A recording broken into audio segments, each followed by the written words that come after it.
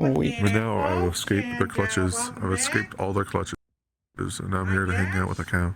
It's Grimace's birthday! The fuck is this, Honey Badger? What is McDonald's doing for Grimace's birthday? Why would you ever accept anything Honey Badger presents you? And the purple milkshake. How is this thing anyway? I hope it tastes like purple. It looks very buttholey. It doesn't taste like grape. It tastes like, I just woke up. Where am I? Says And I Suki. know what you're thinking. Mr. Dude, how many people are Sausage, asleep in you that fucking angry that world? McDonald's is doing What the an fuck? obvious Like, cash half grab? the people that were asleep. Because I love Jesus. I'm upset that this isn't a national Yeah, we holiday. Sure, it sounds like a Speaking giant of puddle motherfuckers. pile. Character for it, 'cause I would not do this I mean, it's for like multiple different piles. Like some up there, some over here. There's like different piles all over. So, because you know how mutes are. Mutes. That's the worst thing is like there's too many people that want to cuddle. So if I lay down, it's like whoever grabs me first, and then they get to use my discarded body until they fall asleep and leave. And I'm like, all right, guys, I'm gonna stand up now. And then another one pounces on me, and I'm just. The thing is, I can't sleep in VR unless shit like that happens. Ew, what is he making? Oh, this is. All right, well, can you give me mod real quick? I need to ban Honey Badger for like a year. It looks like a purple brain. Do a little dance. This is Take a little sausage. the worst thing I've ever Get seen, down Rocky. tonight. This is Oh, not it's gonna he's make making lot a of sausage. It's that fucking guy who makes I'm thinking sausages out of this one's everything. gonna be a zero Oh yeah, point yeah. I remember fucking Voice Critical always talks about this guy. That's Or you the should- grimace one. In 3, 2, 1. Ugh. Yep, it's that fucking Now I remember. Now I hear his voice. This is the worst. Like Grimace. This is the Oh, worst. This is the worst. And on this God, episode imagine- of Too Much Casing, we use too much casing. Look at all that foreskin. Do you think Grimace would be proud of me? What special? The little tiny guest grimace he today's keeps putting in there. It's so funny. artist? This guy. Find all 5 Mark Ruffalo's. There.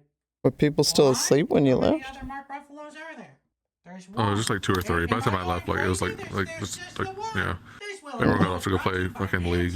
You know how much I love Imagine. Manscaped, using the latest technology Ugh. to ensure your balls are Oh, I that's wanted- the new 2v2v2v2v2v2v. I wanted to go, but 4.0 I knew that someone else was going, and I didn't want to deal with that. Yeah. I mean, anything. They left after like 20 minutes. So What? yeah, they were only there for a little tiny bit. Wonder why. I don't know. I didn't see them at all. So they weren't in the group with us. They were like one of the fucking back areas hiding. This clear gel shall henceforth be your shaving cream, made clear so you But can I see what the heck you're really doing wanted to watch the movie. I really wanted to was watch it? it. Like really bad. Guess what this one's used I Am for? Legend. With 3 precision Oh, that is a good movie, man. I would have loved to watch that, to be Yeah. honest. for the best shave at any angle. The Ultra You should have come. package comes with 5 replacement blades. I should have, but I had to stream. I didn't For a limited time, you can also get not didn't one, want to. but 2 I'll be free honest. gifts. I was fighting myself on like whether I would stream or not, because I was so tired and so like depressed, and now I still feel. I But just you're so hippie on the weekends. just yeah. You want a bunch of anime women to wear shake their pussies on you tomorrow night? Yeah, I'll come to Club Kick. Yeah.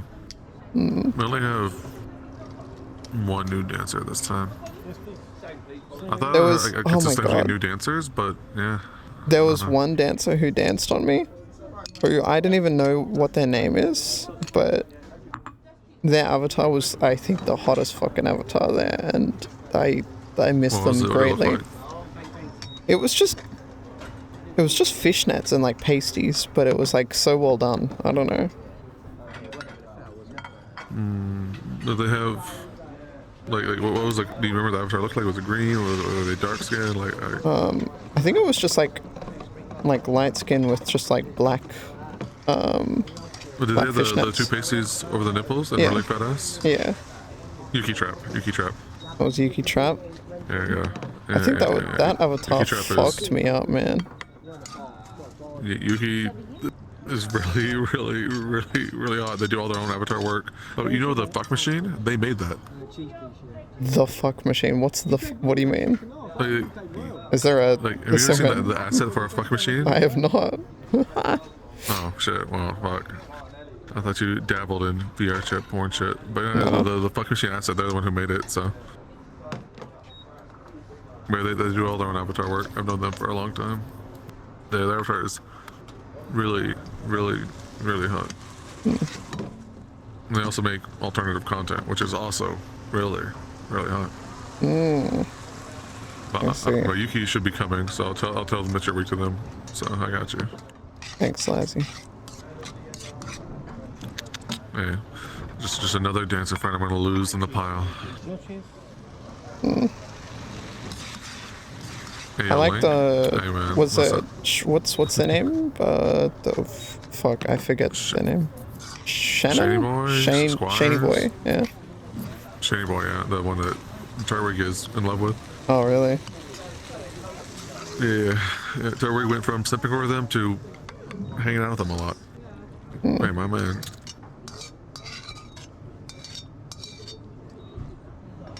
Yeah, Shani and Squires, like, I've known them for like 3 years, so.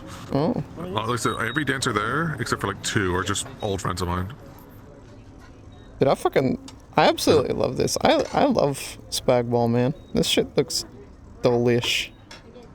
I don't know what this is. It's just spaghetti. It's just someone doing a lunch service, POV. That what is that, linguine? Fettuccine? Fuck, I don't know, I have words. That pasta. That pasta's delish. Yeah, he just make little dinners. And it's like, it's already pre-cooked, so he's just kind of warming them back up, I guess. Yeah. Probably like it looks like a hotel or something. I believe this is in an airport, actually. I remember. Oh, yeah. Yeah, this is like an airport lounge. Damn, so that's like $85 for that little meal. Hey, but it looks good. Like, damn. Yeah. Most airport food tastes like shit, and it costs so much money. I'll just give me some chicken nuggets. Dude, I have to live off airport food for a day, because I'll be flying for a day. That's so crazy. Oh Yeah. my god. It looks really good though. Damn. Most pasta look like restaurants food. pre-cooked or pre-made that morning and reheated or finished per order.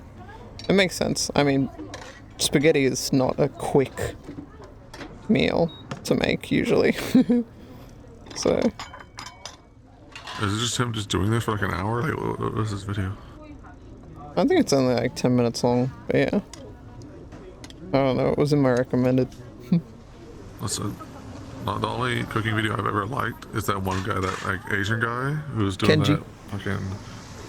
Yeah, that shit was like most cooking videos I don't care about, but he has Yeah, like you want very a good Kenji attitude and video? talk about like the history of it. I'll slap videos on are a hard. Kenji video, man. Yeah, fuck it. I'll do one Kenji video. Fuck man, I hate how I hate hanging out with Yaki. I have to like stop requesting him to.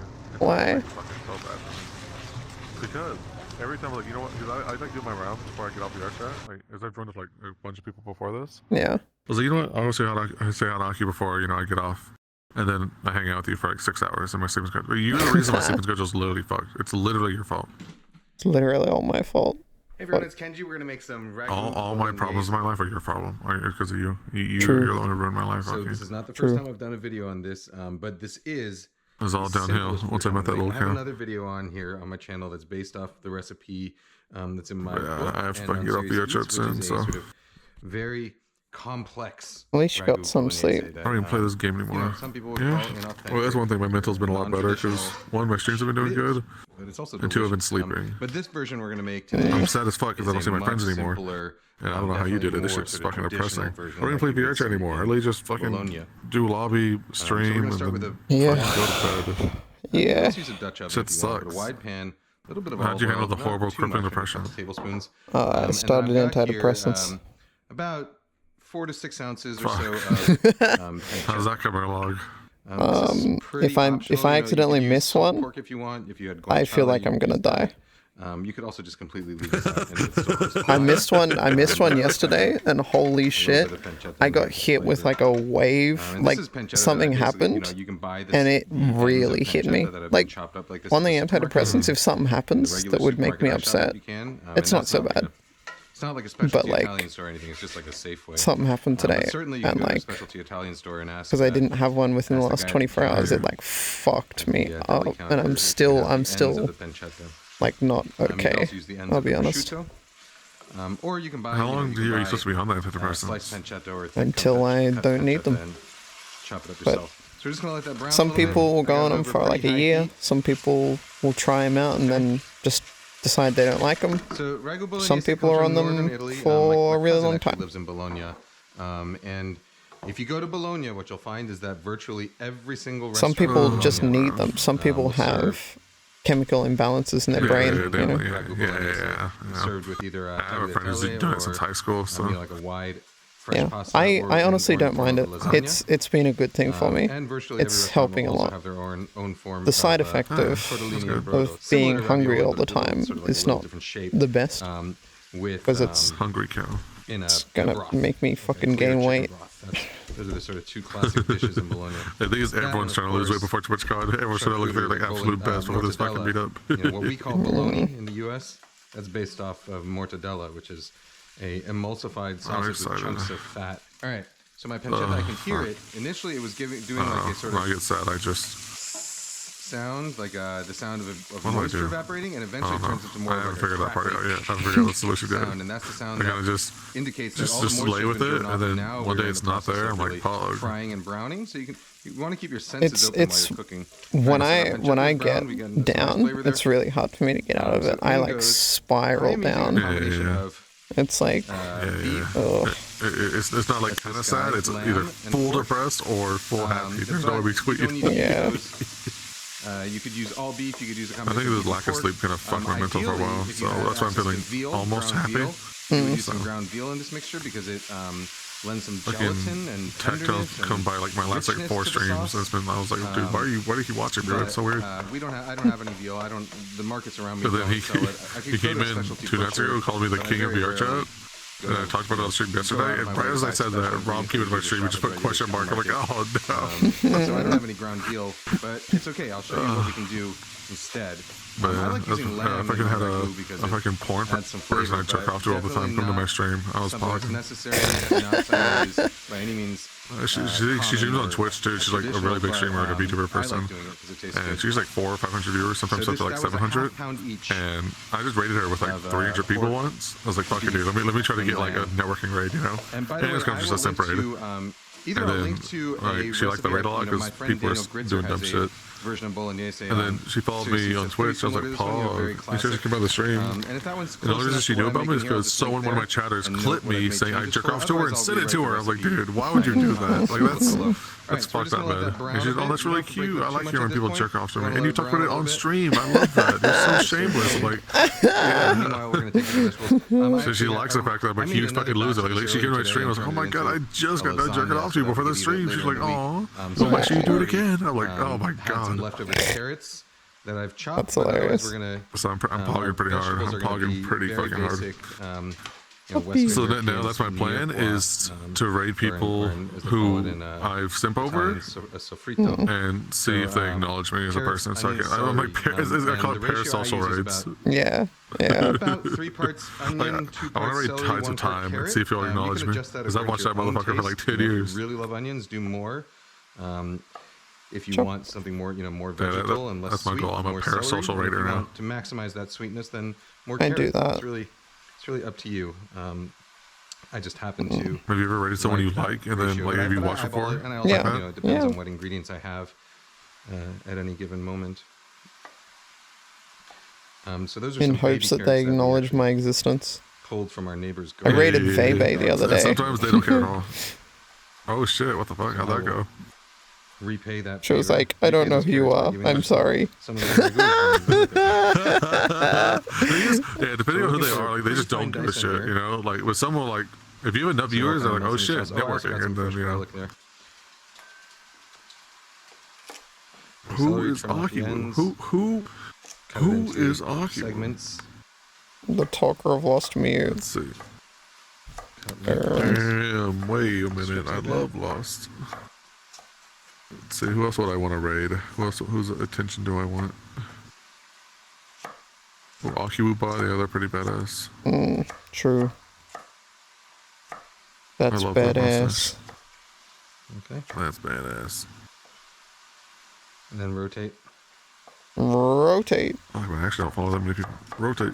Okay, across. There's some people doing a Kind of raid. mincing and You know, at the mincing. time I stream, no one's Virtually fucking any live. vegetable is So the same. You want I'll to probably basically just just raid random people. decide what size you want to do it, and then cut it across I'm each always of its live. axes, at that size. Yeah, but like I And like you end raiding up with people who like need it. You know? dice that, you know, depending on the geometry need of the vegetable it. is not going to be perfect in every shape, but at least you know that This I raid you there's nothing sometimes, that's gonna okay? be too big or too small, and it's all going to be roughly the right size. Who was your favorite in I still dating today? And that's Or true, rotation for dating? Virtually any vegetable I can think of. Sure, someone Maury in the had comments will come like up the with a, best character, counter but example. Jay's But was if the you wanna know how funniest to cut a because vegetable, he's ask, playing and a I'll try and blind girl, respond to you in a future video. and he kept calling Similar Icy to an his onion, we're gonna big black beautiful woman. cut He said, in. "Yeah, When don't you? we're cutting an onion, Is my we do girlfriend wanna- amazing?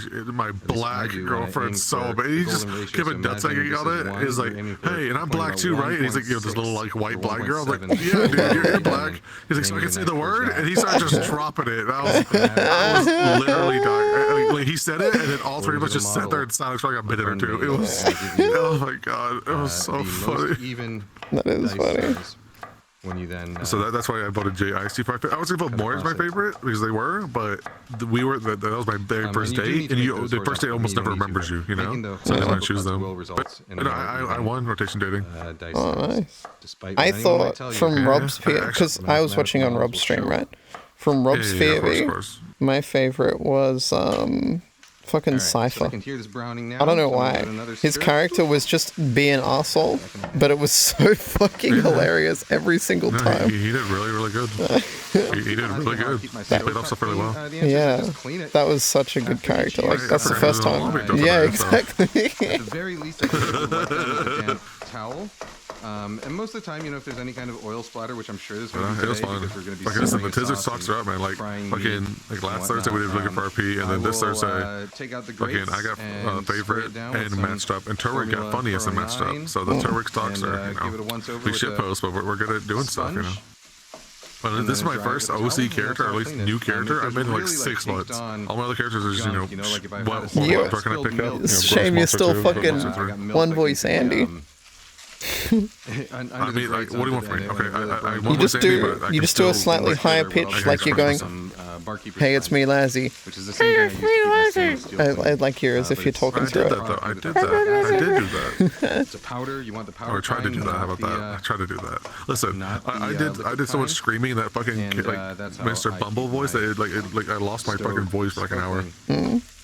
All right, so you see I'm breaking Listen, up the okay, meat I like can't do this. voices. I'm If sorry. you're It's just not my thing. impatient about But using a wooden I can spoon, still express a good myself better tool than to almost anyone use- else in that lobby. well, you So can use my a potato expression masher, skills are but very I high. prefer My even vocal skills are very using, low. a What pastry. do you mean express I'm yourself? sorry. Okay. One of these guys. Like showing your emotions, like being able to like express So body it's got language, blades made for movements, cutting and, like butter into, expressions are a big flour, part of like theater. making pie crusts and whatnot. And it's like, but, like your inflection in really your good at voice. How breaking about up that? meat in a pan. You know, So if you're making like a, you know, a very rough like showing tomato different sauce emotions you and have a can of feelings. whole Like peeled tomatoes, with people, this you is know, also a good like tool people for always think I'm breaking serious up about everything I whole say. peeled tomatoes if you don't Even want though I'm get your the biggest shit fingertips poster of all dirty. time. That's why all like how the Trouts hate me.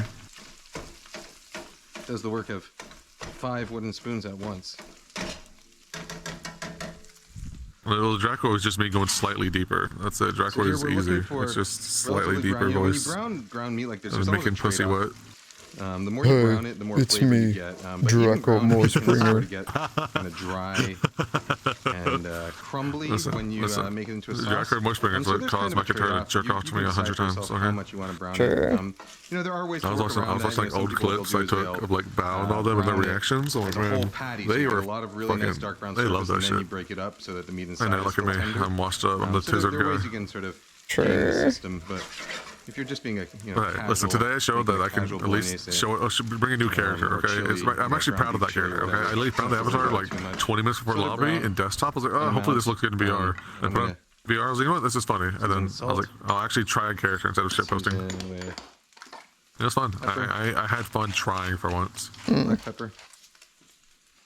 Because if you can't tell, I don't try ever. I just show up and just shit Once post. our meat is brown, Yeah. I like it. I'm gonna go in with my vegetables. But yeah, I like trying. I like showing that I can do Yeah. something. Even though, you know, one voice Andy, it was still very fun. I was gonna go, but then it was like, well, the Diablo season's starting. I'm just be gonna more play that. onion than we need, And then but, I was gonna wait and see how many people showed up. And then when Rob was like, yeah, we got plenty. This is good. I'm like, alright, cool. I'm just keep playing Diablo. But I want to date Akiwoo. Ooh. What character would you have gone as? Not too sure. I want to make another You might staple notice, character some for people me might notice that I'm going in with with a voice. I just don't know what. Because I think that's probably one of my biggest strengths is that I can do voices pretty well. You've probably heard. I think a character should probably start with a voice, or maybe find an avatar and then make a voice that fits it. What up, That's Eternal? me. It's just, I go to Avatar Worlds, I just find something, and then I make the character as I'm dating. I don't even know the character's name until I date the first person. I'm like, oh, my name's Mr. Grandal.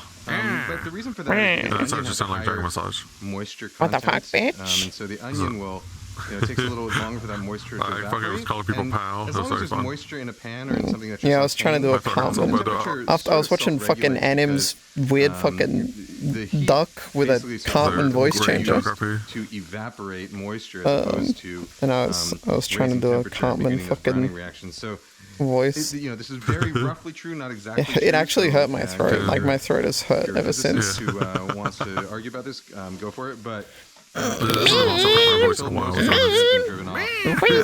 because the reaction, the Maillard browning reactions I need a fucking. higher Why are you so temperatures good at than fucking vocal the shit? boiling point of water. So the idea is that because your onions are in there, your celery and Works carrots are out also for me. in there, God, you're so and cool, regulating the temperature of the contents of this pan to to not all the way below Was 200 goody. degrees or Fahrenheit or 100 degrees Celsius, but a little bit below that. Here's a dude. Until all the Club moisture from kick. those vegetables has evaporated, you're not really going to Club get any kick. browning, and therefore you're not going to Yeah. get too much browning. We might have a was my- fucking new one of my map GoPros tomorrow overheated. too, so that'll be exciting. So you might have just lost the top view. We'll let it cool down. You know what I should do? We'll is see. turn on the, Fuck, that's what's responding Damn. DMs. I guess I forgot that heat travels up there. All right, What am I we'll doing with rely my on life? my head cam view for now. Who else Just a little streams that? experiment that failed. Was Zilvek streaming that last week? so our Last time? No, he recorded it for In the meantime, YouTube I'm or gonna TikTok. chop up a little But bit only Rob of streams it. Okay. Yeah, it's his kick event. So And sage and parsley.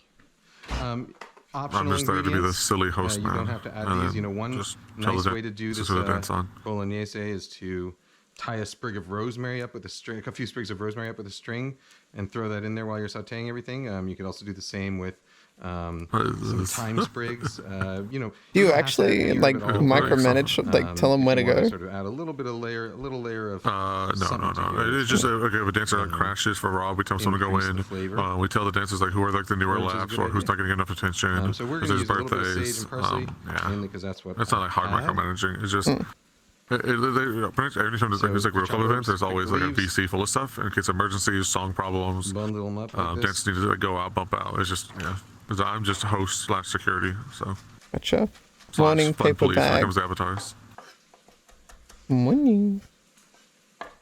Chop, chop, chop. Nice Suki. Chop, chop, chop, chop, chop, chop. That's another thing is like we got 3 people who probably won't come by So as much people anymore might just ask me because which version of bolognese they don't wanna be is optimized, better, so- this one, this sort of simpler one, or Really? the more complex one that I have. And in now my, it's like pretty in my much profile after because last time a lot of series. people The more kept complex one, crashing. it includes The Zilver and then our chicken dancers are livers. crashing because of the We do a avatars. few other things. And so to we're it trying to like that, let BRPs let it slide, sauté but after the last time it's just like if vegetables it messes up the separately. event and it was There's messing a up few Rob's steps stream, you so do now that it's literally alter the unless you're Rob, final no matter dish. what, you have to be I great, no wouldn't matter say who either you one is are. better. So The other one is more work. I think you end, no matter in how the long much run you develop a little more flavor. fame or and you clout you sort of have, develop and some people cleaner didn't want to do that, so flavors, but they you know, just this is it can can't come. be a rustic dish. It often is. So Pull them out. it's really up to you how much, which recipe you want to look at, and I'm which so elements you I'm so trying want to be take friends from with each these people. recipe. Sorry. There's no real better or worse. It's really I'm just not a that matter tired, of Lazzy, yet. what speaks to you. How's the Okay. cow? I'm tired and sad, but Now that our vegetables are softened, just hanging you see, out. this actually doesn't really take much time at all. So I we're think hanging it's with your taken maybe friend, you're hanging with 15 your minutes so literal far. best friend in the whole world. Oh boy. Just, by the way, I'm going to prep some. Oh, so we don't have veal. So what veal adds to it is gelatin. Okay. We don't have veal, so That's instead, fucked up, okay. That's what fucked I'm up. going to do is I'm going to take some chicken The only reason you're stock. talking to me is because you're mute, AFK. Because your mute was here, you'd be asleep cuddling them. So that's a couple cups That of chicken is true. stock. Few Except for the tablespoons part where they're my of mute. gelatin that I'm sprinkling over the top. Just let it sit there and Right, hydrate. my bad. Yeah. If you have homemade chicken stock that's super gelatinous, you could even skip that and just use your chicken stock. Or if you have veal stock, even better. That's going to be super gelatinous.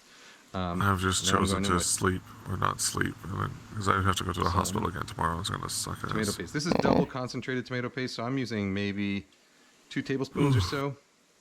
If you were using regular tomato paste, you could use a quarter There's a lot cup. of Yeah, seasoning in that. fucking But of course, eyeball it. If you want Fucking more Thursday, tomato, my use mom more gets her tomato. fucking If you want cast less, taken use off, and then she can take care of you can herself also again. add I'm so ready for it. It's just tomato puree. I'm so tired of doing and shit. peeled tomatoes, Yeah. reposata, something like that. It's like every but, 10 to 15 minutes I have to go depending on get how up and much you do like stuff. tomatoes and how Thankfully, she's tomato you want asleep your now. sauce. But in So I can general, do you know, this. ragu bolognese is a meat sauce. It's not a tomato sauce with meat. It's a meat sauce with a little bit of tomato. So don't, use as much tomato as you want. Do you like spaghetti? Typically, in a bolognese, you wouldn't really go over. Bolognese. Yes, Yeah. but All right. with no. So I think we're good there. I like spaghetti, but only All right, sauce. so now you see Nothing all else. that brown Just spaghetti stuff and just on the red bottom of the tomato pan sauce. right there. Nothing. No, that's it. We want to get No that meat? stuff I haven't off had it into in, our like- sauce because that all has Nope, no meat. I don't like flavor. meat. I've tried meat So the way before. I we're don't going to do like that is it. we're going to deglaze. What about chicken? And we're I've been using had it in some like 3 white wine, years. You like Pinot chicken? Grigio from a Only box. spaghetti. You don't need the fancy Only stuff for this. All spaghetti you and want to make sauce, sure is that you have a 'cause dry That's how my wine. grandma It used to doesn't make it for matter me, if it's white or but red. she passed away, Either so I one haven't had will it since she work. passed. Maybe My a mom tried cup making it, or and it so. just wasn't the same, so I literally will probably never eat spaghetti ever again. Oof. And then we're just going to use a Because she had wooden like a very unique spoon way of cooking it, and she to never wrote her scrape. The recipes reason down you want anywhere, a so wooden spoon for this is because Yeah. a wooden spoon is stiff, so it lets you scrape pretty hard, but it's also a little bit malleable. So if you tried to do this with a metal spoon, of course, I'm actually you'd dying. find that you'd gouge your pan, I'm just or talking you'd so I find don't little pass out here as well. imperfections in the surface of your True. pan that you're Yeah, it's keeping me I up. will not fall asleep on a lucky stream for a wooden spoon third kind of time in a row. conforms to the shape of your pan. If you don't want It also stitches I as your feel mute, the I'll corners take are her. conforms conforms to Good the shape luck, of the corners of Kiki. your of your pan. Fucking good luck, pal. So, you know, a silicone spatula would be too How weak do for you- this. how do you feel A about that- metal the spatula jerk-off would be thing too that JD strong. did? A wooden spoon is kind of like the You know, someone the asked me Goldilocks, the baby bear. earlier in the day, they said, how does it feel to be the second most Implement. jerked off talker in the Alright, so we lobby? added our wine. And all I said was We W. cooked it until it's basically dry. Hey, get rid true. of the Who's excess number alcohol. one? W, flexer. Now we're gonna add our last 2 You know what? ingredients Fair. here. That's fair. I think they're the last 2. They might not be. Some milk. That's I a didn't see the talker list. I only saw Huge the mute W. list. Milk. yeah. not JD lying, sent that's me pretty good. both, but that was like That's Oh, really? stock. Okay. really With the early gelatin into the added. survey. I'm curious as to what it looks like now. I want to see the survey. I want him to do. I wish he didn't give it out to There we go. the communities. So the I wish reason we're we using a got wide like an pan, by the in-lobby way, vote a and wide pan then the encourages community vote. You know. more evaporation, so that's going to speed People up in the That lobby would've been jerk off to content. each other. heating and browning the meat and the vegetables. It's also going to encourage this to reduce. Without having to boil it very, very slowly. And without taking too long. So the general rule of thumb is that the wider your pan, the more steam is going to come off the surface. You can submit the form and the multiple faster times. it's going Yeah, to like I said, reduce. it don't Given really a- matter too given much, a but set, hey, I'm not last given a place. set of ingredients, So the same set of ingredients. there's some people who come to and me. the same You sort know. of boiling level. So There's we're some going to keep lazy this comers. at a very bare simmer, and let it go. And that's going to reduce it relatively quickly. It'll probably take an hour and a half. Can't or say so, I've maybe an ever hour. jerked off to anyone's If we were doing stream. this in a taller pan, like a Ever. Dutch oven or something, Oh, it's not just on the strings, just like the because idea there's of them less kind of surface thing, you know? area, Like, at a you know, simmer, you're it would just take like, longer Or to it says, reduce. have It you would take about relieved 2 to 3 yourself? hours. That's what the wording says. You can do it either way. It's just one takes longer than the is other. it specifically And of course, to, there like, is, to as with someone's any stream? stew, you know, whether it's I guess chunks of it's meat, to whether that it's like a person. beef stew, or Just says, have you Yeah, relieved it's to the yourself person, to that yeah. person? Stew, Yeah, so it's like, you know, that's just like, you can just think about them, you know, just have you thought about it in the lobby and come for it? initially, but there is a limit to that, and eventually the meat fibers are going to completely break down, so they can't hold any moisture at all, and you're going to end up with a sort of a stew that's That simultaneously sounds like wet weakness, and Cat tender, but Monster. also Sounds like kinda you're tastes fucking dry weak. and leaves Jerk sort off to of them chunky right bits now. of meat in your mouth. So Yeah, there is such a surely thing as none of overcooking you when guys it have comes ever to any jerked kind off of to any of ragu, my whether it's streams, bolognese or chili or specifically whatever. They the literally keep pay ones. you. So we're gonna let this come to They simmer. give you money. That's it. And They reduce it tell down you to they're jerking off to you. Gotta pay your That's what I'm looking for taxes. right there. Just I was supposed to do a very, very kick stream simmer. this month, but I don't know what to will do come back and because see I was you. gonna have I'm my gonna dancers go friends show up and have just do all the lunch work with my for me wife. while I get I'll money. see you after that. But Alright, my so dancer I'll be friends are back in now a couple hours. Rob's All right, friends. so it took a little bit longer. Occupied. Sorry, lunch took a little bit longer. Yeah. But you might have seen one, and all I did was come home And so I kind of lost all give it my a few Coomer content. stirs, but you can see And I literally can't do it how myself. much I'm it's just not. reduced, I'm not and Coomer. how you might have watched if you watched closely on the time lapse video. I can't. I don't know how to be sexy without You'll probably see laughing. the fat break out. Yeah, I can do as it if I'm cooks, mute, and then as it but if I have to thickens, talk as it and talk reduces, sexily, and that I just gelatin laugh at myself. thickens and all the protein from the meat starts to thicken everything, the fat will emulsify back in, and so you end up with a Especially sauce if you're that like doesn't by yourself look in a wall greasy, just licking a even camera. though at some point in the process it did. What the hell, So Gary? if your bolognese ever looks greasy, just let it reduce, and the greasiness will go away. Of course, if you don't want the fat in there, which I don't understand why you wouldn't, so for a dish tired. like this, Who would come At to least a I never stream? get out of VR. I won't be tired. that is done. Yeah, I hate I've had that. some pasta cooking on the hate side here. that. This is just some rigatoni. I don't have any fresh pasta right now, but basically Are you I just losers? cooked this because I Actually, wanted you to just show sleep in you, VR chat. Yeah. show you what we got. So I'm gonna take that Okay. pasta. I think I've actually slept more in VR than I have in real life in the last like 3 weeks. I get in VR and Jesus. sleep like 2 or 3 hours, and I just don't sleep in real life because I just. I didn't cook it in a in real ton life I of get too boiling water. stressed after I keep checking on my Just mom, enough but I put on the boiling headset like, water. alright, cool. And you can see That's how all I do. I concentrated just do starch RP, I speed, that and water I is now, stream. which is what we want. Living the dream. You sound like me. What the fuck? It's gonna help the sauce emulsify. So when you're finishing this dish, Yeah, you I can don't make it hang out with into my a friends. I lasagna. don't see people. You can toss it with fresh. Fucking. Now you just need to Pele, add in something like doing that. model making I'm just using some into the mix. Yeah, which, I replaced that with I got playing the, old the single stuff player that games by comes myself with, at 10 covered a.m. because no one else bronze is dye, awake, so and I'm this awake is at that time. I can't remember Berea or the Berea Collezione version, Looks or the really good. or the DeCecco. Holy. You know, one of those supermarket brands, but like they're not the nicer ones. Those guys' videos are that, super chill. It's just, like I have no idea what the fuck this is or what's going on, but it's just a good vibe. Pasta, cut on a bronze die as opposed to a Teflon die. Why they add milk? I don't know. I wasn't More surface area listening. for clinging. All right, so we're gonna add some ladles full of sauce. So I have A to little just bit of keep sauce, the selling my pasta, and soul then a little bit of pasta water. until I And that eventually get that pasta check water is mark, gonna help and the then I can just sauce give up and do Chill. whatever I want. Yeah. Sorry, the pasta cling to the sauce. And this That's takes it. me right back But to my until then, I've actually been grinding. one of my I've been, earliest I've been restaurant jobs, trying. which was It's been working doing in pretty good. sort of You family should be Italian fine for the restaurant, next and I was one, on the I pasta reckon. station, and I cooked a heck of a Well, lot of remember, I still have the fucking pasta 2 bands on my bolognese in the, account, so that's not a good look. in the winter It didn't months. stop Jufa. You know. That's Yeah, true. whatever That's pasta true. you Which choose, if you're I looking average for something like that's kind of 400 to 500. hearty. 2 to 300. So a rigatoni like this with ridges, Yeah. things that will capture that meat. I'll get in it. a That's thick my sauce, next application is or in fresh, 7 thick pasta, days. either 7 pappardelle days I or can apply tagliatelle. You again. can make it yourself, So or you could, buy it fresh. it's just my I'll mom leave a doing link, this hospital stuff is like the worst to timing. a So like the recipe last 2 for I didn't stream for a fresh whole pasta week, and which instructions fucking is for gonna fresh suck. pasta and receipts. If you do feel like making fresh But pasta yourself, I will I probably hope make so. fresh pasta for the rest of this. One I of the things get it, that's great then I about just have bolognese, to by the way, it improves Be the consistent fridge. for a So whole nother take this, month, put it and into a hope I container, get it. And if throw it that doesn't in the happen, fridge. I go to It'll TwitchCon as an improve over a affiliate. couple nights, on the reheat, so that gives you plenty of time to make it. My happen. mom, my So mom just had to finally, have I'm arm gonna surgery, garnish it so with, she was like bedridden, like for a while, because she couldn't like do anything, and like the medication had her like really fucked up. So basil I've and been parsley. full nurse care for fucking like 2 weeks. She gets the cast taken off Quite next rough week, on the chop there. or this week, or what am I Man, doing? if I get my wisdom tooth taken out, do they give me strong pain meds? Yes, I'll You see probably how do nice an and oxy creamy or it gets something. when Yes, emulsify it let's with that, go! Emulsify it with that Yeah, pasta sauce. they'll give you, they give you stuff afterwards. See, my mom, she got And oxy, then and she says like 5 shut this pills, down where she's like, below. man, I'm not, today's a rough day. Let me take an ox real quick. I Some got Parmesan cheese. oxycodone when I got my fucking gallbladder removed, Fresh olive and oil. I didn't use it all Flavor. after, and I just kind of held on to it for like 2 years, and maybe like Give it a toss. once every 2 months I might have just took a pill because I was like, There we go. I want to sit on this beanbag and die. Oxy will do that to you. Oxy will do that to you. Nice and creamy. Perfectly emulsified. It's only my bottom. I think I've got a wisdom tooth coming through my bottom, the mouth. Did you go to the dentist yet? I booked in. Make an appointment? Yeah, I booked an appointment today. Okay, I good, did good. do it. I did the thing. I've been pretty good at Good. doing You're a little functional like adult. actually taking care of important stuff lately, which is really nice. I've been trying to keep myself as busy as I can, because if I keep Yeah. myself busy, then I don't think and get sad.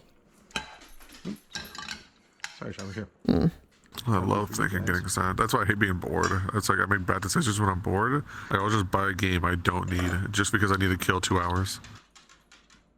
Doggy. Ooh, there you go. I hate being bored and having nothing to do. You don't I smoke do weed or much. vape? Like, No. I've been up at like 10 a.m. and I got nothing to do. Literally nothing to do at all. All right.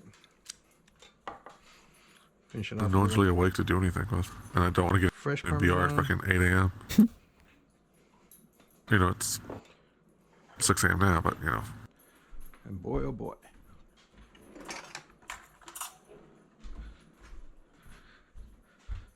Classic. Classic. Simple.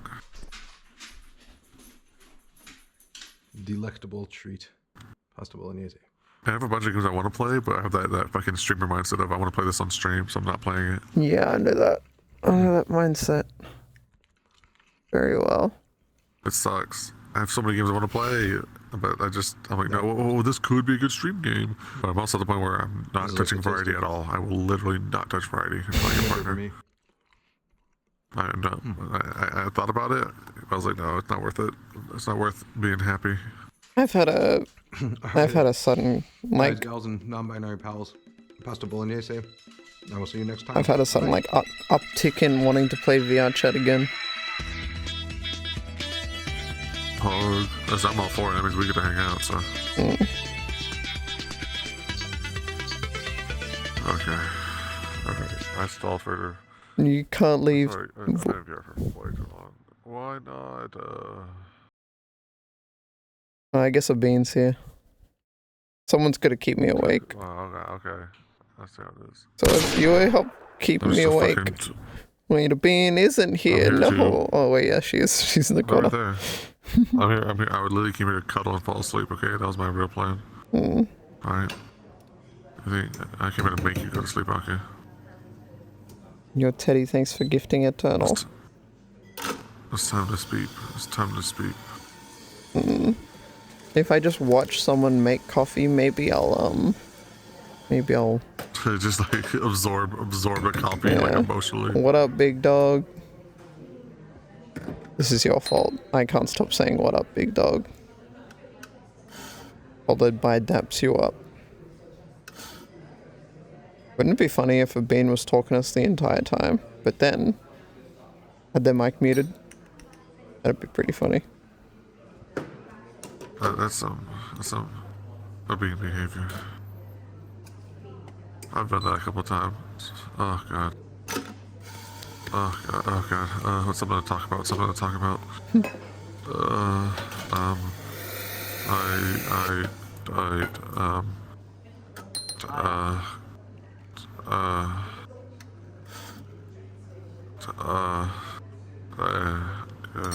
So true, Lazzy. Listen, man. You know I can't shut up if I have something to talk about, but I'm sleepy. Ooh. Is that Carol? You don't, yeah, you definitely wouldn't drink coffee, would you? I drink regular coffee. I don't drink coffee like this. I like to drink just coffee black, no cream, no sugar. So yeah, I don't drink it as much because I have a coffee machine. I'm just too lazy to make coffee. But when I went to college, don't like I milk drank in your coffee all the coffee? time because nope. Really? That's surprising, coffee just straight up. considering how much you Yeah. drink milk. I eat cereal out of the bowl with no milk with a cup of milk next to me. Huh. What about like an iced coffee, Yeah, which is which just all milk? No. I'm an old, disgusting cowboy man who just drinks black coffee and goes. The darker, the better. I like dry cereal.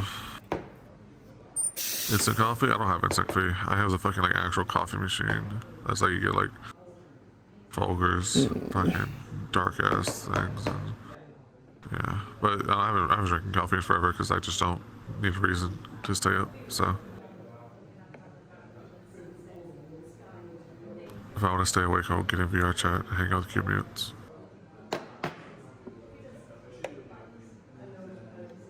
The Except that just classic. puts me to sleep. Listen, tonight was the first time I've cuddled mutes literally in like 2 weeks. Alright, I needed it.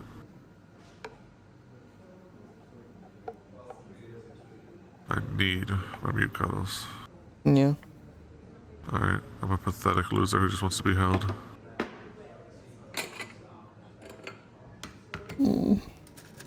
Same. TBH. Life is an empty show. But now you have a mute who will cuddle you anytime, so you're your own personal cuddle mute. You're like J-Rose. I mean, Lost would cuddle me anytime, I feel like, as well. I just don't like bothering Lost. I miss Lost coming. Yeah, same. She's a very busy woman. Who wants to make everyone happy and hang out with everyone at the same time, even though she's one little cat. True. But she's one little lost, and 8,000 people want to hang out with her. But she's too nice to say no.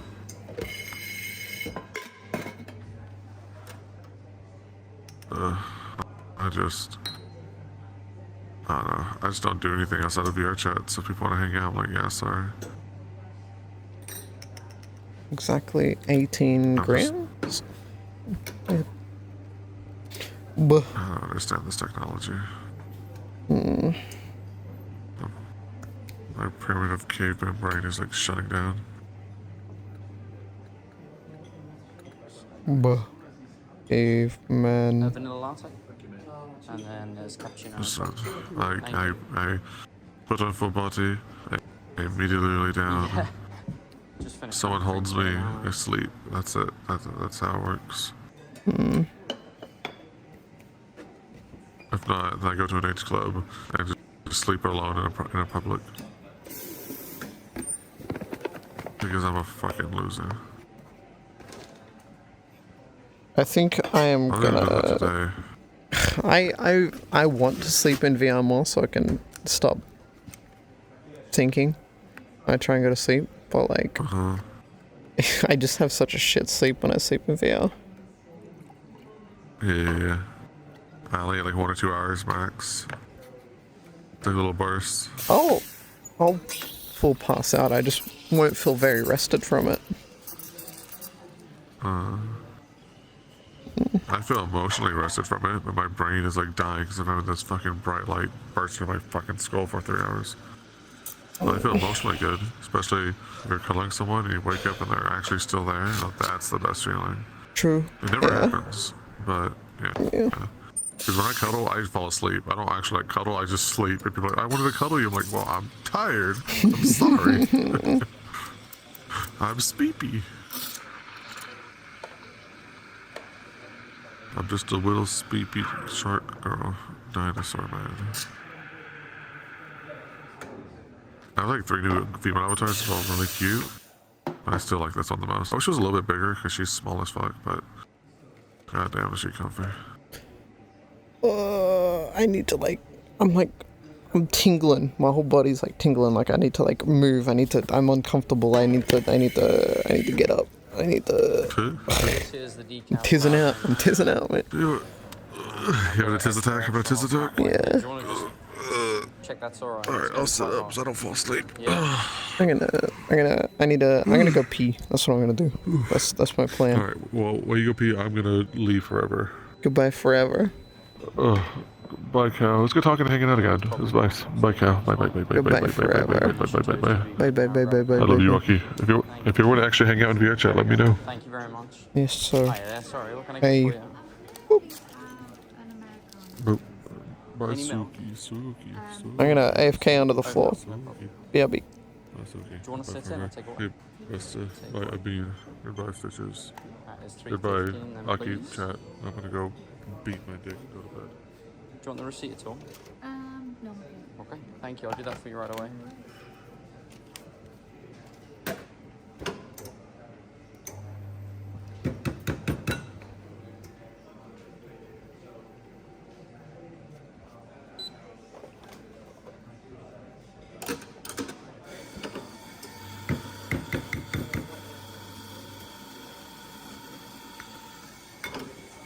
Hey there, man. How's it going? Not so bad. It's nearly the end of the week, so Certainly can't is. complain. And a bit of coffee will make me even better. That is a great attitude. So when you're ready, I will ask. No problem. I'll finish up this one drink and I'll be with you, all right?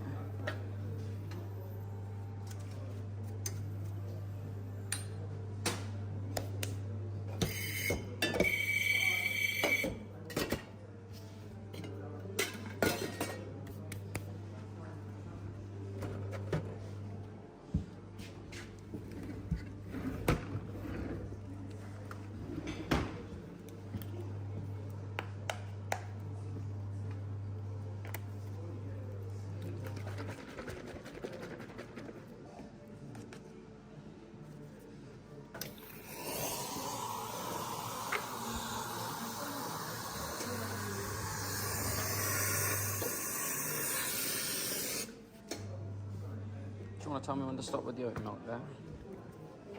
Oh, sorry. Just get you the lid now.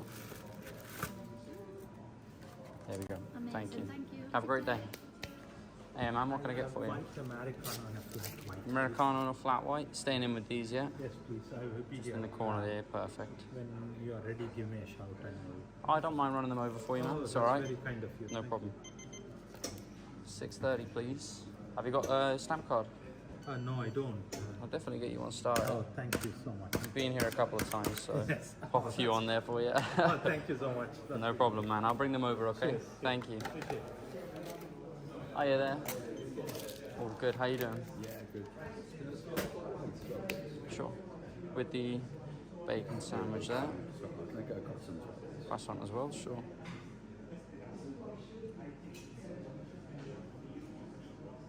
Any ketchup brown sauce with that one? Bit of ketchup, yeah? No problem. I'll pop a sachet on the side for you, man. It's going to be £10 even, please.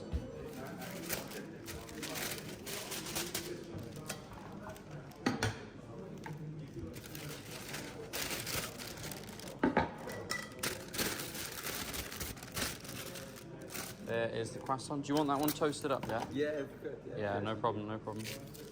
All right, perfect. Thanks, man. I'll give you a shout when all that's ready.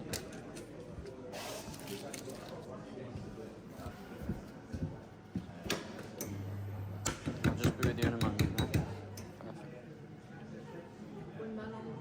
Perfect. Yes. You know what? It's been super quiet all day.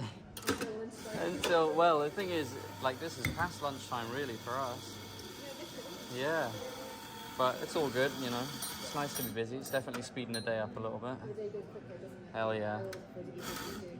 Yeah, the past, what was it, Tuesday and Wednesday, they were an absolute blow. I was super busy. Today has been really slow. Yesterday was really slow as well, actually. No, well, that's why it's just a one-person operation, you know, because, you know, I've been quiet all day and then, you know, there's just like a half-hour period where I'm like, oh, it's a little bit too much right now. You know, and they can't really justify popping someone else on the whole day because of that. So I get it. Yeah, that is the plan long term. They're gonna... I try. Basically is my answer to that. You just sit down when you can, so it's never really like a solid block. No, exactly. You know the amount of times I'm like, oh my God, there's a co-op just down the road and I just can't reach it.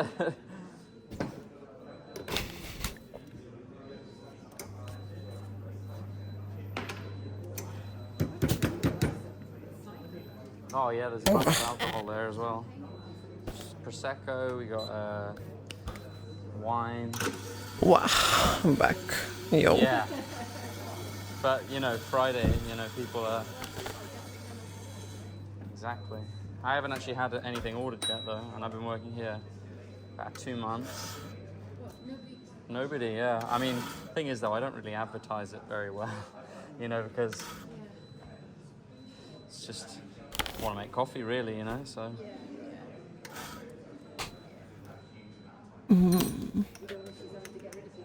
Yeah.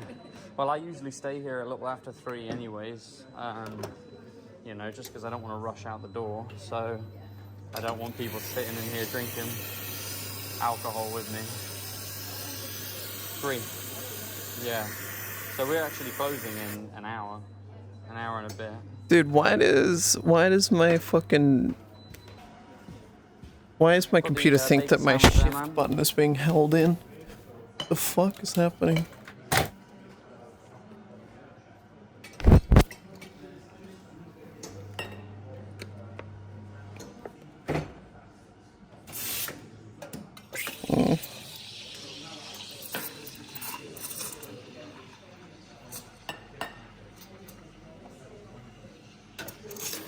Okay, I fixed it. Couch. Wah. Yo.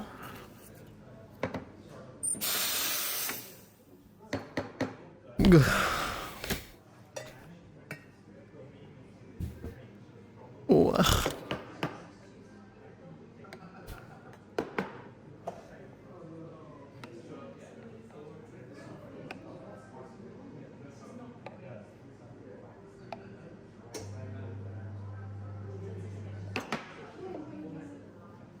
I swear to God.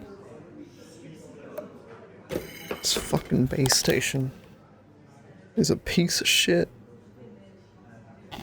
I'm gonna unplug that base station and see if I stop fucking jiggling. 'Cause I wonder if that's the issue. What the fuck's that power board? Is the flat white and the bacon sandwich there, man? I unplugged it. Let's see. Let's see if that fixes it. I'd be very curious. It literally did. Ain't no way. So I have a faulty base station. Wicked.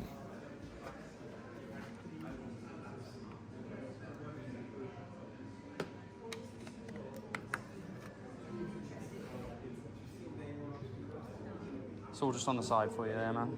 It's just on the side there. Thank you. Yo. What up, pal? Americano? There we go, man. Just milk on the side. No, don't worry about it, man. Flat white there as well, yeah? Cheers. Thank you very much. Yeah, he's a bit British. Hi, yeah, there. Sorry about the wait. Perfect. Great response. Right, you're gonna go for the pesto chicken toasty. A piece of your hair is broken. Yeah, I know. I know. It's white painted. One of my pieces of my hair is like white painted to something else. Cappuccino. I think that's what the problem is. I can't find it because like in Blender, the piece of hair is all the hair is attached properly. But when I get in VR and I start moving my head, it starts like flying away. Flapjack, yeah, no problem. Mm. Oh, Mute perfect. mute returns. True. New mute friend Pog. 22, True. 20 in total, New please. mute friend Pog. Yeah, well, we do it some of the sites, don't we? Bud? Yeah. Yeah, obviously. Like, I mean, if we were doing breakfast here, I would be busy. Yeah, literally. It used to. I know it used to for sure. Let me just grab you a plate for the flapjack. A flapjack. Yeah.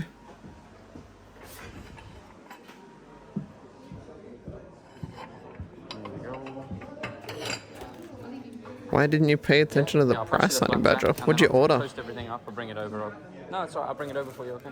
Thank you.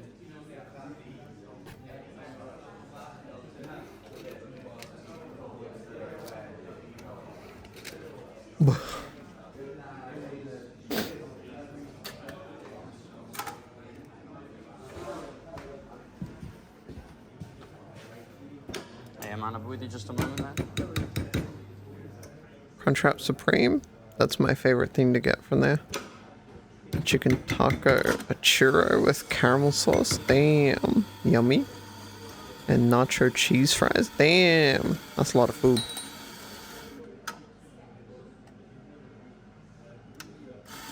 There is a blender setting that lets you see areas with tiny white painting values to easily spot those issues. Really? Hmm.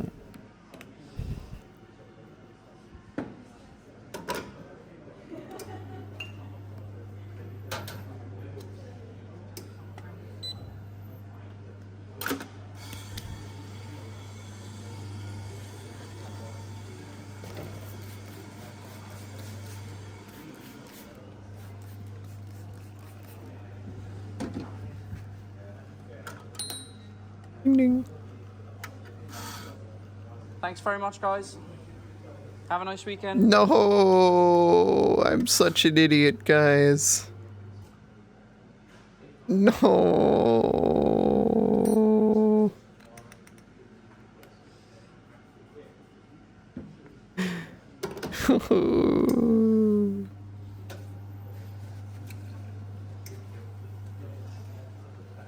Well, I'm gonna try and do this again. Wicked.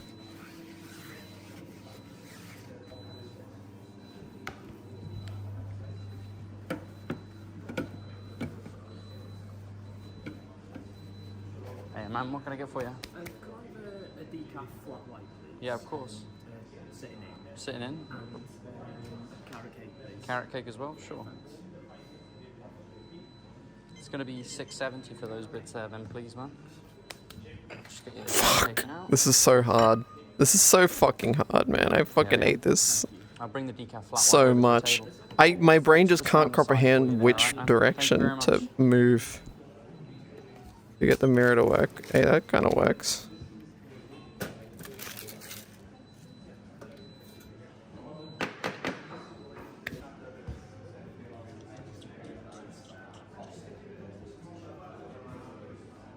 I've got the chicken Wicked. toasty there.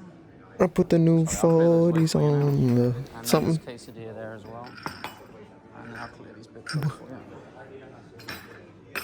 I'm watching through the fucking camera. It's alright. It's right here. Give you a bit more space. There we go. Oh, didn't want to leave. There we go. Thank you. It's not level. Shut up. I don't care.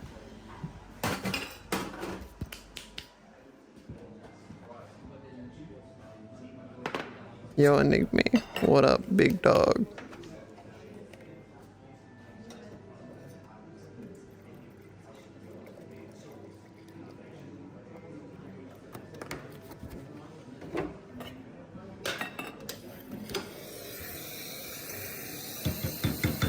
Bong, bong, bong, bong, bong.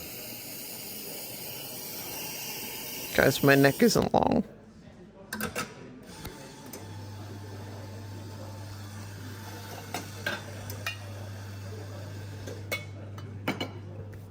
Whoa. Dude, if we... How long is this video? Shit, this is 28 minutes long. Damn.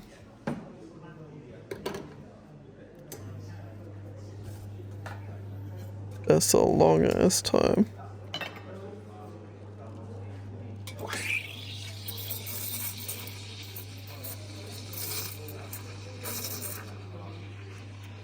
Good work, Vita. Manara. God, what a great name. Manara. Thank you very Buh. much, guys. Cheers.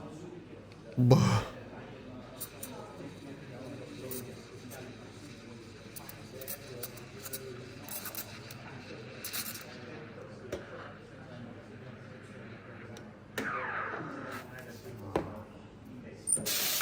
Waste of a cup. Sorry about I that. should have made my name Manara IRL. And then when people say, "Oh, why did you choose her name Manara? It's such a unique name." I'll be like, you know, they're one of my favorite characters from Yeah, we tried. online art.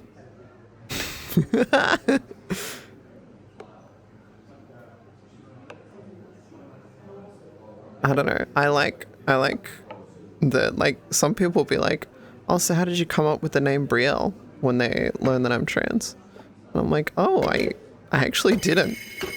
My mom chose my name." Which is just a fucking double, you know? My mom chose my first name, and then my mom chose my second name. W.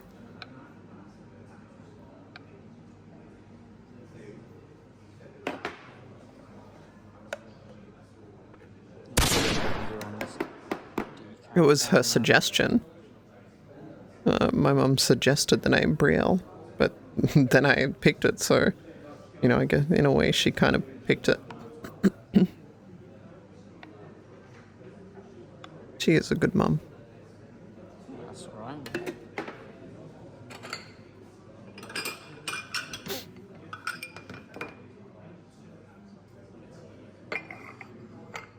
Caffeinated.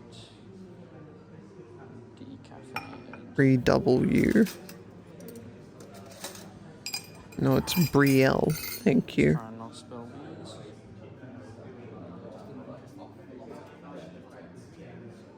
There we go, decaf flat white, man. Thank you very much.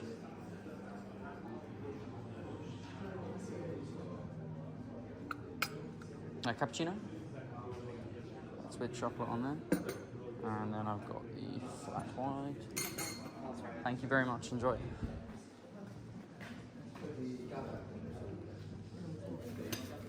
Brielle. Damn. The balance is crazy. True.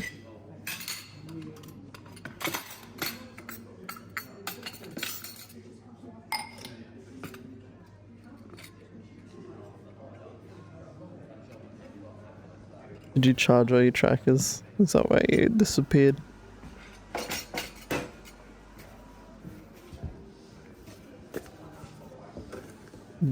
Down to 40%.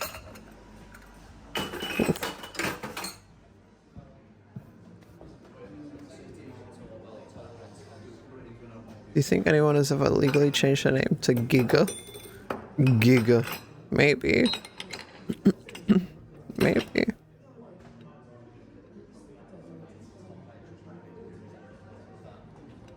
Giga.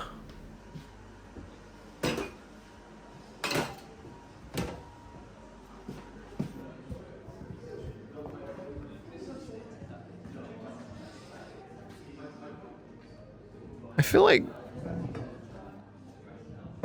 one manning it, like being the only employee in a shop, it's gotta be terrifying. I don't know why.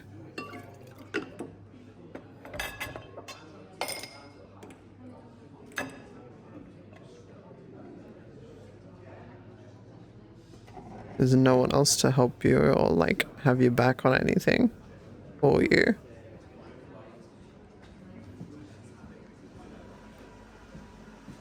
I don't know if I'd be able to do that, man.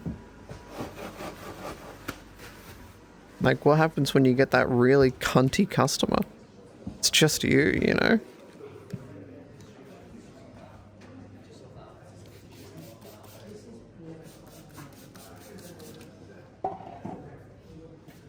It's capitalism, baby. True.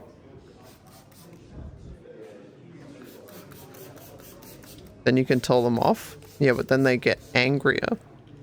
And then what if they get so angry that they want to fight you?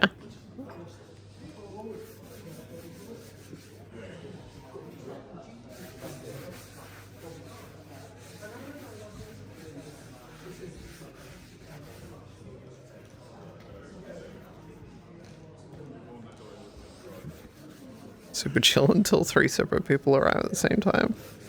True.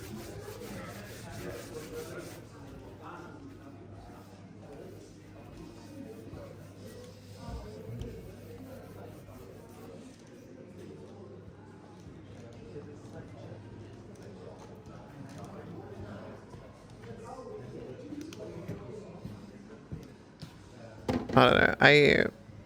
Maybe I have a bad... I've had bad experiences, but, you know, I worked in a retail phone shop where we were a very hated company. People make fun of the company and hate the company a lot in Australia.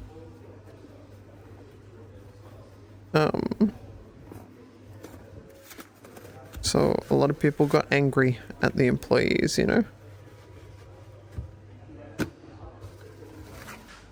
Even though it usually wasn't the employee's fault.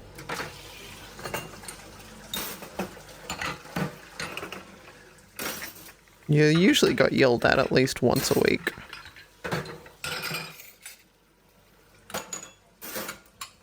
At least.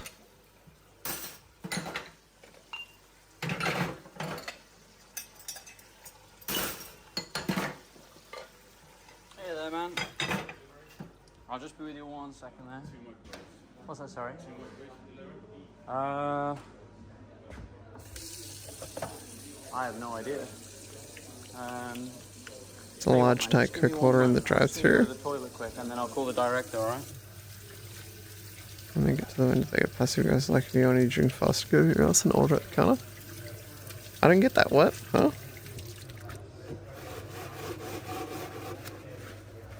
Why would they be angry about ordering a large Diet Coke?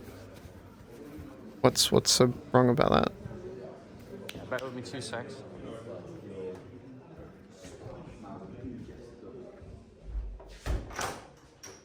Yo! You're not watching this. Oh. I was gonna say, yo, piss POV, let's go.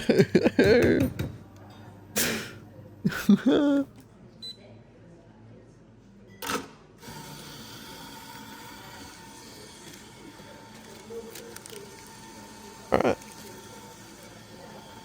I don't remember if this is the right video or not.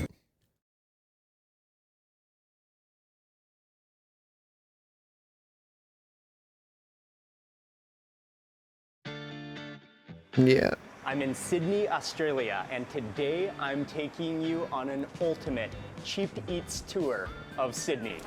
It's just a fiery furnace. The coals are so hot. They're thick, they're hearty, they're boiled. Wait, have we watched this before on stream? Try this. That's everything I was expecting it to be, and more.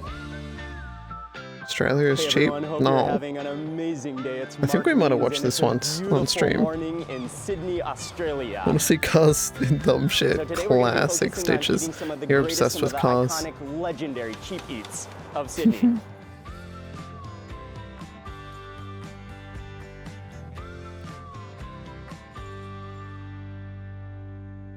This guy has a punchable face. True. He's got We're YouTuber beginning face. this cheap eats tour in Marrickville, and it's a little ways outside of the center of Sydney. There's a big Vietnamese population here. Classic So the first Melbourneite. place we're going is the original, one of the most iconic banh mi sandwiches, pork rolls in all of Sydney. And it used to be in this little tiny Skin tight as closet-sized hell. shop right here. But then I think they expanded to the next door location. So now there's still a juice shop here, but the pork roll sandwich is next door. The original with everything. Chili. Pork roll, yes, chili. Original with chili and crispy pork as well. Does it come with? One of pork roll. Oh, okay. Okay, maybe we can do two then. One is the pork roll and then one is the crispy pork. I Okay. make two for you. Okay, thank you very much. How long have you been open? 13 years. For 13 years. 13 years. And was it originally Yeah. next door? It was originally next door. Okay. But now Juices is there, and now you've moved here. Ah, okay. That's for rent. So the original Marrickville pork roll. This place is so iconic, and Sydney, I mean, they're known for banh mi. Banh mi is so popular. People have just Is huge it? followings for banh mi. The fuck is And banh mi? This place is one of Never the heard places of that it. started it all with the pork roll.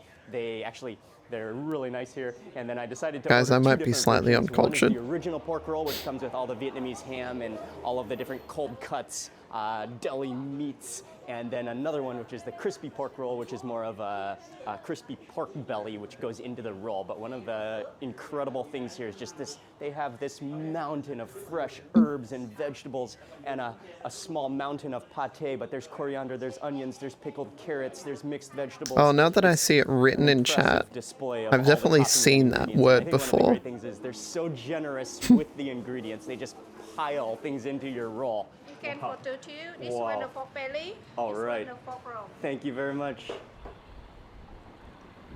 Here we go. Let's see what we get first. Wow, that's heavy. That's fully I love that the packed. iconic Australian Sydney Oh, food oh, it's is Vietnamese food. I think we're starting with the pork roll. The original bread is so crispy, and then it's big, but you can tell it's light at the same time. There's chilies, all the pickled vegetables, the carrots, the radish, the green onions, the coriander, and there's a variety of porks and Vietnamese hams, Oh, onions. very in there. American of Australian. Australia. Oh, it's kind of like how Mexican food is so huge in like America, right? Asian food is very big in Australia because Asia's our closest Oh, it's so good. It's so neighbors, and a lot of There's Asians, so many like toppings, so many things going on in there. a Oh, lot nice of chili in there. people live here who You are got the freshness of the cucumber, the from carrots, Asia or Southeast you Asia. got that pickle flavor, and then the combination. The bread is extremely crispy, but so light and airy and puffy all at the same time. And then that combination of the pate and the mayonnaise just makes the perfect. What's a dish invented in Australia? moisture layer that just keeps There's it a so few. juicy all the way through. What's the fucking sponge cake with coconut on it? I'm blanking on the name. Leamington. Leamington's an Australian food. I mean, I've had the amazing banh mi in Saigon, which are similar Fairy to bread? this, but this Nope, is New Zealand a invented it? little I bit don't of believe you. the owners, their Fake own news. style. And then Pavlova? taking on that, Pavlova, we but didn't then invent that apparently either. make it in that mountain Suki, of unfortunately. vegetables. Oh, this is just like absolute. I'm pretty sure I classic. saw someone say the same thing. Delicious. No wonder it's so highly rated. Why so many people love it. Dedicated to the pork roll here at Merrickville. Vegemite? Who fucking even knows? Now we need to try the crispy pork. A bunning snag. You know what? That's what Thank you. that's what Australia fucking invented. A Mike has been- bunning Mike snag. has been already enjoying the crispy pork belly roll. Oh, look at the insides of that. So it has crispy pork belly loaded in there. There's also the pate and mayonnaise mixture. Fucking hell. Plus all the vegetables, plus some chili Yeah. in there. I went to Huge slices Bunnings of today, cucumber. but it wasn't the weekend, so no snag. Fucked up. Do I have some pate and mayonnaise on my... Pavlova was I'm gonna invented have by a a non-Australian party while lunch living in after we eat Australia. Oh, I see.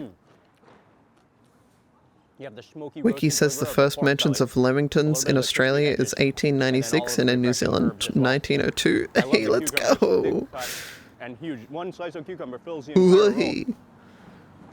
There's Australia, something in there. yeah, chicken Got salt. the- Chicken the salt. Chicken acidity salt of is the an pickles, Australian which invention, contrasts and that the shit richness of the pork belly, fucks. then all wrapped up in that crispy roll. Delicious. You can't go wrong. A banh mi like this. Best ever food sandwich review. on here. Just So it's finished like- their series of eating if you food in don't eat it, Australia. even if you're not hungry, like I should look that you'll up. still eat the whole thing. I'd be down to watch And that. it'll go down so easily. Wait, is it good, Farian? deceivingly Is it good? light and fluffy, yet fulfilling. The fuck is chicken salt? It's a type of salt. We're off to a great Called start. chicken That was salt. extremely It's really tasty. fucking delicious. We're moving on to the next cheap eat. You put it on hot chips, also known as Next up fries. on this cheap eats tour of Sydney, we're in an area that's And it called just Asheville, works and we're on beautifully. our way to a kebab shop to eat something that is extremely iconic. This is one of the things I was most looking forward to eating. Apparently it in this tastes like entire chicken food stock, tour. And the according to kebab shop should be ChatGPT when we somewhere- once asked it. Somewhere just down the road. Welcome to Metro One Kebab Shop, and we are here to eat something called the Halal Snack Pack. The halal or snack pack, HSP that's a for short. classic.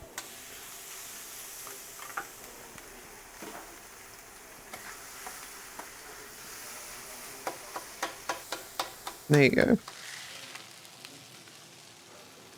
Oh, so that hot meat melts the cheese. Based on Turkish cuisine, but it's kind of a thing that was started right here in Sydney. It's an Australian, it's a like iconic takeout staple of Australia, and especially in Sydney. It is. And so she starts with fries, chips that are fried, and that makes the base. You can choose, oh, one more thing is that you can choose from like 8 different sizes, all the way from kid size to regular to large to Holy 9-inch, 11-inch, 13-inch, Jesus. 15-inch, a pizza box. An entire pizza box of a halal snack pack. I Are went meat with pies the- an Australian the thing? large size, I don't know which is if one of we the made them, classic sizes. but meat pies They are start with a definitely base in of New French Zealand fries, and then in I the got UK mix as of well. Meat, so a mix of chicken as well as beef, which she then griddle fries. That goes over the fries, and then on top 3 different sauces: the garlic sauce, the barbecue sauce, the chili sauce. All Yep. that is heavy. Thank you very much. The only thing that you. stops me from enjoying a halal snack pack is the shredded meat. Hot, Or pulled warm, meat. gooey, I saucy. can't enjoy it. So heavy. Oh, I forgot about the cheese. There's cheese melted. Oh, there's so much going on. Oh, fully loaded. The cheese. Oh.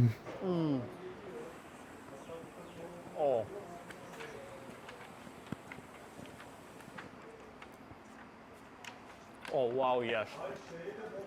Oh, that's everything I was expecting it to be and more. Those hot, freshly Look cooked at that. crispy fries. Damn. The cheese, the layer of cheese, which I had totally forgotten about, just melted on top. The meat Yeah. on the spit. Everything's then super griddle fried, expensive here. Then Finn. draped It's fucked. all the kebab meats.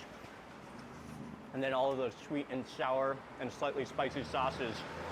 The garlic, the chili sauce, the barbecue sauce. Yeah, it's a whole snack man. pack radian. That's tasty.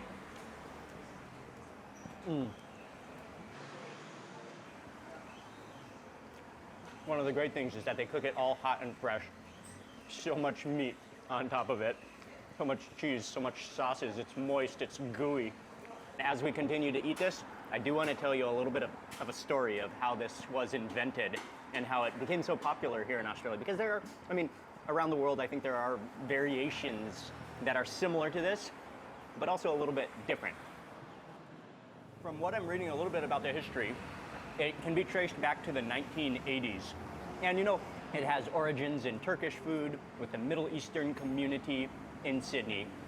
That began, I mean, adapting to the local culture, adapting also to the European influence in Sydney to come up with this dish. But as the story goes, it wasn't until about 2015 there was actually a Facebook group here in Sydney called the Halal Snack Appreciation Society that began talking and creating a buzz around halal snack packs, reviewing halal snack packs, rating them, really bringing cultures together through this dish. Smart is okay. Through the talking about halal snack packs. It led one of the Australian senators, Sam Dastyari, who was in the Australian Parliament, to hold a debate about halal certification and halal food.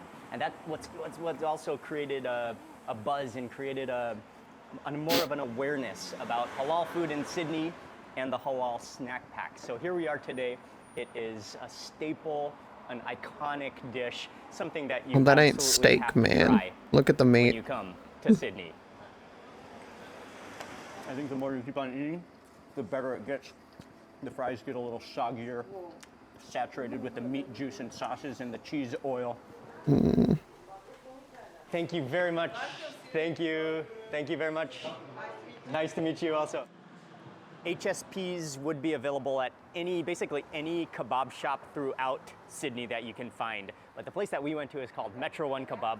Highly recommended. When I was doing research about the best HSP in Sydney, this consistently ranked as one of the best with a lot of loyal fans, customers, and now I can see why. Huge portion sizes, good quality ingredients, really friendly service. It was outstanding, and that entire box cost He looks way too $20. happy. True. His But skin is huge, too and he tight. did Someone put said two that forks in earlier, and so I can think see it. could be It considered looks for like his two skin is people. too tight for his It's face. a sharing snack pack. I would highly recommend it. Okay, we're moving on. We've got a lot more food to eat. Next up, we took the train out to an area of town that's called Granville. It was about a 30-minute train ride out of town into the suburbs of Sydney. And I wanted to especially come, the restaurant that we're going to, they have a few locations around town now, but I especially wanted to come out here because I believe this is where the original location is.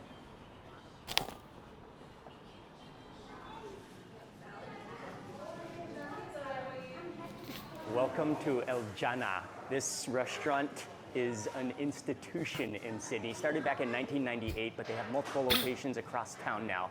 And it's a Lebanese, Australian, charcoal roasted chicken is what you come here for. Although they have fried chicken on their menu too. I believe it's developed, it's changed. It's almost run like a fast food restaurant now where you get all your food at the front and they have some seating, a lot of takeaway orders. But you walk in here, you can immediately smell the aroma of that charcoal chicken. Warning, you may eat more chicken than planned. That's perfectly normal. Ooh. Okay, so we're getting an exclusive look in the grill room here at El Jannah. It's an amazing, I mean, they have capacity to do, how many chickens could you do at once here? In one sheet, we Four chickens per sheet. But if it's busy, all Yeah, full. if it's busy, it When can it's all be busy, full. all. Especially Wow. during weekends, all full. All full. Yeah, the Australian economy fucking sucks. Oh, look at that action. It works for me because I get paid in US dollars, but Incredible. sucks for everyone else. 3 car-sized grills going down. It's just a fiery furnace. Just the coals are so hot. And then they have an automatic rotisserie on a little engine that continuously spins them. So that's how they get that incredible char on the skin, the smokiness. The fat drips down and the smoke comes up and just embeds into the meat. Wow, what a grill room.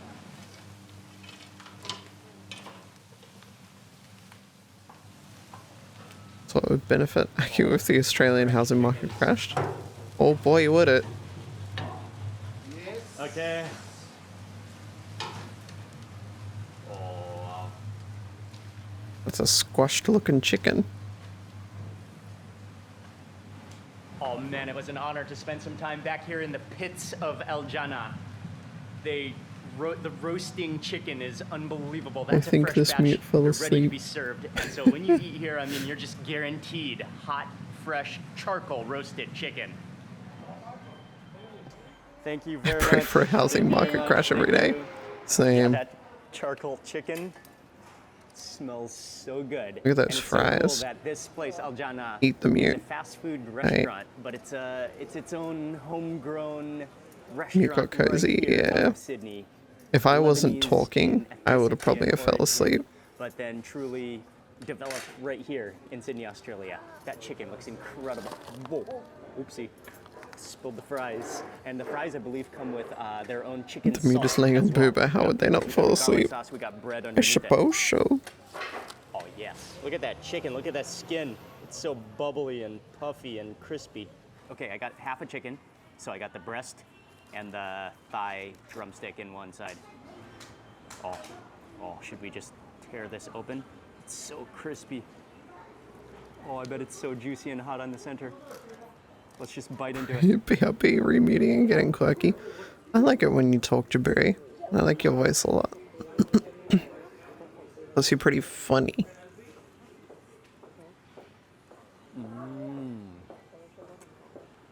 I assume a bean is looking at a wall, alt-tabbed, probably. You immediately taste the flavor of the charcoal, the smoke in the chicken. The skin is so crispy, it's almost the crispiness of it being deep fried. Yet that's because you have the fat reacting to that hot charcoal. Look at his face, man. I think you taste a little bit of that chicken salt that maybe has been sprinkled, well, on the fries for sure, maybe a little bit on the chicken as well. Or did that happen when I spilled the fries? But anyway, it's just like a really clean, smoky. Yeah, but I already know your chicken, personality. crispy skin, and with the meat, leaving the meat really moist. Moist. What is that? Pickles. I've Pickles. heard a lot of good things about the garlic sauce. And then let's tear in for a piece of bread. Let's try that Ooh. garlic sauce. Ooh, And I the do remember bread. being in Lebanon and eating the roast chicken. I love that bread. It always has to be eaten with garlic sauce, and some of the greatest garlic sauce you'll ever eat in your life.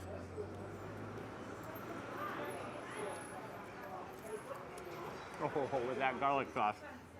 Oh man, that's creamy. So rich, so fluffy and creamy and dense actually. And then immediately you taste that garlicky aroma. Wow, that's good with the roasted smoky chicken. Next up, let's try it with bread. Ooh, that bread. Try that chicken Ooh. breast. Just break off a piece. So moist and juicy in the center. Add on some of these bright pickles. Squeeze on a little bit of that garlic sauce. Oh, it's so thick. It's so thick, a piece of chicken got stuck in it from my last dip.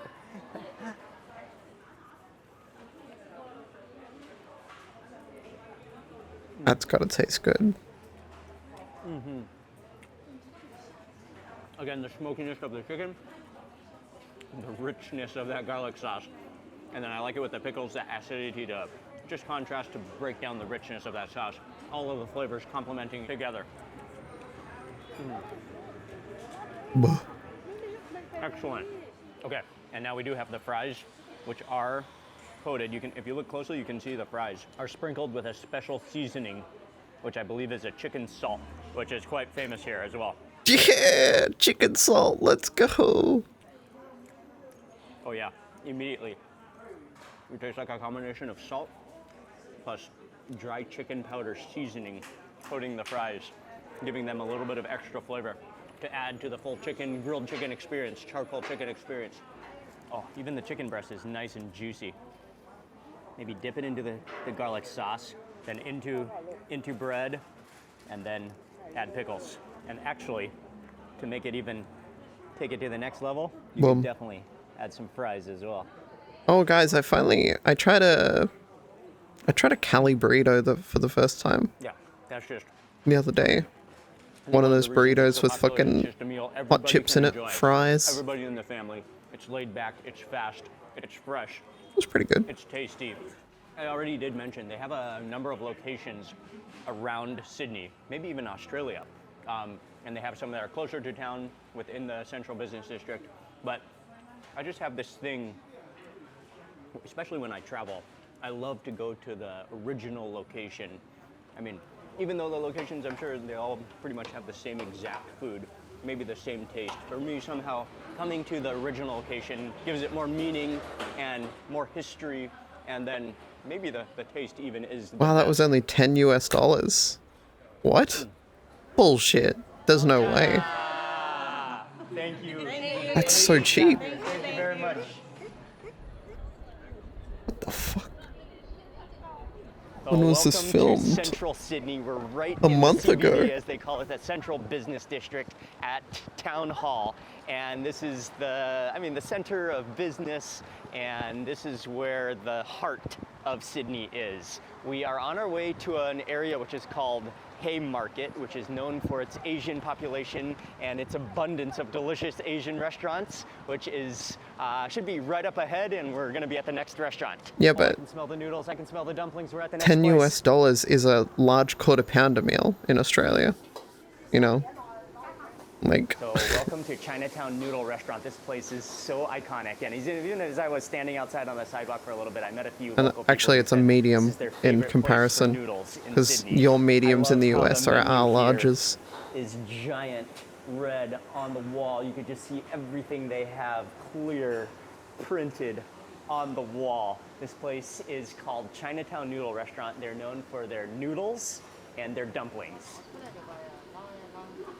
So she is the noodle master.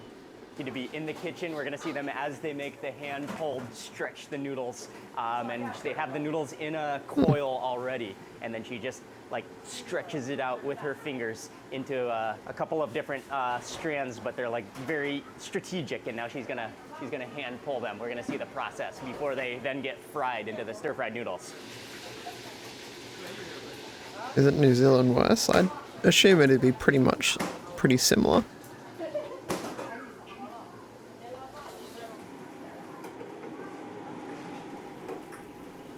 For those noodles, she just slaps them out on the table, just releasing all of the air bubbles and just stretching them out. Then they go directly into a bubbling wok, and they say they're gonna boil for about 5 minutes. Bubble walk. A large is our medium to at least get free refills? No. No, you don't.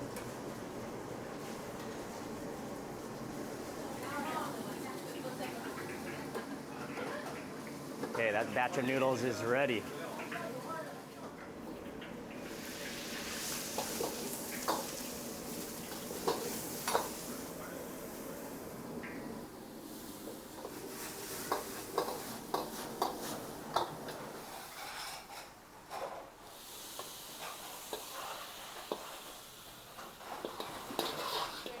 Noodle. Stir-fried noodle. Thank you very much. Very good. I'm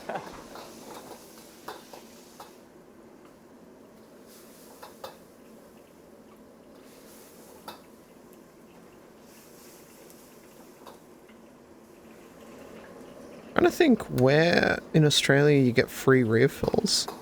I can't think of anywhere really. Do they do it in Hungry Okay, that's the Jack's? eggplant. Okay, Thank you very much. Okay, let's start with those noodles fresh out of the wok. We get them a Burger King. Yeah, that Thick, might be they're Hungry hearty, Jack's they're thing. boiled and then stir fried. That sauce, chicken, bell peppers in there. Wow. Oh man, I love these noodles already. Oh, they really slide in the chopsticks. Okay. And you can actually hear them in the kitchen. They're slapping out the noodles fresh. They boil and then stir fry. I don't think the Taco Bell that I went to in Australia had free refills. Yeah, Subway. Subway, wow. you definitely So good. could. Oh, I man. used to The at Subway. doughy gooiness of the noodles. The You offer texture, free the refills? thickness, the Proof? heartiness, and then stir fried in extremely hot oil. So they have that smokiness, that breath of the wok to them with the seared soy sauce. It's so fragrant. That's so good.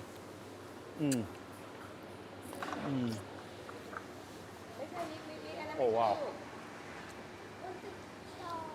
That's everything I thought it was going to be. Delicious. I will stick some of this Delicious. onto my plate though.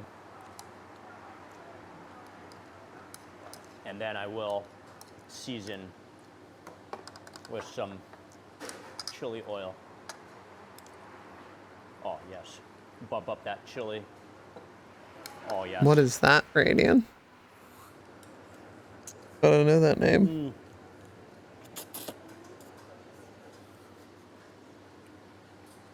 Oh wow. Put the extra chili oil. That texture, that flavor is incredible. Okay, braised eggplant. Oh, huge pieces of eggplant. Braised. It's just fall apart. It looks like they're melting. Oh, look, if you squeeze, all the eggplant's literally just melting, and it's melting in my chopsticks. It's falling apart. Oh, that's hot.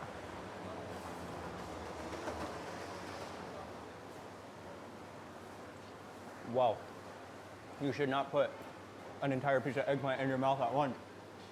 It's on. That's eggplant on fire. Dummy. But it literally just melts in your mouth. But it's crispy on the edges. And then the inside is so gooey, it disintegrates. And then it's a little bit sweet. So it's that sugar that's just been caramelized. Ooh, this one sounds And good. it's really soft and tender and really tasty. I got the next video Oh, already. man. More chili oil to my bowl. Hi, Mockingjay. Some vinegar. And the hot, fresh, steamed dumplings, or boiled dumplings have arrived. Give this a Rob nice used to watch him bath all the of time. Is he chili- the guy Chili and vinegar. with the bandana? He eats crazy food across the world.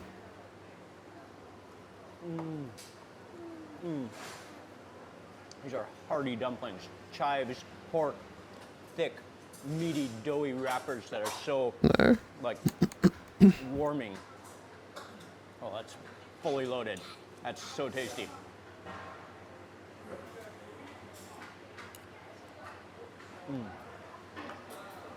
And then, have some tea. And then the final dish we got is dumplings and chili oil. Ooh, that looks really A good. different kind of dumpling. And then Oh there's that chili my. oil soup. So I think maybe we should take a bite of the dumpling with the chopsticks and then chase with some of that Ooh. chili oil broth. Ooh.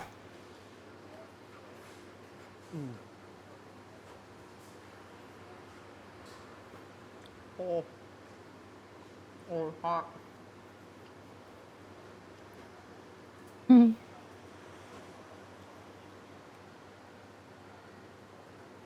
Oh. Whoa.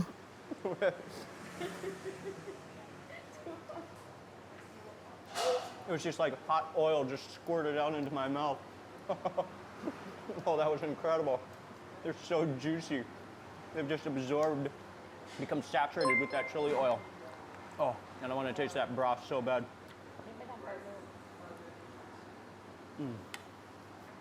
Damn, I want to enjoy life as much as this guy. Boiling chili oil. Look at how happy Vinegar he in there. is. Coriander, Sichuan pepper.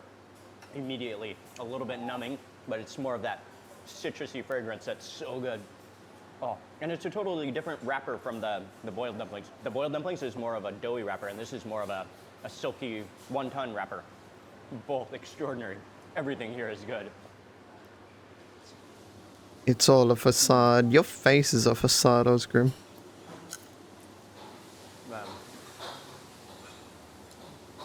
Few things in the world are as satisfying as a plate of homemade stir-fried noodles like that. Man, it's so good. True. I always get very happy when my mouth is The full. handmade quality, the freshness. And that is really what stands out as well. Oh, what a meal. And these are not like little portions. These are big portions. These are filling, hearty, warming Northern Chinese food. We got this business over 20 years already. Over 20 years? And you say how many generations? Certain, You are the third generation? Yeah. Oh, okay. But we have the similar other store in Chinatown, but this store is Xiaohou. Oh, okay. Yeah. So you have two restaurants. What's the other? We got 5. Oh, 5 restaurants. It's the same name also? Yeah, the same name. Under the same name. Oh, okay, okay. And where is it mostly northern Chinese? Yeah, Or where does your Chinese. family come from? Xinjiang. Xinjiang. Yeah. Okay. Okay. Oh, great. The food is amazing. All right. Thank you very much. See you guys. Thank you. All right. Ooh, that was extraordinary. And the owner here, he's so nice, such a nice guy. The staff are really friendly as What a well. nice guy. Again, I didn't even have plans, to film here in the kitchen, but they were just so gracious to allow me in the kitchen to see the process of making the noodles fresh.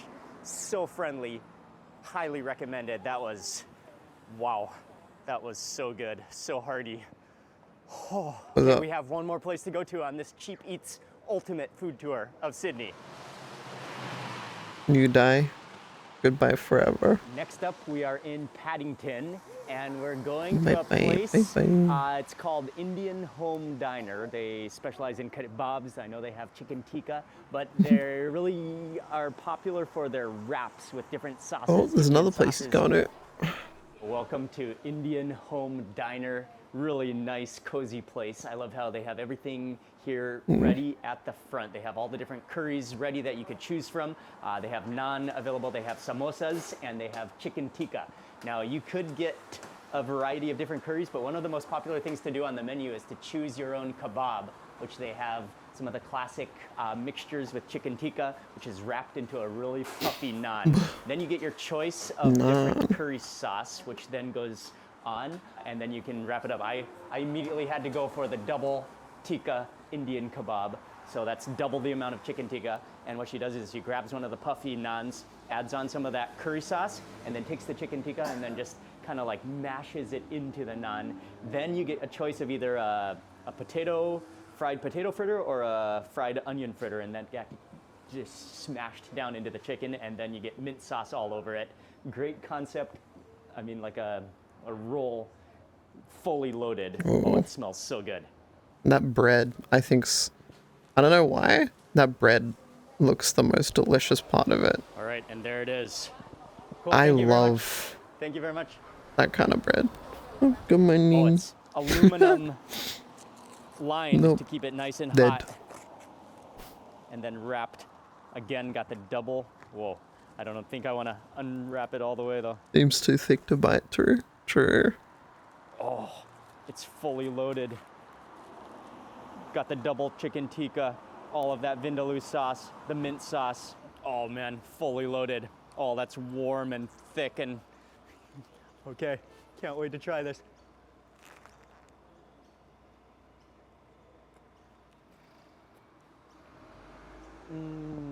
Warm and thick. Oh yeah. Oh, that is tasty. And my favorite move is how they make it.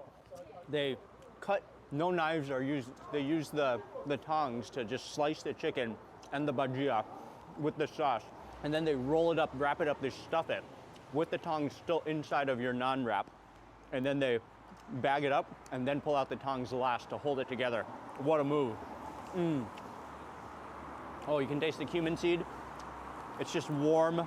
It's hearty. That is delicious. Buh. On that bite, I got a big piece of the onion bhajia. Crispy, you taste the batter, taste the onions. You know, I think it might have been really good with a potato cutlet, but I mean, I don't think you can go wrong actually. The vindaloo sauce, which they said is very spicy, a little bit spicy, but it is flavorful. And again, a little bit of a cumin seed flavor and turmeric flavor to it.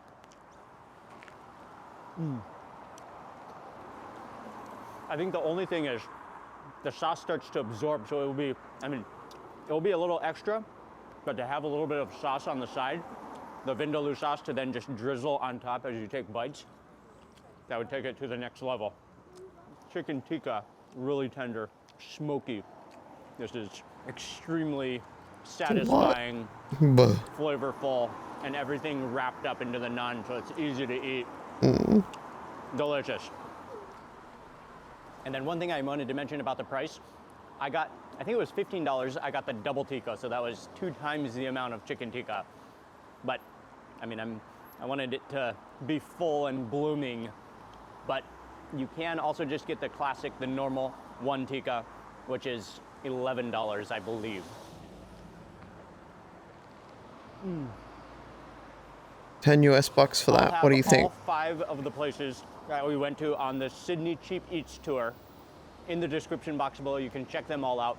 People have been so friendly, and it really was such a mixture, and also showing the diversity, the amazing ethnic diversity that makes up Sydney. Delicious, true. cheap eats in Sydney. And I want to say a huge thank you to you for watching this video. Please remember to give it a thumbs up. If you enjoyed it, leave a comment below. I'd love to hear from you. And if you're not already subscribed, make sure you subscribe now for lots more food and travel videos. Goodbye from Sydney, and I will see you on the next video. Yo, what up, big dog? Big dog got in VR.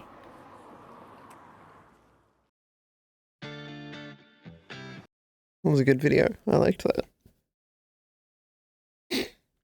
Buh.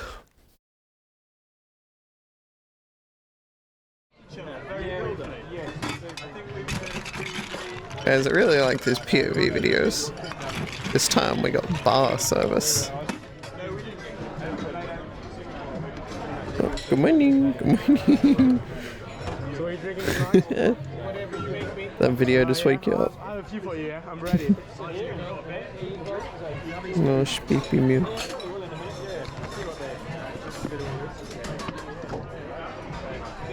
I have a Coke, I have a Dragon Punch ready, yeah? Sorry? 26 is ready. I have it. I do really like POV videos. Oh yeah, the one.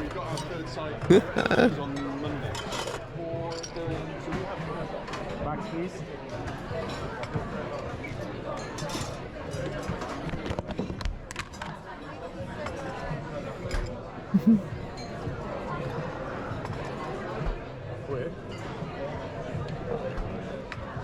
Is it time to get drunk? It is technically Friday night.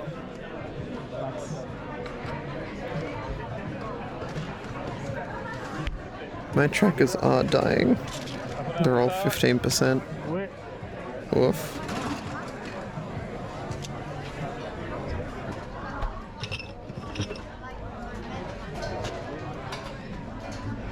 Chilled glasses? What are you making with that? So you going P2 and I going P1 or? Yeah.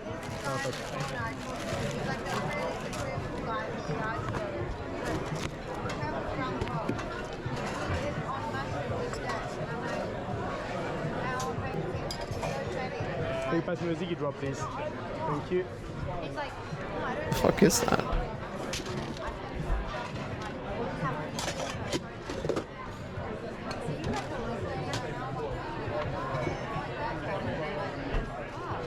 It's thick. It's quite thick.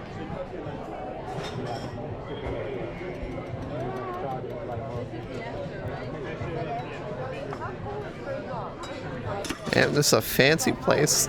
This guy's wearing a suit behind the bar. What the? Thank you. Yes, please.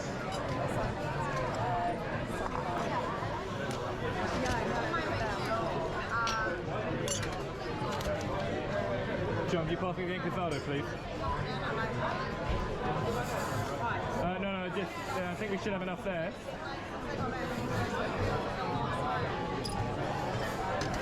Oh yeah, it's fun. I'm pretty sure there was another one in there. Yeah, I can see it. Someone open? Yeah.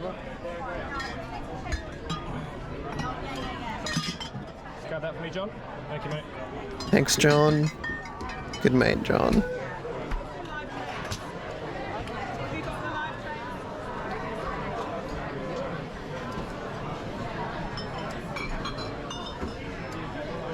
Can I see my Zania, please? Oh, chef.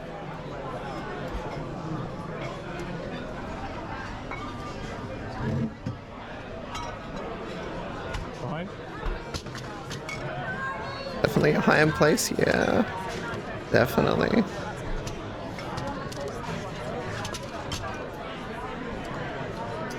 TNC and Terranova, yeah?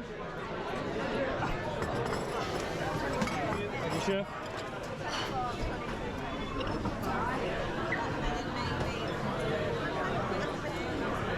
You still need? John, would you mind marrying me and Casados, please? Thank you. Fucking John.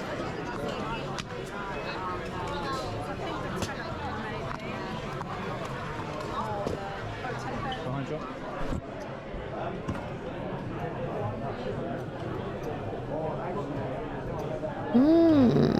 Is that a... What's that called? Fuck. I'm blanking on the name. Margarita, yeah, that's it. Just a bottle, Pat. Delish. There you go, my The love. salted rim.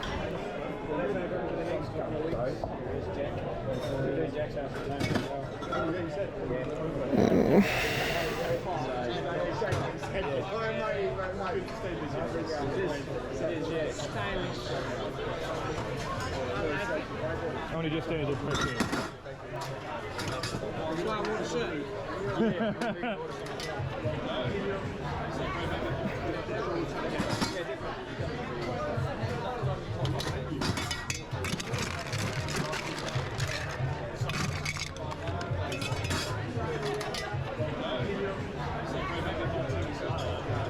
Better be doing some cocktails, boys. It's very important. It's part of the cocktail experience that you spin the spoon.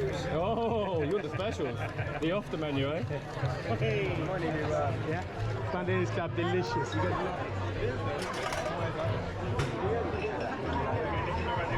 I don't want to know how much they charge for one drink. True. True. John, can you get me a Malavisia, please, and a Melo? Fucking John. Man, John's the bitch behind the bar. He's asking John for everything. Lost mute resub. What the? Thanks so lusty.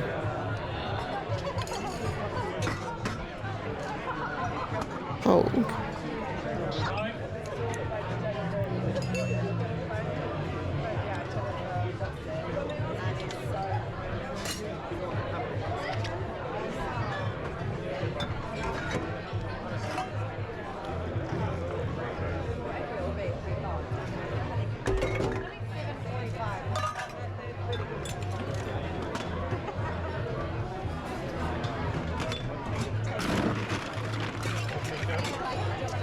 Just for oil after, I got to have a pandenis and a hello palo. Thank you.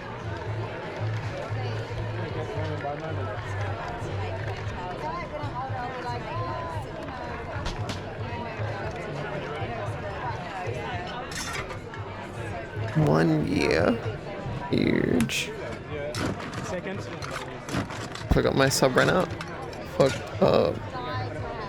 Ads. So many ads.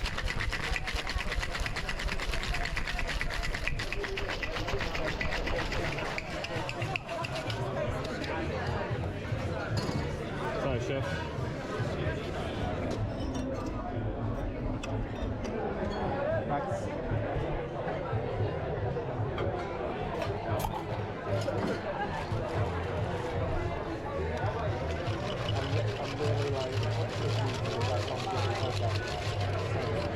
Gin, fruity, bit of sourness. Short.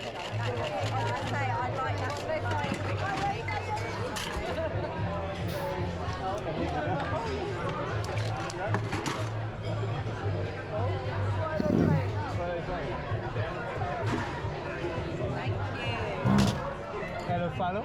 Pleasure. Sunday is my pleasure. No, there's a lot more.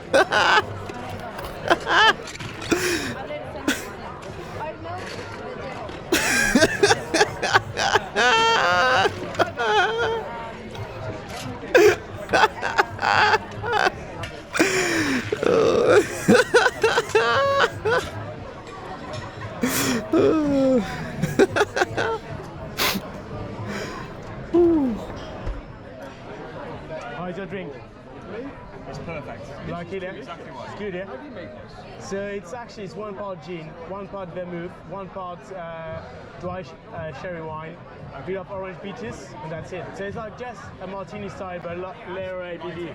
Like It's not so heavy in bellissimo. bellissimo, magnifico, magnifico. Magnifico. Magnifique. Magnifique. Food with you as well. Absolutely, yeah. What are we going for now? We have the croquettes, Yeah, sure. the smoked cabbage, and a dairy cow. Derek burger, yeah. Fries? Yeah, it's fries. Yeah, perfect. Thank you very much. Thank you. Perfect. So we said I have defaulted to, I always just drink cider now. I like pretty much everything but beer.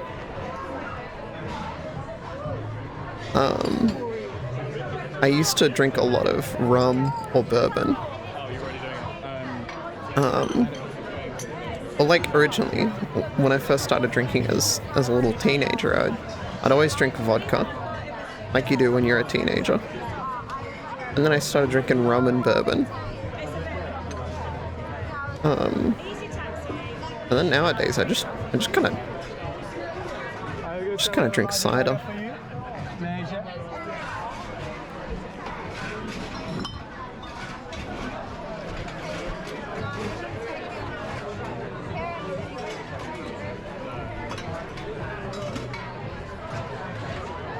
Ooh, Kraken rum's good.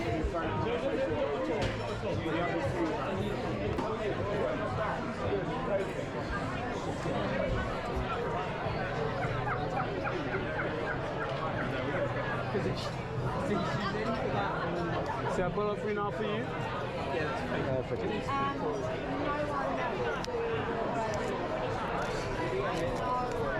Damn, look at all these like normies, man. I keep forgetting that like normal people like go out with their friends or like have real life dates with people. What the fuck?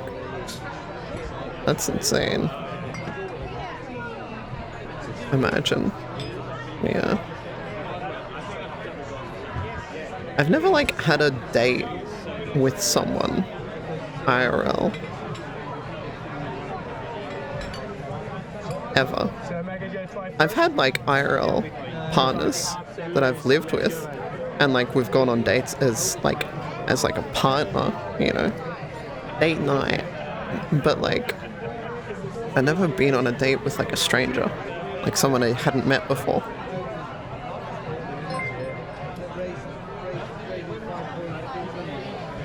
I almost did. Last year I used a dating app and I hooked to a bunch of people, and there was one trans girl I was gonna go on a date with, and then I basically just chickened out. The hippie behind.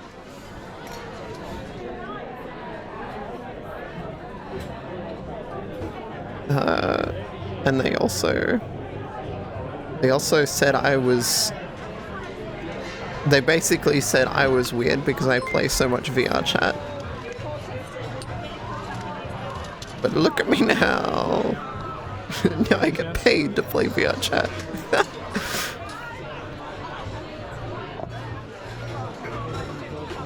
It's really funny because when I met that person and we were talking, they would be like, oh, I have to go stream. And they would stream Overwatch to like 5 viewers. And I'm like, look at me now, bitch, fuck you.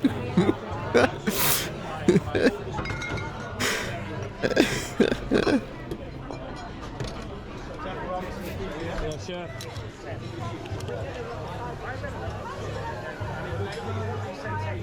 You want to do the Martinez? Chef? You Martinez. No, chef. No, if you wouldn't mind. Thank you, chef. Got one here for you. Thank you, John. Yeah. Don't know where you send it. Yeah, you reckon, Radiant? Can't do it. There we go. To be honest, I've come to a conclusion. I can't be in a relationship and keep doing what I'm doing. I just have no free time for anyone. Which, to be honest, is really sad because I am so fucking lonely. And I like being in a relationship, I like having a partner. But I can't dedicate enough time to someone, you know? Especially imagine like a real life normie who would like want to do things in real life.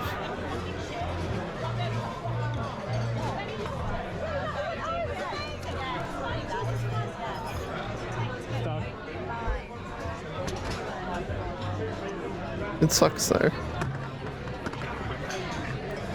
Streaming is a lonely life, which is weird because you're always perpetually having hundreds of people watch you and talk to you, but you know, it's not the same, obviously.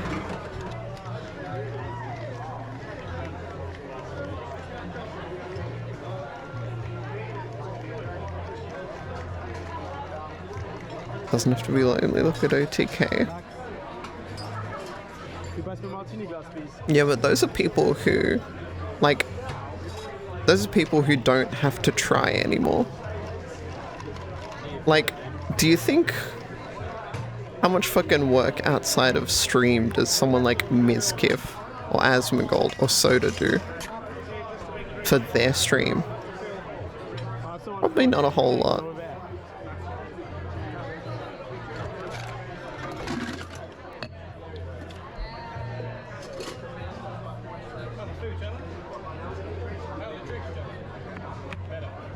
I actually believe Asmon does a fair bit off stream. Yeah. I'm fine with that. Rob has a girlfriend. I think it just takes finding someone that understands. You have a lot of dedication. Yeah, but that's the thing. It's not so much finding someone who's okay with not getting a lot of attention. It's the other way around. If I'm in a relationship, I want to spend all my free time with that person. But I just have no free time, you know?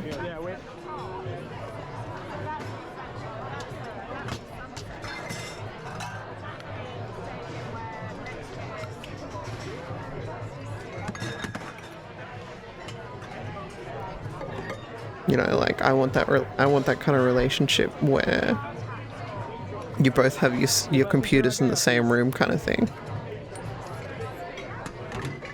I love that shit.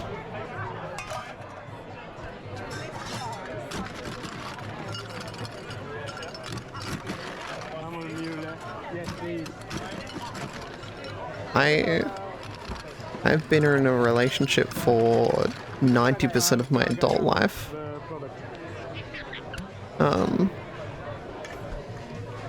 And I've never not wanted to not be in a relationship, to be honest. Don't you work as well aside of streaming? Nope. I've been a full-time streamer for 3-ish months. 3-4 months.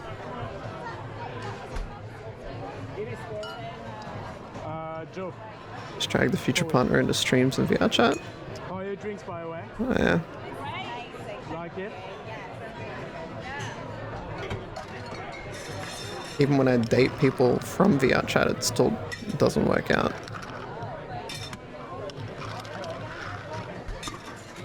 It's hard to see it. There's 10 hours of working when the other person is in the room versus even working, not seeing them.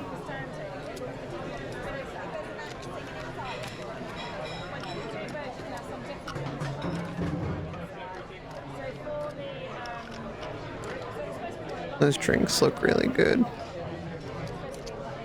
But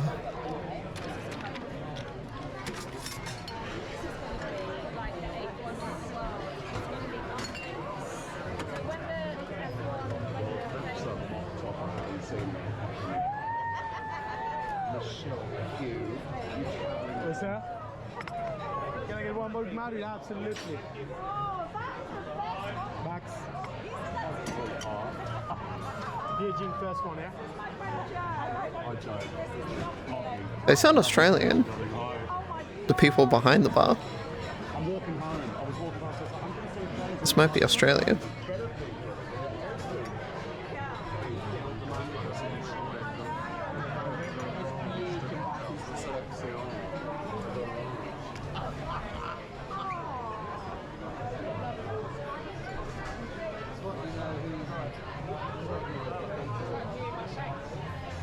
Buh.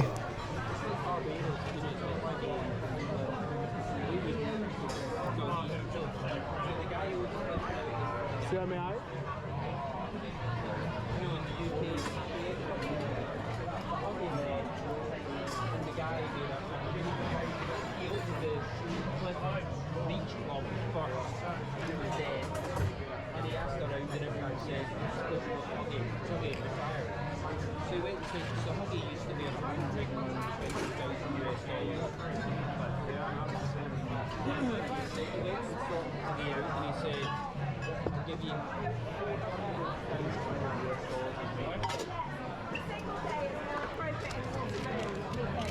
Better trust your coworkers. Take a bar. Get 2 medals, please.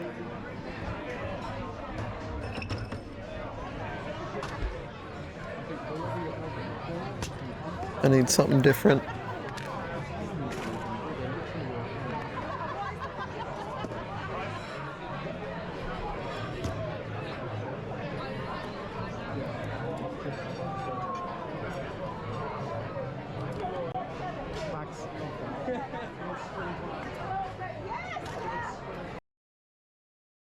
Buh.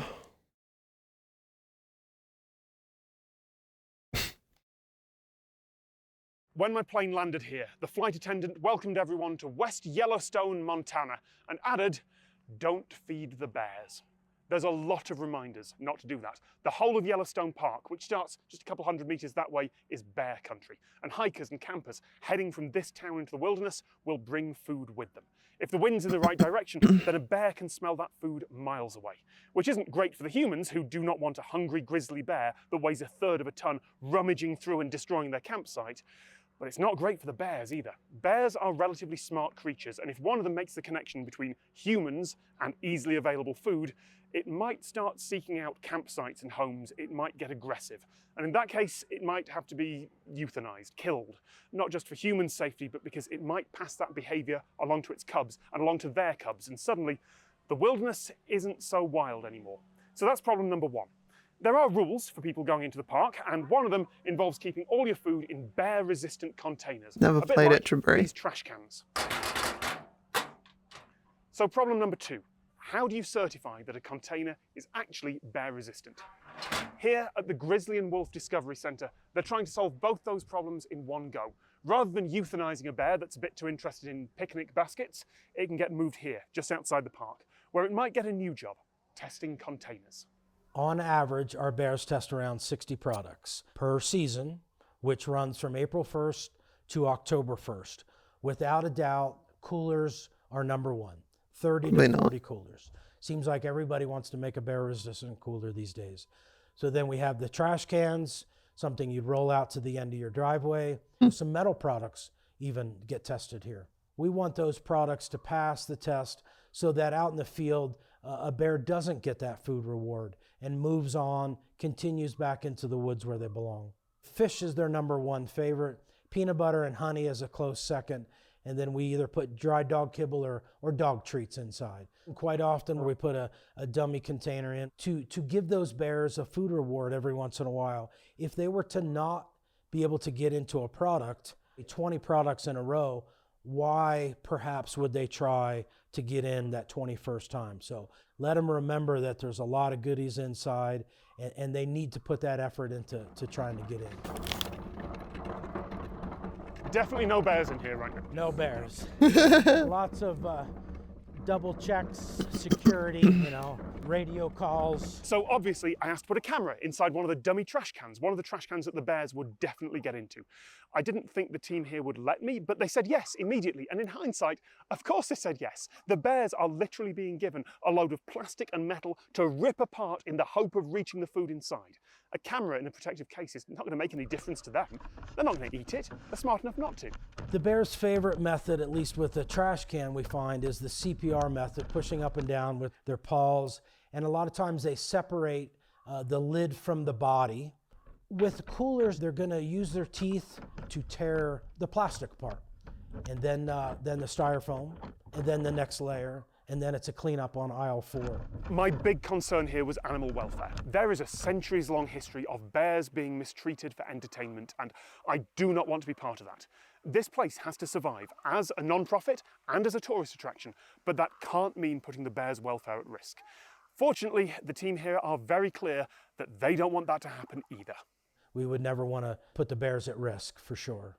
These are all rescued bears that came from the wild. We're very, very hands-off. We don't call out to the bears.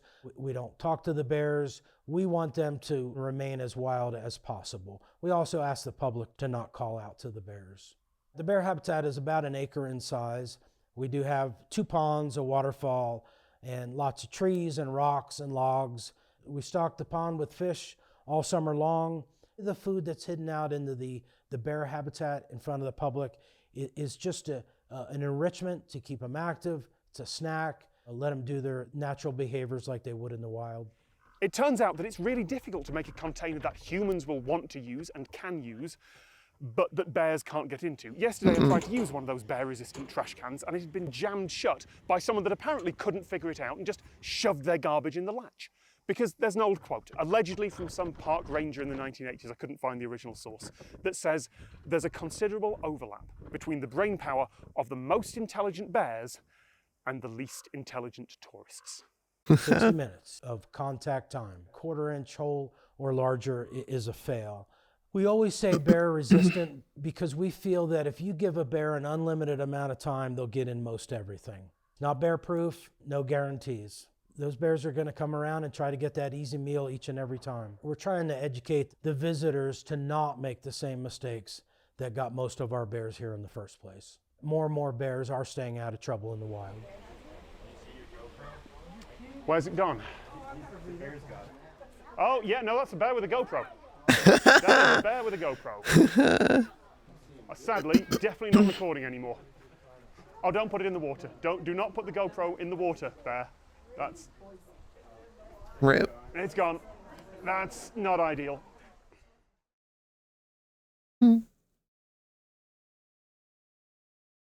When my plane landed here, the flight attendant welcomed everyone to West Yellowstone, Montana, and added, "Don't feed the bears." Don't feed the bears. No, my legs died, I think. I'm looking pretty disabled. My legs. Source 2. No. Strike 2 has had wingman mode added and options to toggle what happens when you hold secondary fire down, new vertigo and overpass map, but most importantly, the new water in this new version of Overpass looks beautiful. And also, I pointed out in the previews for this game that these tree models were so last year, which Valve took to heart and so have updated them with these new versions instead.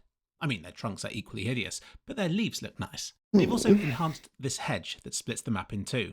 You can see Source 2's new optimization in action if you peer through gaps in this hedge, as most of what's on the other side won't be rendered. But yeah, back to the water. Somebody at Valve has recently taken a trip to the sewage factory, Because, unlike in the previews, the water here now has sludgy shit all over the surface. Let's go. Quite possibly the most beautiful thing I've ever seen. There's even an oily layer on the surface, giving everything a rainbow sheen. I couldn't have asked for anything more. They've done to CS2 sewage what Half-Life Alyx did to its alcohol, by adding layer upon layer upon layer to the effect, until it looks so good you can almost taste it. But why stop there? Don't just stare at it, touch it. Run about in it. Really go to town in this stuff. Yeah. Shoot the poo and it disappears before reforming on the surface again moments later. And in the fountain here, there are a few different effects like water caustics, which is still somehow displayed on the water's surface. And you can also see crinkly micro-reflections, as if the water's been cling filmed. If you ask me, this was done to obscure the low-resolution nature of the reflections themselves. And the water itself looks different and cleaner, while there's no sludgy shit in it. Yet. There is debris floating on the surface that appears to splosh out of the way if you shoot at it, just like it does in real life. Here's a bunch of people stood in fecal matter. Here they are, running back and forth through the stuff. Look at how their legs, sometimes, break holes in the surface foam. I don't know if I've ever seen it done in a game with this much precision before. Also notice how their shadows cast over the solid regions, but not on the clear bits. It's just a shame the solid bits of sewage don't cast shadows on the ground beneath them. The sun's reflections sparkle off the surface almost aggressively, especially off this muddy stuff. Unfortunately, the cutoff between wet and dry materials is too abrupt. Valve, please fix. But the water itself looks satisfyingly wet, and it generally succeeds in being reflective enough to look like it's reflecting stuff, whilst still being murky and ripply enough to not reveal their cube maps. You can see what I mean in Connector, where the cube mapped reflections don't make any sense if you look at them, failing to match up with the pipes, the walls, anything, really. So let's return to this water again. This water effect is, believe it or not, completely flat.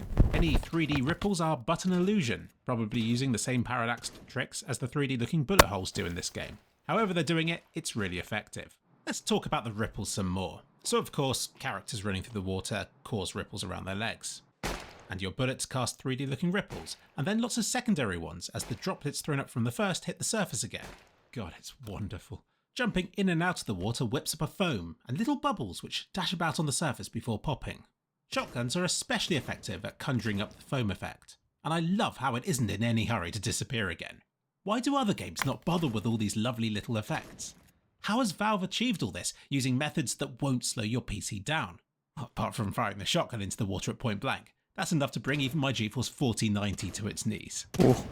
Grenades don't slow it down though, yet they cause complete chaos, with foam sloshing about, large bubbles later rising to the surface, and stuff that was floating in the water takes ages to reappear again, fearful that there might be a second explosion. Even the reflections are disrupted by this effect. Notice how the sun's fine sparkles are split into hundreds of smaller ones by the shot, until they eventually reform into their brighter former selves again. The grenade's disruption takes upwards of 7 seconds before the foamy distortion clears again. And in a source engine first, this water supports long cables subtle untangled screen space so I can reflections. plug my If I full get my body in. face right down into the sewage like this, you're in for a treat, as you can stare at the reflections of these metal bars, and yet they'll disappear as the bars pass off the top of the screen. But when they're within the screen space, they reflect. This is how player reflections are done too. So colour me impressed with these reflections. They're using a bunch of terrible methods, but they're done subtly enough to not show their weaknesses. There are enough different layers interacting with one another to make it look awesome. And by not reflecting players when they're not visible on screen, they've managed to avoid exploits involving character reflections showing up before the players can be seen. But it's not perfect. Smoke grenades touch the surface, but because this 2D water looks 3D, there's still a visible gap between the smoke and the water. But I don't think there's any playable position in the map where this will be a problem. What will be a problem is that players' reflections show up in the reflections, while the smoke grenades do not, meaning that you can see people hidden in a smoke grenade. Valve, please fix. And there's a fecal face just here. There's also some sort of pixelated appearance to the ground beneath the water, but it's most noticeable when your face is right into the water, and it's barely noticeable in standard play unless you're really looking for it. In conclusion, this is a very solid effort from Valve, who haven't let this sewage go to waste. They've really made it look like crap. Now please, add it to Half-Life Alyx so I can enter VR and literally stick my face in it. What is that?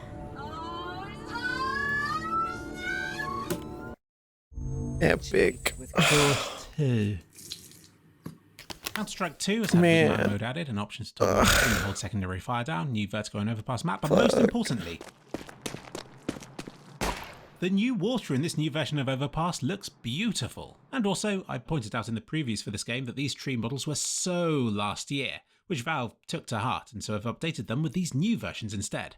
I mean, their trunks are equally hideous, but their leaves look nice. They've also enhanced this No, hedge this that is splits the map half in two. body. You can see Source 2's new optimization So in action if you true. peer through gaps in this hedge, as most of what's on the other side won't be rendered. But yeah, back to the water. Somebody have Ew.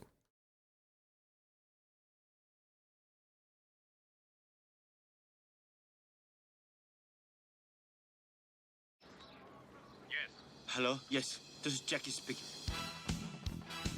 Hi, my name is Tony, and this is Every Frame a Painting.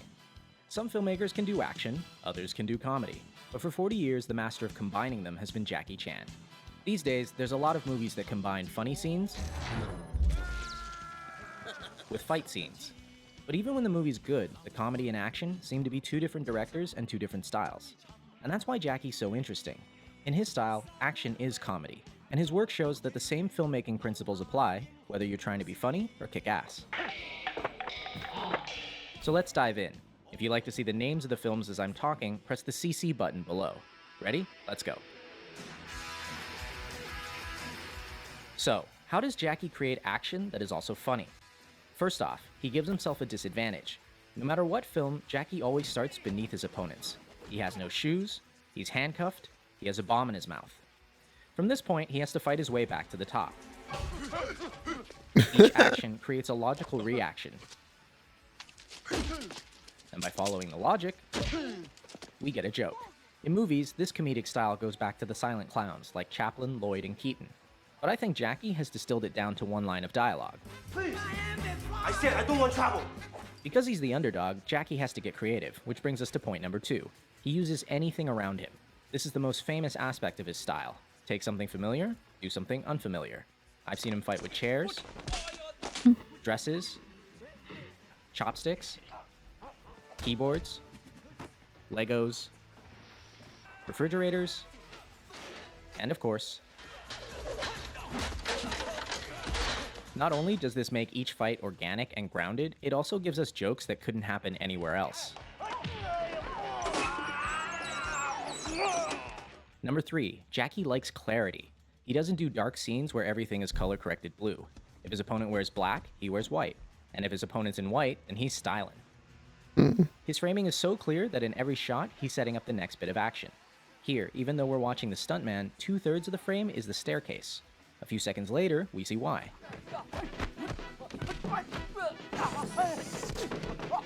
He keeps things clear by rarely using handheld or dolly moves. Like an American movie, you can see there's a lot of movement. When the camera angle movement, that means the actor, they don't know how to fight. In slow motion, you can see how the camera operator swings around to make the hits seem more violent. But since Jackie can fight,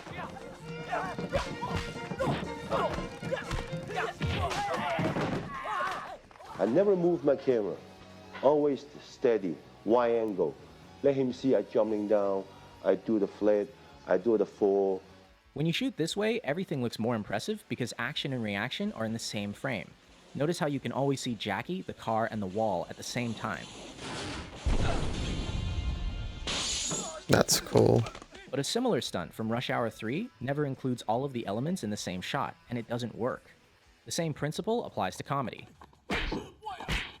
This shot, directed by Sammo Hung, shows us the punch, the bad guy's face, and Jackie's face all in one. Now check out the same gag in Shanghai Noon. Here, action and reaction are separate shots. It kinda works, but not nearly as well. Why don't more directors do this? Because of number 5. They don't have enough time. Jackie is a perfectionist, willing to do as many takes as necessary to get it right. And in Hong Kong, he's supported by the studio, which gives him months to shoot a fight. And the most difficult thing is when I throw the fan and coming back, more than 120 tick. Those kind of scenes, oh, Jackie, good. It's not good. You can do it. Except, do you have the patience or not? When I rewatch his work, these little things are the ones I'm most impressed by. He doesn't need to do them and they eat into his budget, but he still does them because he wants to. And it's that going above and beyond that I respect and admire. But in America, they don't allow you to do that, because the money just poof, poof, poof, poof. And his American work is missing something else. And there's a rhythm also into the way that the shots are performed and also the way they're edited. And Jackie said something very interesting that, that the audience don't know the rhythm's there until it's not there. Jackie's fight scenes have a distinct musical rhythm, a timing he works out on set with the performers. Ready, action. Stay where you are. Stay where you are. Don't chase me. Boom, boom. Then, boom. See? Everybody looks good. Even experienced martial artists have trouble with it. In his earliest films, you see him learning the timing from Yuan Heping, and it's very much like Chinese opera. But by the mid-80s, working with his own stunt team, he had something totally unique. In America, many directors and editors don't understand this timing, and they ruin it by cutting on every single hit. But in Hong Kong, directors hold their shots long enough for the audience to feel the rhythm.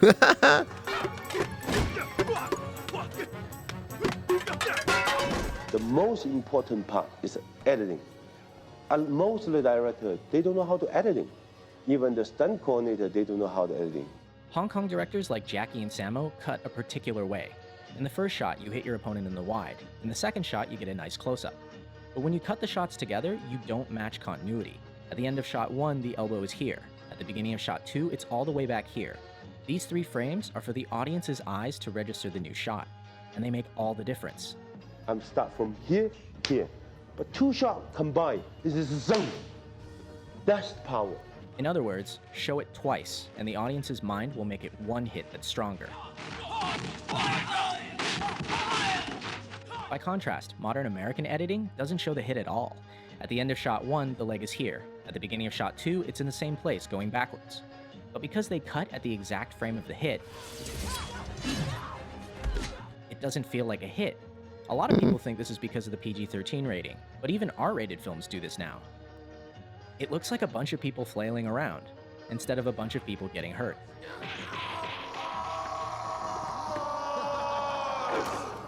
Ouch. Which brings us to number 8, pain.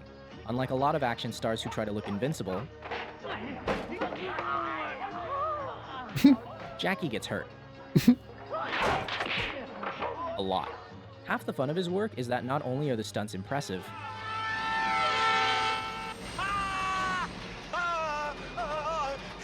there's always room for a joke. Pain humanizes him, because no matter how skilled he is,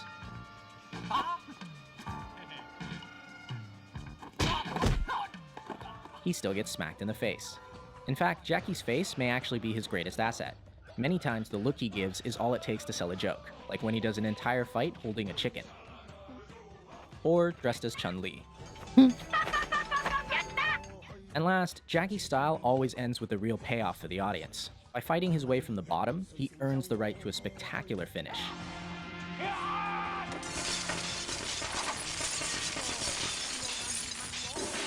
He doesn't win because he's a better fighter, he wins because he doesn't give up. This relentlessness makes many of his finales really impressive and really funny.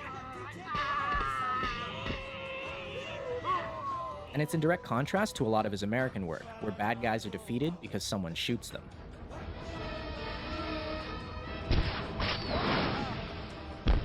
Come on! But most of all, I think Jackie's style proves something. Action and comedy aren't that different. In both genres, we want to see our best performers. And I think a lot of modern action directors are failing completely. These actors are skilled artists, some of the best in the world. Why are the directors so unskilled? Why am I paying money to not see the action?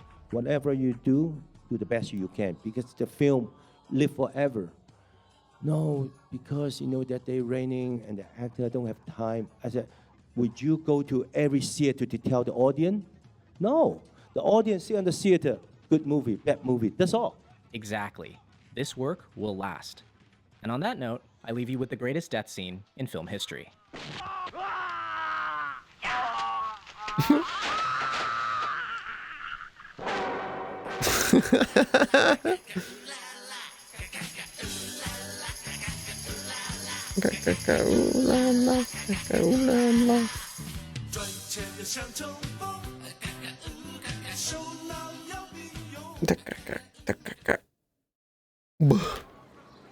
Hello? Yes, this is Jackie speaking. Hi, My name is Tony, and this is Every Frame a Painting. I need Some another filmmakers can video. do action, others can do comedy. But for 40 years, the master What? of combining them has been Jackie Chan. These days, there's a lot of movies that combine funny scenes with You know fight what I scenes. need? I know what I And even need. when the movie's I need good, a next comedy po and action video. seem to be two different directors and two different styles. And that's why Jackie's so interesting. In his style, Give me that next po video, dog.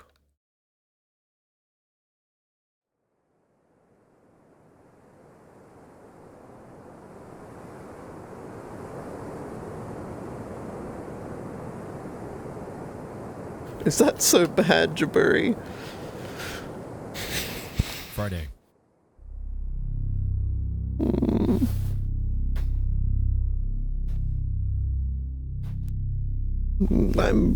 I'm really Joseph Jones fucking. was scouting some back roads in the Plumas National Forest. He spent the better part of the day navigating I feel really his Volkswagen in sad. hopes of returning with his family the next day. However, due to harsh weather conditions, his venture led to his car becoming stuck around 5:30 p.m. Miles away from I feel help and with really dwindling fucking options, depressed right he now. hopped out of his But car to give it a push. I should have ended Strikingly because my unlucky full turn of buddy events, though, died. This physical exertion would lead to him enduring a heart attack at the worst possible But I place. don't wanna, because I don't wanna be in the worst alone. possible time. He returns to the confines of his vehicle, enduring the pain and contemplating on what to do. Hi, Bodo. A short while later, though, Why do you feel depressed? Stitches is there. Yo, Stitches is two sets of there. headlights coming from the opposite direction, and the shadows of what looked like a woman, a baby, and a group of guys walking towards him while engaging in conversation.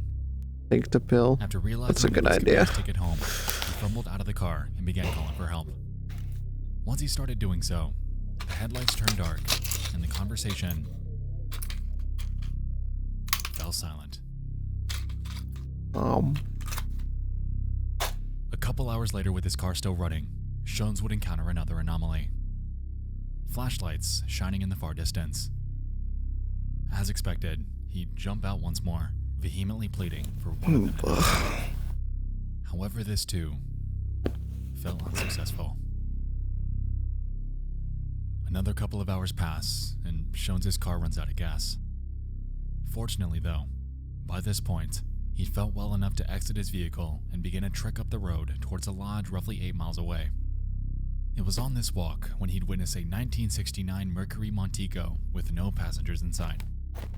Considering the circumstances, and having spotted numerous people in the last few hours, he didn't think much of it. His trek to the mountain lodge took him to the early morning of the next day, and there, he was able to obtain medical treatment and much-needed help to get his car out of there.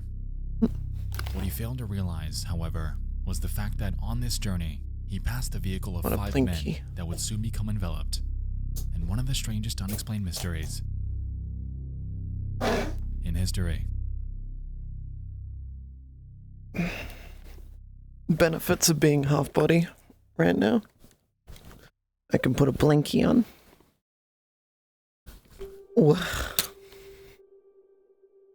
And not worry about losing tracking.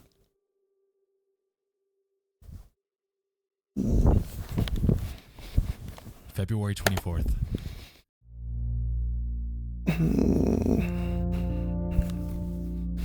It was on this day when the lives of 5 longtime friends would converge. 30-year-old Jack Madruga would make his rounds within Yuba City in Oroville, California, to pick up the others for a night out at a I Chico don't State want to basketball play game. League. 29-year-old William Sterling. I'd rather play 24-year-old Diablo Jack 4. Hughes, 32-year-old Theodore Wire, and 25-year-old Gary Mathias made up this close-knit bunch, commonly referred to as the Boys. And The they were all eager Boys. for a night out before competing in a basketball game of their own.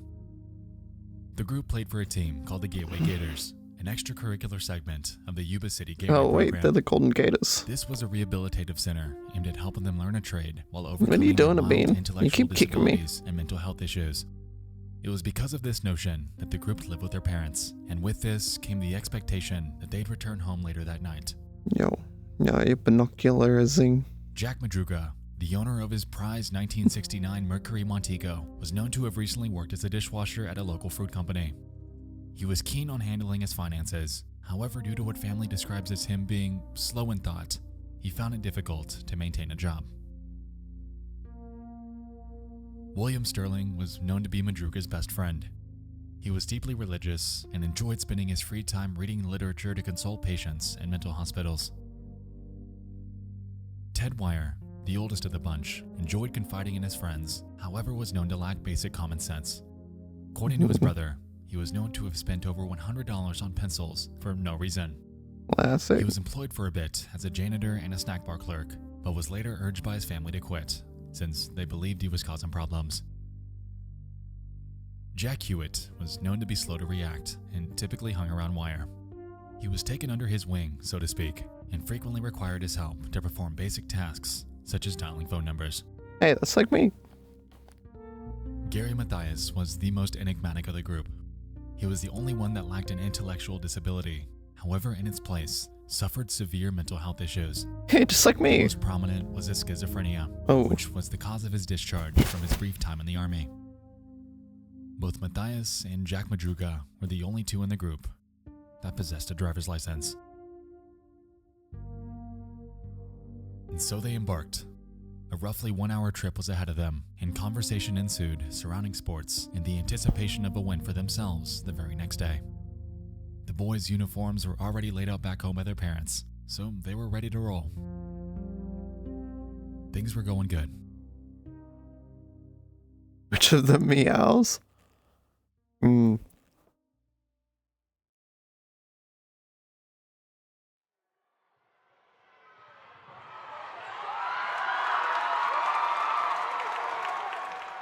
10 p.m. Chico State's road opponent UC Davis takes the win. Considering the men's favorite team were UC Davis, it's safe to say that celebratory snacking was in order. They hit up a local convenience store by the name of Bears, where they loaded up on a Hostess cherry pie, lemon pie, a Snickers bar, a Marathon bar, a couple Pepsis, and a quart of milk. It's been noted that the clerk that checked them out that night was trying to close, and as a result was mildly annoyed by them being there. Little did they know that they'd be one of the last ones to ever witness this group alive. Oh. The boys jump back in the car and embark on their journey back home, home. What?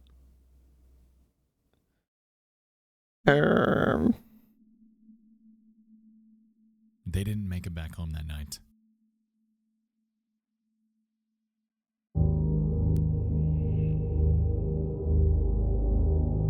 Instead of driving south, they took a detour east. Their journey that night encompassed their ride from Oroville to Chico. You would think that they'd head straight back down Highway 99 and Highway 70, but that didn't happen. Right before arriving in Oroville, the driver took a detour off of Highway 70 and onto the Oroville-Quincy Highway, a road that runs across Lake Oroville and up towards the Plumas National Forest. They drove until the road ended and continued their journey up a dirt trail until their vehicle became stuck in the snowdrift. It's unclear what happened from this point forward, but sometime after this arrival, they'd exit the confines of their car and embark into the night. Back at the lodge, Joe Shones' medical treatment had gone well. He paid no mind to the Mercury Montego since it wasn't out of the ordinary, and by midday, he was able to get his car gassed up and headed home. Concurrently, since the boys were nowhere to be found, the mothers of Ted Wire and William Sterling were contacting police, pleading for help in finding their children. It was out of character for every single one of them to be away from home for prolonged periods of time. And so they believed that the worst had happened to them.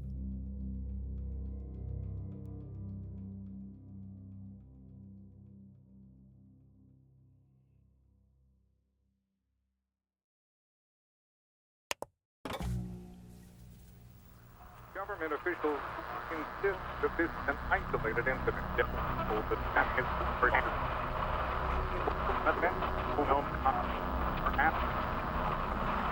We will continue to keep you informed as this story unfolds.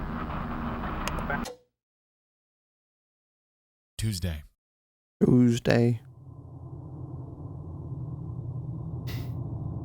forest ranger scouting the area notices an abandoned turquoise Mercury Montego. It was left on an unpaved road near Elk's Retreat, a staggering 2.5 hours from where the basketball game took place. The vehicle appeared ordinary. It was unlocked, the window was down, and snack wrappers littered the seats. In the gas tank was more or less a quarter tank of gas, and by the time it was located, it wasn't stuck. Jarringly, considering how rough the terrain of this trail is, the vehicle was found with minimal damage. Yuba County PD began broadcasting the details and photos of the missing men, and for the next 5 days, their search team would scour the region. This would soon prove difficult, however, considering the fact that this was in the middle of a harsh winter in the mountains. It's been reported that the search team nearly lost people on a couple occasions, and by Sunday, a harsh winter storm would move in, dumping nearly 9 inches of snow in the area. It was because of this, the environmental hazards, and the fact that time was running against them that led the police to call off the search until snow melt that spring. Not speaking. And as the I kids wish I sat on was. hold, their families were frustrated, But I'm and the 5 stuck men were left out there, thinking isolated. in my own head. Nowhere to Dumb be found. thoughts. But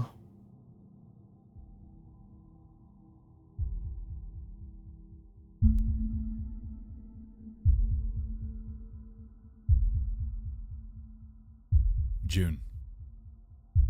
A group of bikers are out on a weekend ride and head up onto the sites of an abandoned Forest Service trailer at the Daniel Zink campground near Bucks Lake.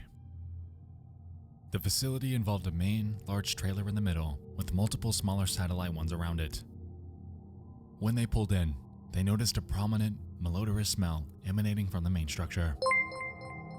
Immediately after, a broken window. They head inside, curious on what they've stumbled upon, and a body. From head to toe were bed sheets concealing their identity, and after pulling them off, they discovered that it was one of the 5 men that disappeared 4 months prior. It was Ted Wire, 80 pounds lighter and with a considerable beard, lending credence to the possibility that he took refuge here for more or less 2 months. In the bed, they discovered his body with his shoes missing.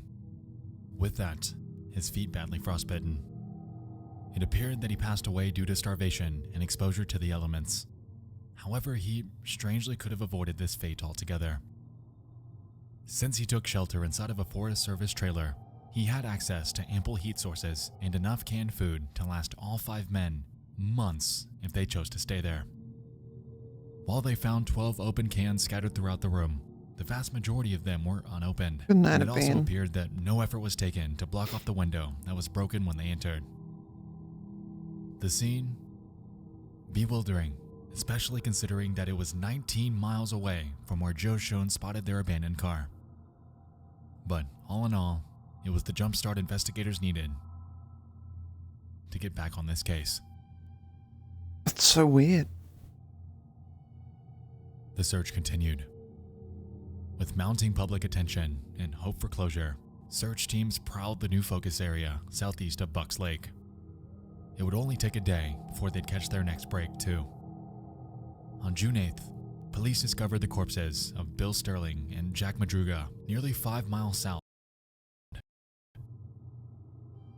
In Madruga's pocket, his car keys. It was noted that he'd been dragged a short distance and was partially eaten by animals. For Sterling, his remains were scattered around the area a few feet away. He was nothing but bones. Since the bodies were discovered closer to the vehicle and on a potential road they could have taken northbound, they believed that on their hike, the pair couldn't press on any further and met their demise through a combination of the elements and mounting fatigue. 2 days later, the father of Jack Hewitt discovers numerous articles of clothing belonging to him a couple of miles northeast of the service trailer. Soon after, his remains. Interestingly, a short distance west of their location, service blankets and flashlights were discovered lying by the road. This discovery led investigators to the belief that he and Gary Mathias more than likely made it to the trailer with Ted Wire and lived with him for an undetermined amount of time. Their reasoning was because of the existence of Matthias's tennis shoes left in the room that Wire was found in. The theories are tenuous, but they believe that they spent most of their final weeks alongside Ted Wire in the trailer.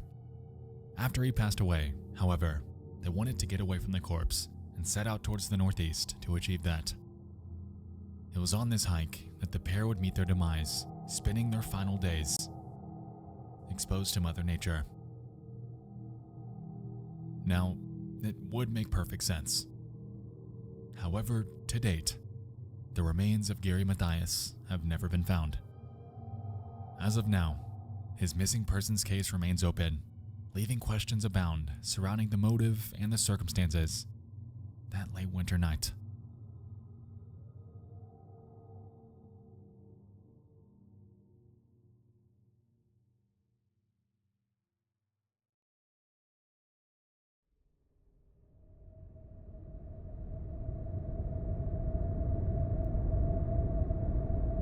But why did they go the wrong direction?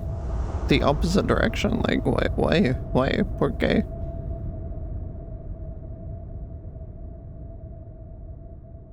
Without a doubt, there are questions about this case. The main one, though, encompasses the following. Why did they not head home? Exactly. Backing up and taking a look at this case presents an anomaly that's frequently brought up. Gary Mathias. He had a friend that lived in Forbstown, a few miles away from Oroville and where the car was found. This has led many to consider the potential that Mathias had more to do with this than some were letting on. If we take a look at their route that night, mapping it from Chico to where they abandoned the car, it makes sense. The Oroville-Quincy Highway is just north of Oroville, and the potential of Gary Mathias having driven up there in the past wouldn't be far-fetched. So let's entertain the idea that Madruga was convinced. He drove the car up the Oroville-Quincy Highway and missed the turnoff to Forbstown Road. As a result of this, he kept driving and driving until he eventually became stuck. Murder Mango VR. What a name. At this point, the events that night seem like honest, what a innocent mishaps.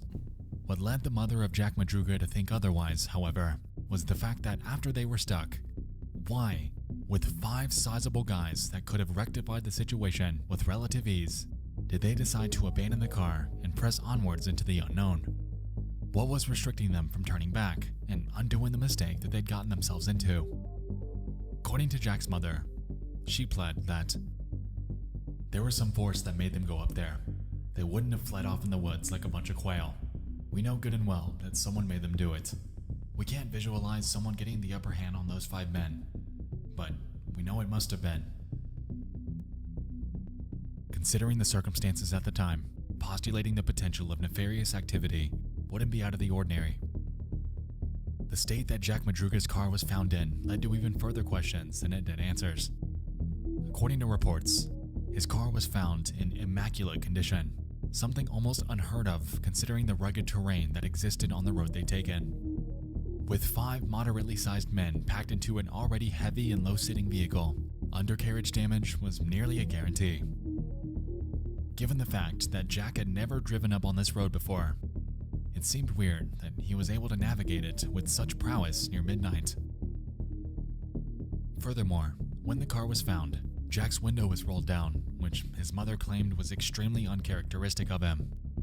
Bearing in mind that Mathias and Madruga were the only 2 with driver's licenses, suspicion grew regarding the actual driver that night. Was Jack Madruga truly at the wheel, or did Mathias demand the keys while taking them up there? Considering Mathias's numerous run-ins with the law, this wouldn't be entirely outside the realm of possibility. Prior to 1976, he was known to have been unpredictable, however straightened out after being prescribed schizophrenia medication. It was reported by his stepfather that, quote, he had no notable contact with police during the 2 years leading up to his disappearance, and he hadn't gone haywire in private during that time. The reason I bring this up is because I see it mentioned all the time on various articles and forums. However, the evidence presented, especially considering his own disappearance, is relatively insubstantial. While this is a notable possibility, in my opinion, there are others that carry a bit more weight.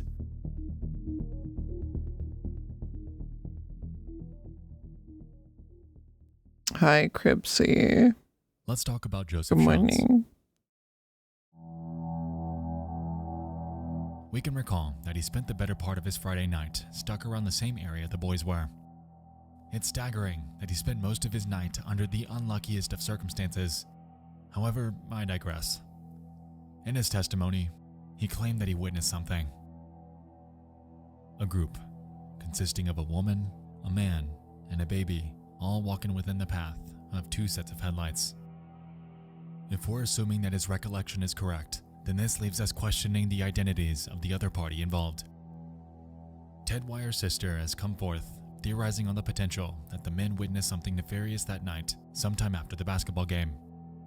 Perhaps they saw an attack or some sort of signal, whether domestic or not, and decided to follow the family to help. I'm not entirely sure how large the distance between Shones and the group he witnessed were, but hearing the cries of someone in need would surely spark some sort of desire to help instead of shutting up entirely. What am I watching? I find it strange Little that the mini headlights cut documentary. off and the conversations halted in both instances when he saw people. While the circumstances don't scream maliciousness, they definitely don't drive the situation towards innocence.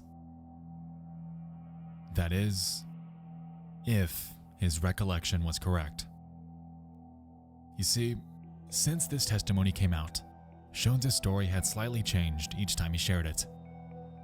While this, of course, could be a simple case of memory distortion, the notion that he changed it at all ultimately weakens his story altogether. According to sources, conversing with Shones after the fact was admittedly frustrating.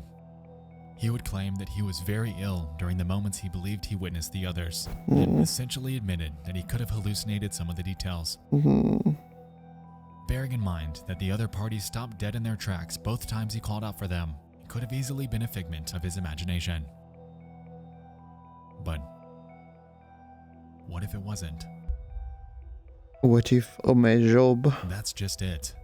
The nature of That's word-of-mouth just a testimonies, weakened by theory. the circumstances of their A situations, game ultimately theory. leave them up for debates and shrouded in uncertainty. While a nefarious situation is plausible, we can't discount the potential that the boys' predicament that night was all one big accident gone wrong.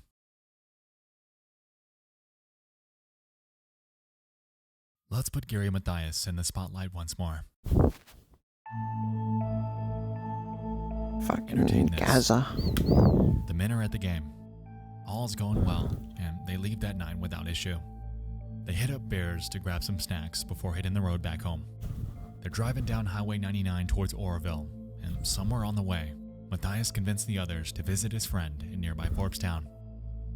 Jack agrees, and they detour right before Oroville onto the Oroville-Quincy Highway, where they eventually miss the turnoff onto Forbstown Road. The Oroville-Quincy Highway is incredibly dark at that time of night, so it would make sense. Hesitant to turn around since the highway tightly winds through the backcountry, the others suggested alternate turnoffs that were supposedly ahead. Alternate turnoffs that, as we know, they never took. Snoring? Nah.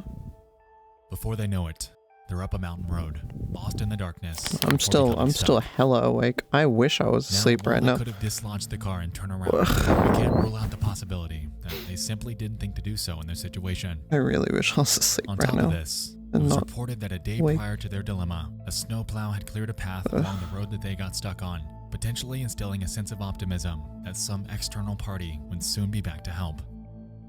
A party that... And go to sleep. So simple, Spider Psycho. Wow.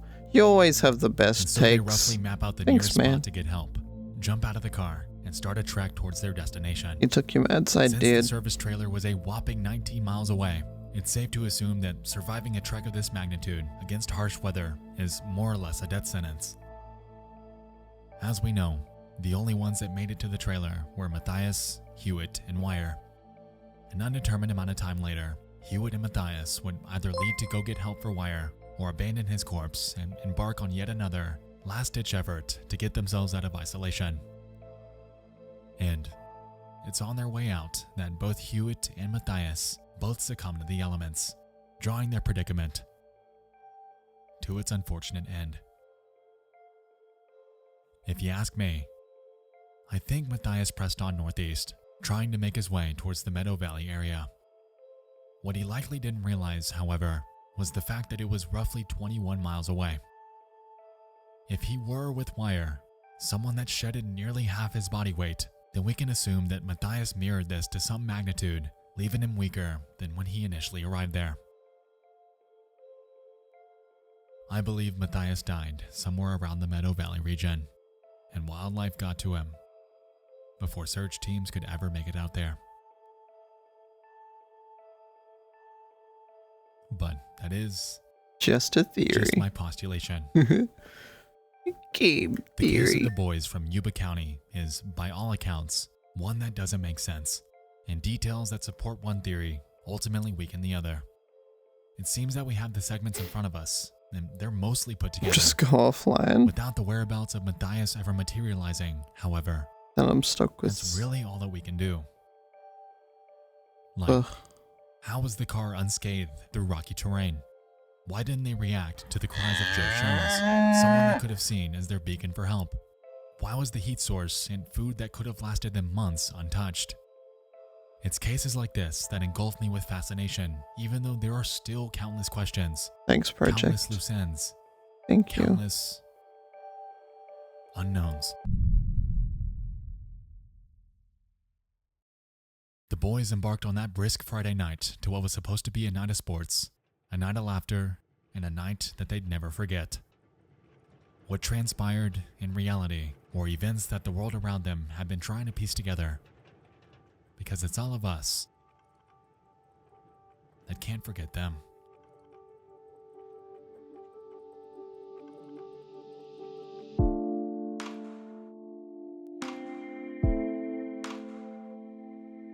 Down local pride, good old pie, look at that. Who true. It was a good video. I haven't seen like any Nexpo videos.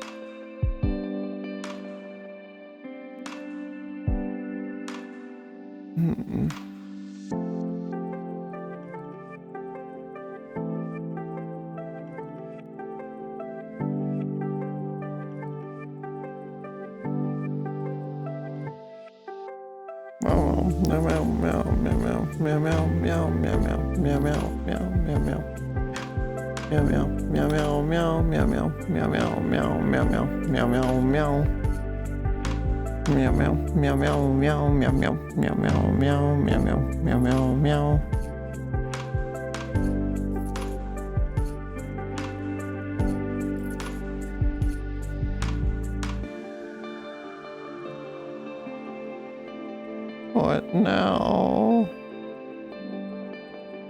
Meow harder. I don't wanna.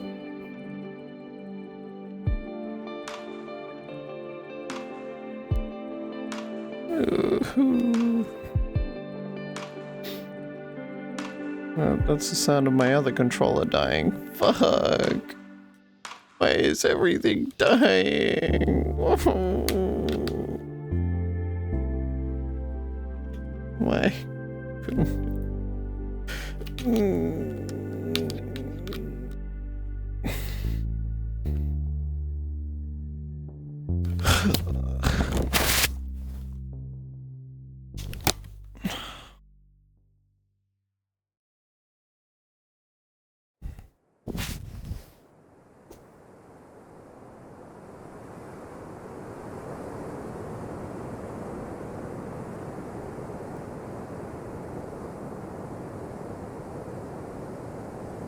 Friday. Friday. Alright, what do we got? Joseph Shones. Those are both terrible in links. National Forest. Except He for spent the better Nessie's. part of the Nessie's day is a good navigating link. his Volkswagen in hopes of returning with his family the next day. However, due to harsh weather conditions, his venture I actually- becoming stuck at 8:30 p.m. Oh yeah. Miles away from help and with no living options, he hopped out of his car to give it a push. In a strikingly unlucky turn of I'm events, really though, fucking this physical struggling exertion lead to mentally him enduring a today. heart attack Holy in shit. the worst possible place, And the worst part is in the worst possible time. fucking He returns to the confines of his vehicle, enduring the pain. I and shouldn't contemplating what to stream do. when I'm like this, but like, A short while later, though, he'd catch his biggest break. it's just a way to make sure I don't do anything stupid. Keeps me busy. Ugh.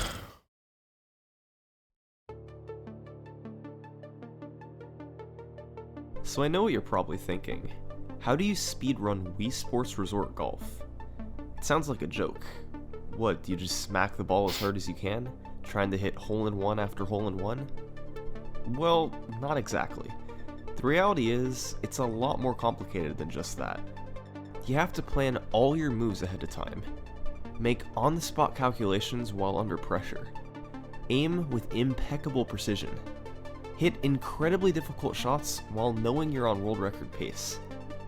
Hardly anyone is up to the task. The cost of and over the Concordia. years, I've watched just that a few video have like risen to 10 the top to times, claim a Jabari. world record for any stretch of time. Fucking This love is it. their story.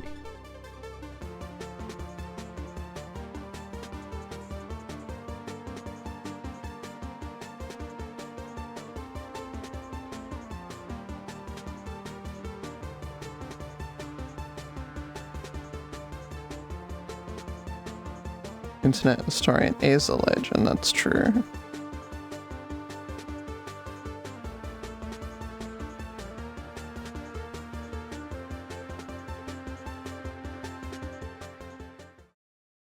Wii Sports Resort Golf is a strange speedrun.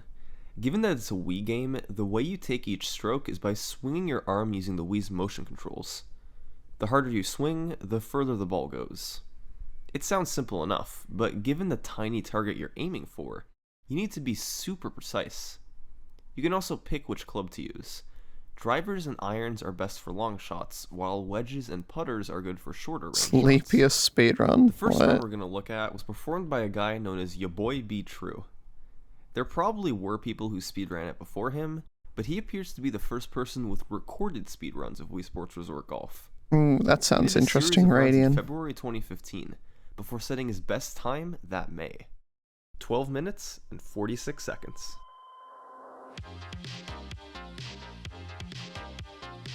True's goal was simple enough. Get through all 18 holes as fast as possible. It all started right here on hole 1. He used the driver to hit the ball down the fairway, then an iron to hit it further onto the green, then used the putter to hit it into the hole.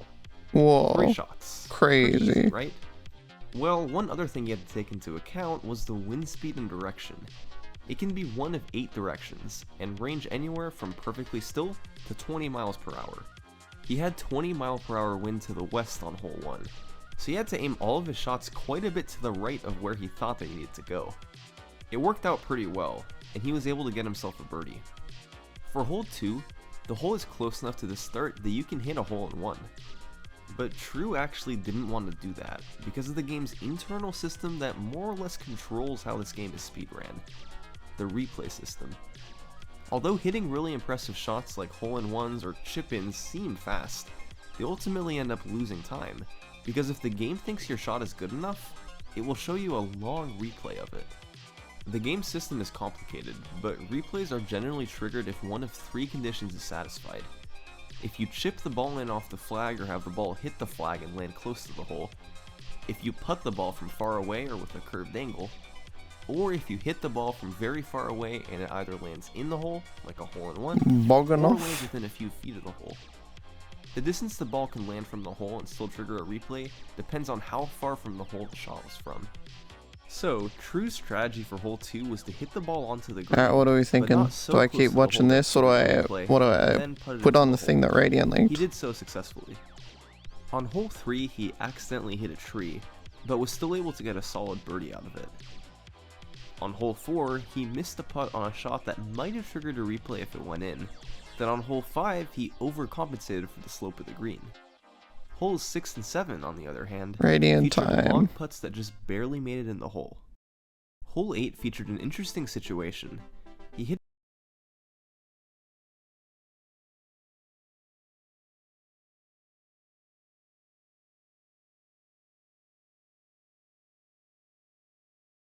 Enrico Fermi may just be the luckiest man to ever win a Nobel Prize. Fermi is Italy's top physicist.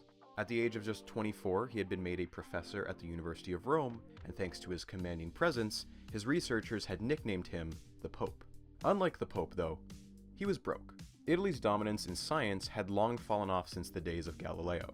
If they needed a piece of equipment, they built it from homemade scraps. If they needed protection from radiation, they would sprint back and forth down the hall to avoid getting a lethal dose. Depends on how much you enjoyed playing not the season's they were fun. trying to do the unthinkable.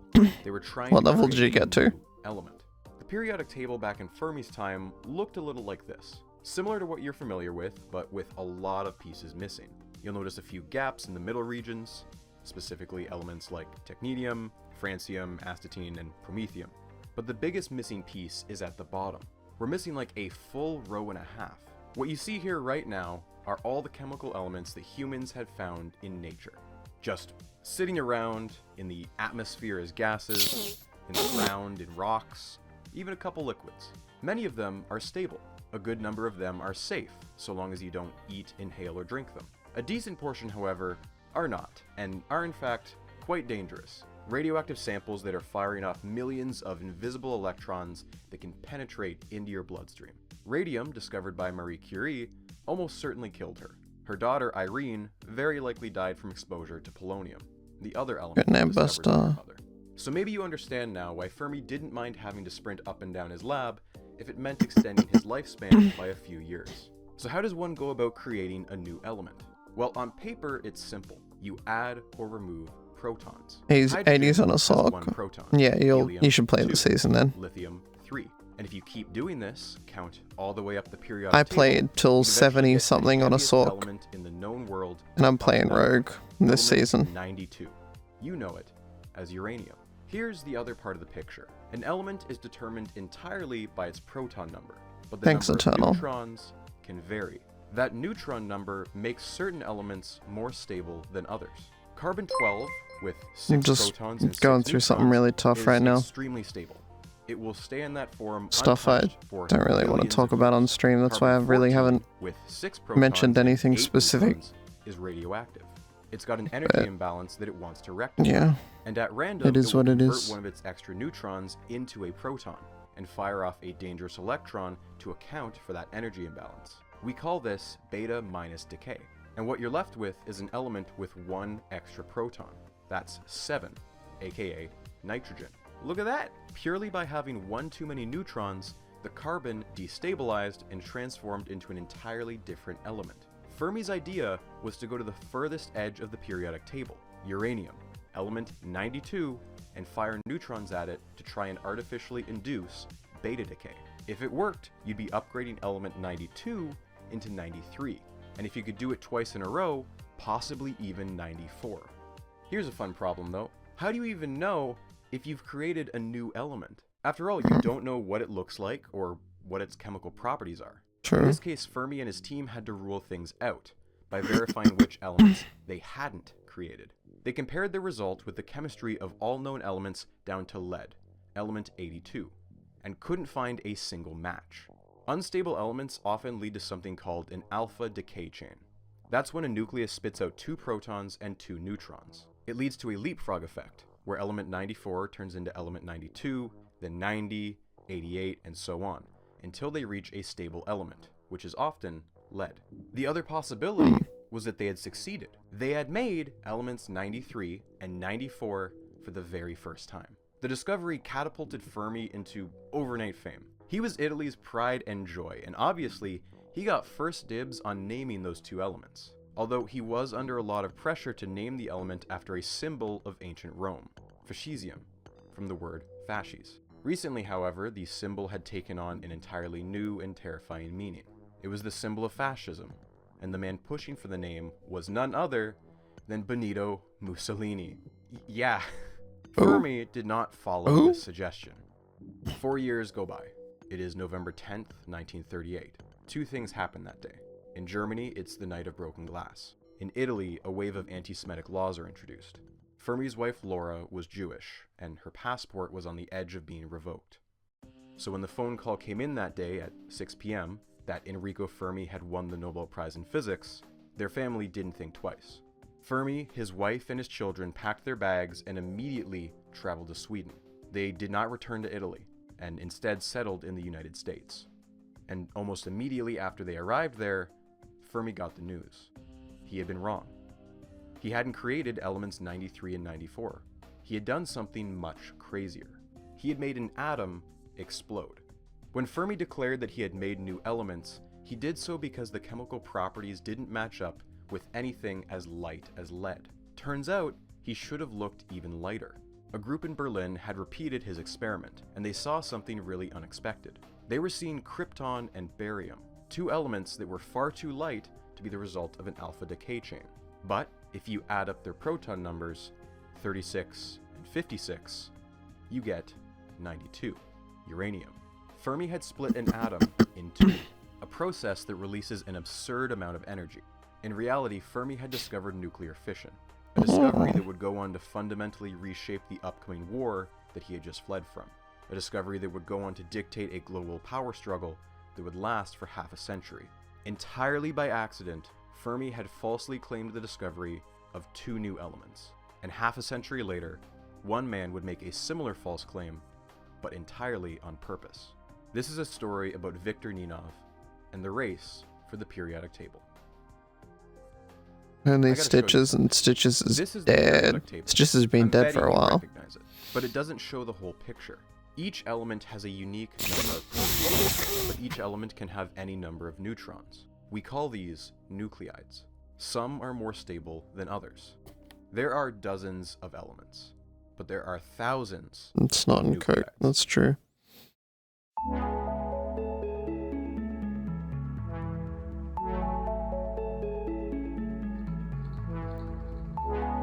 Right here.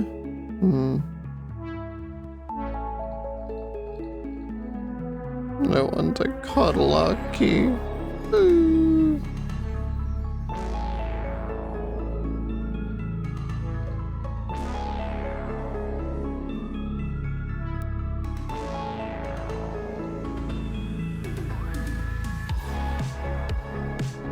Yep.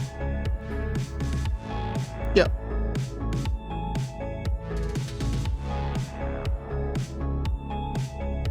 Doc, please, baby.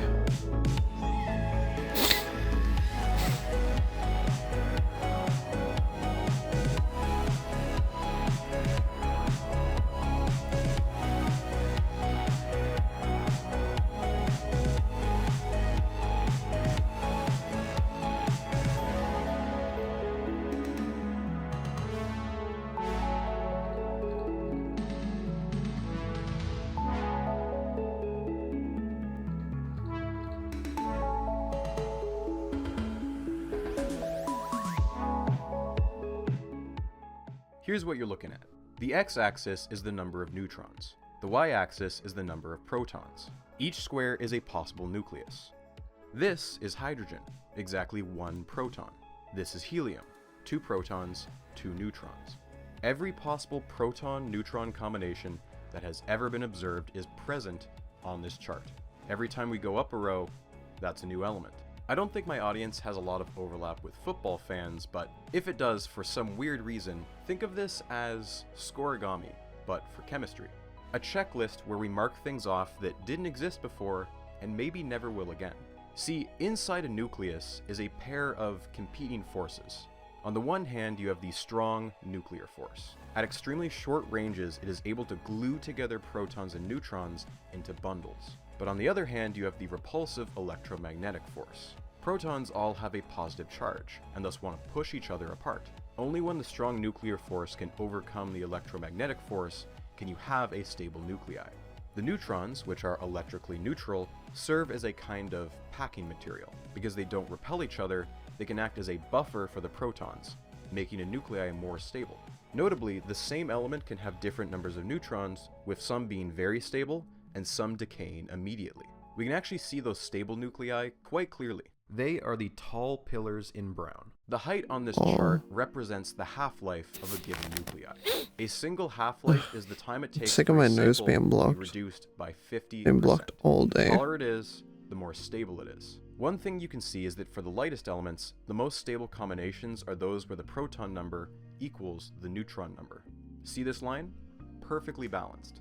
You can trace this line from hydrogen up until about calcium, and then the trend starts to diverge. For most elements, it's actually more stable to have more neutrons than you have protons. If we follow the path all the way up, we end up at lead. This is the path of stability.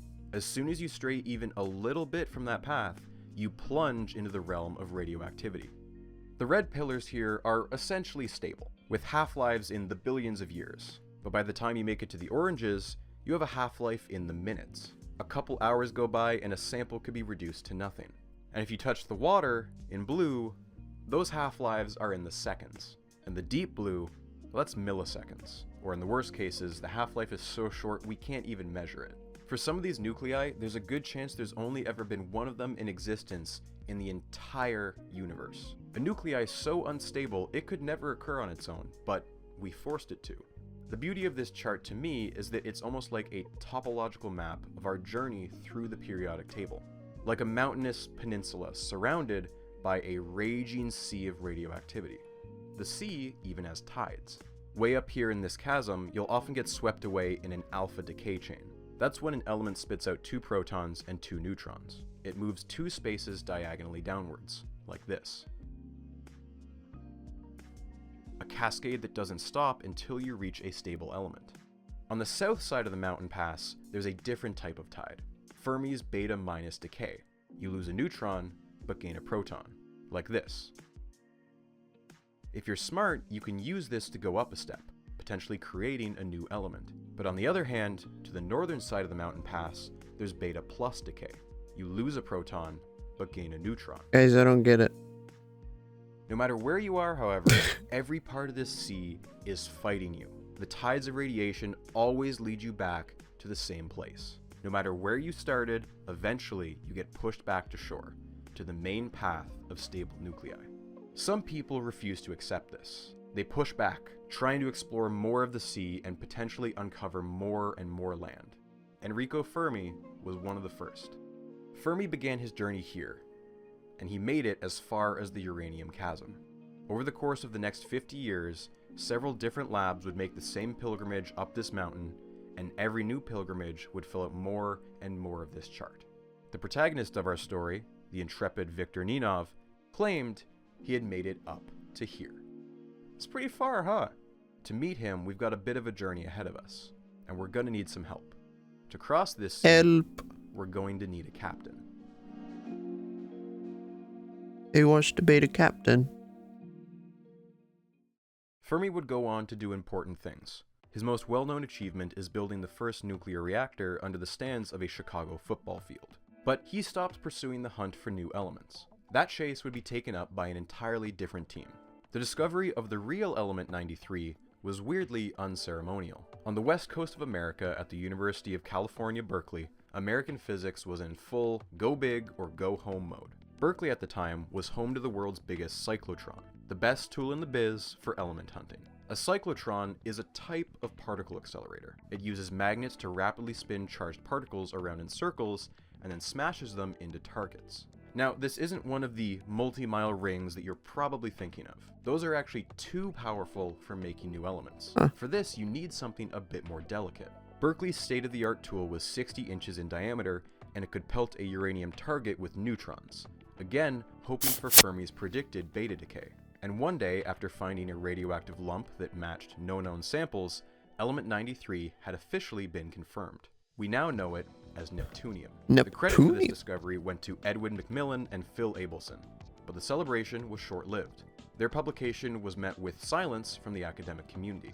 No one dared acknowledge the breakthrough, lest it give the Germans any inspiration. Although America hadn't yet joined World War II, they were preparing to, and so McMillan and the rest of the lab's top scientists were soon drafted into the war effort, working on radar, or in some cases, the Manhattan Project. That left a vacant seat to take over the element hunt. That's where our captain comes in, Glenn Seaborg. As the descendant of Swedish immigrants, they had left their home country with the last name Sjoberg. Upon reaching Ellis Island, an immigration official decided that their new name would actually be Seaborg, and it stayed that way. This customs officer had no idea that his half-assed spelling attempt would one day make it on to the periodic table. Glenn, from a young age, went wherever the tides of life took him. After his family decided to move from icy Michigan to sunny California, an 11-year-old Glenn decided to add an extra N to his name because it looked cool. Can't argue with that. Dope. And on another Yeah. day, as a 24-year-old chemistry student strolling through the Berkeley campus, someone from the radiation lab stopped him and asked if he could help them separate out some chemical samples. He was just the first chemist they found on campus. Seaborg would eventually work his way up through the lab, and with Edwin McMillan gone, he asked if he could take over as the new captain of the element hunt. Although McMillan never got to try it out, he had come up with a recipe for element 94, and good old Glenn was going to get the first crack at it.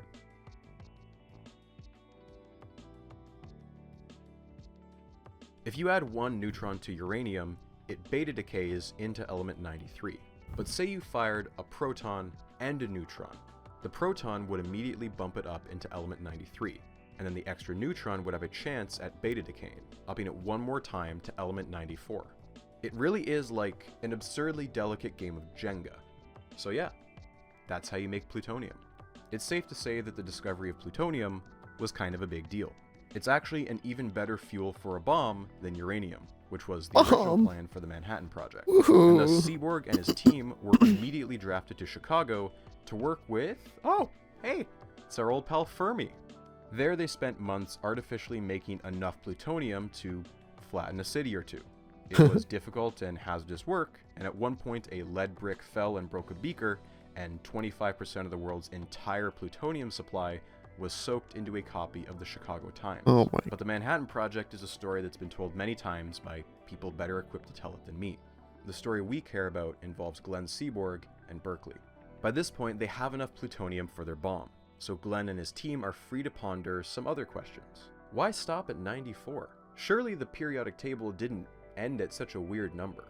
And they didn't even have to reinvent the wheel. Instead of starting with uranium, just start with plutonium and fire neutrons at that. To go back to the Jenga analogy, you're trying to build a taller tower, but the bottom rows are radioactive, and they keep disappearing on you. But as long as you're building the tower faster than it's disappearing, maybe you can find a new element. Now at this point, we're going to pick up the pace a bit. There are still a lot of missing pieces between us and our friend Victor Ninov. If you want to read more, I highly recommend the book Super Heavy by Kit Chapman. Essentially though, the timeline went something like this. Element 93, discovered by Berkeley. Element 94, Berkeley.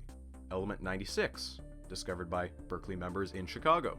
Element 95, Berkeley members in Chicago. 2 atomic bombs are then dropped on Hiroshima and Nagasaki, killing upwards of 250,000 in the immediate blast and poisoning the ground and air for decades after. Next up was element 97, once again found by Berkeley, and since they definitely earned it at this point, they named it berkelium. Element 98, hey, guess what? It's Berkeley again. They named it californium this time. With 4 elements in a row, the New York Times joked that they should have just gone with Universitium, Ovium, Californium, berkelium. It was at this point that the Nobel Academy finally acknowledged Berkeley's achievements, and so Edwin McMillan and Glenn Seaborg shared the Nobel Prize in Chemistry. Next up was elements 99 and 100, and this is going to sound extremely stupid. I swear I'm not making this up. America dropped a nuclear bomb in the middle of the Pacific Ocean, sent fighter jets through the very, very top of the mushroom cloud to collect samples, raced like hell to get the rapidly decaying lumps back to Los Alamos in New Mexico, where they were then analyzed to see if they had made any new elements. Yes, and unbelievably, they did. Since Berkeley helped out with the analysis, they were co-credited with the discoveries of 99 and 100. These were named after 2 of the field's greatest minds, Einstein and Fermi. Both of them had passed away just months earlier. And soon enough, there was element 101, again found at Berkeley, named to honor the creator of the modern periodic table. It truly was one of the most dominant streaks in scientific history. Every other lab was left playing catch-up and could do nothing but watch as Berkeley added nearly half a row to the periodic table. And there was nowhere else to go except further and further up. As of 1945, the 4 earlier gaps in the table had been filled. Elements 43, 87, 85, and 61 had all been isolated. If there were more elements out there, it was only going to get harder and harder to find them. From this point on, they would come to be known as the super heavies. As for Glenn Seaborg, he was once again going where the tides of life took him. His career took a turn when he received an out-of-the-blue phone call from John F. Kennedy, of all people, who is about to be named the next head of the Atomic Energy Commission. Later, he would become a close confidant of Lyndon B. Johnson, and they were apparently such good friends that Seaborg was regularly invited to the White House to just come hang out and chat. After he had made the fuel for the first atomic bomb, Seaborg would push hard for treaties that would limit the spread of nukes. This is not an attempt to absolve him of his role in that, but I think it's important to fully contextualize it. This is where Seaborg diverges from our story, but Berkeley does not. Every element in the streak from 93 to 101 had been discovered by a team with some sort of tie to Berkeley. From this point on, it would not be so clear-cut, and the controversy would play out on a geopolitical scale. There are a lot of famous Einstein quotes out there, but there is one I saw for the very first time while researching this video. This is what Einstein had to say on the topic of making new elements. It would be like shooting birds at night, in a country with not that many birds. So true, bestie. And he's not wrong. So Element true, hunting bestie. is essentially like gambling. The basic setup is easy enough to describe. You have a target and you have a bullet. Except both the target and the bullet are so small they're invisible, and also the target is almost certainly radioactive. And even if you do make a direct hit, there's a good chance you'll break apart or even destroy parts of your target.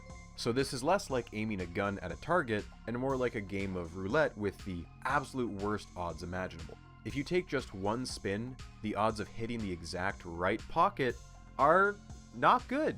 But if you take 5 million spins at the roulette wheel, your odds go from basically impossible to just barely within the realm of possibility. Yeah, the odds are terrible, but sooner or later, you're bound to get a hit. For element hunters, this means aiming a beam at a target and leaving it firing for literal months, which you can imagine gets very, very expensive.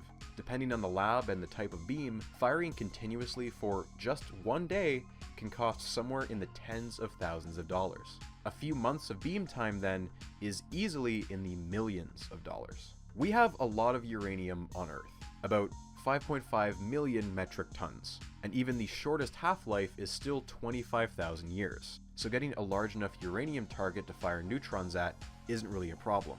So making plutonium is easy enough. But then for the next level, your target needs to be plutonium. And then after that, it's curium, einsteinium, etc.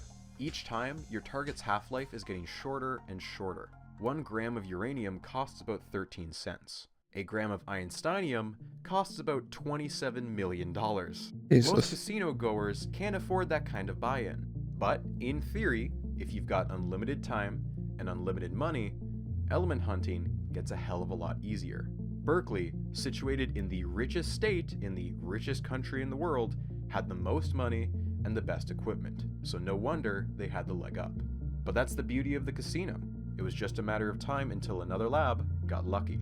While the Americans were busy building a bomb, the Soviets were lagging behind, embarrassingly so. Admittedly, they were very occupied holding off the Germans on the Eastern Front and had focused all of their scientists on metallurgy. The Soviet nuclear program owes its start to one random volunteer lieutenant on the Eastern Front, Georgy Flerov. Prior to the war, he had been following the topic of nuclear fission quite closely, only for all publications to abruptly stop talking about it in 1939 of all years. He found this bizarre, as the ability to harness the power of an atom was like the most exciting thing to come out of physics in decades.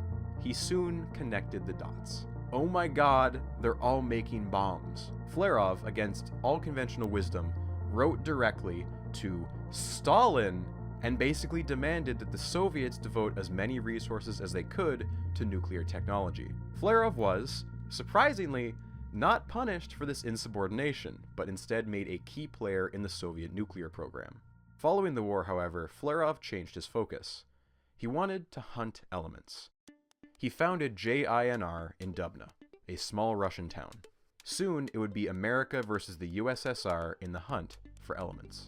Wow, science being used as a tool by rival superpowers to help fight a Cold War? Never heard that one before. Couldn't be me. It's safe to say that nearly every new element from this point on would be hotly contested, and any and all evidence would be denied by either side. These were the Transfermium Wars. and here's how they went down. First, a small lab in Sweden claims they found element 102. No you didn't, says Berkeley. Your equipment is cheap and bad and your tests not thorough enough. I agree, says Dubna, and then they both bullied Sweden until basically nobody believed Sweden had actually found anything. Berkeley tried some experiments of their own, which accidentally caused a radioactive dust spill that resulted in their lab being evacuated, and 27 people had nearly 3 months shaved off their average lifespan. Dubna then swoops in with even better results and claims 102 for their own. Then, Dubna claimed 104, 103, and then 105, so fast that all the Americans could do was try and nitpick their data and make those same elements, but just better. It didn't help that each side had their own preferred types of evidence. To confirm a new element, the Soviets preferred using spontaneous fission. Their detectors were cheaper, and nuclei that split in half were big enough that they were guaranteed to detect something. The Americans called this unreliable, as you had no idea what was being split in half. They preferred to track alpha decay chains, the long line of elements feeding into one another. Because of this split in methodology, the data from this period is a mess to make sense of. Some of it was good, but dismissed by the other side because of bias. Some of it is straight up wrong, but was pushed out the door due to urgency. It's almost as if this sort of cutthroat competitive structure leads to sloppy work. I sure hope that doesn't come back to bite anyone. For now, the element hunt had stalled. By the time you get up to element 102, your half-life is less than an hour. Before, you could rely on other dedicated labs to manufacture you enough of an element. They could ship it to you, and then you could start firing your beams at it. With a half-life of less than an hour, you couldn't even get a sample across town, much less an intercontinental flight. The quantities they were working with were getting smaller and smaller. When Berkeley claimed the discovery for curium, element 98, they did so after generating around 5,000 atoms of it. By the time they got to element 101, they had only created 17 atoms to claim the discovery. Soon enough, it was likely that any new elements would only be created one atom at a time. Singular atoms that would decay before another could join it. This clearly wasn't the end of the periodic table, but the element hunt was becoming too expensive and too impractical to continue.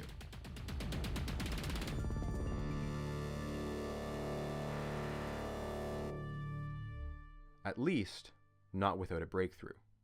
Out of the 218 total winners, only 4 women have ever won the Nobel Prize in Physics. The first was Marie Curie all the way back in the ceremony's 3rd year, for her studies of radiation. She would be the only woman to hold this title for nearly 60 years. It wouldn't be until 1963 that Maria Goeppert-Mayer would break that trend. Like many of the pioneers of nuclear physics, Maria was an alumni of the Manhattan Project. After the war, she began studying elements and their half-lives, and what at first glance appeared to be random, soon she began to see patterns. Certain nuclei were reliably more stable than others. It was almost as if there was magic numbers of protons and neutrons. Maria visualized protons and neutrons as a set of dancers engaging in a waltz. The dancers are circling around the room and spinning around on their feet. You can fit more dancers in the room if you pair them up, and by having adjacent pairs spinning in opposite directions. Certain magic numbers of dancers fit more cleanly than others. In technical terms, this results in nuclei with a higher binding energy, which in turn gives a more stable nucleus.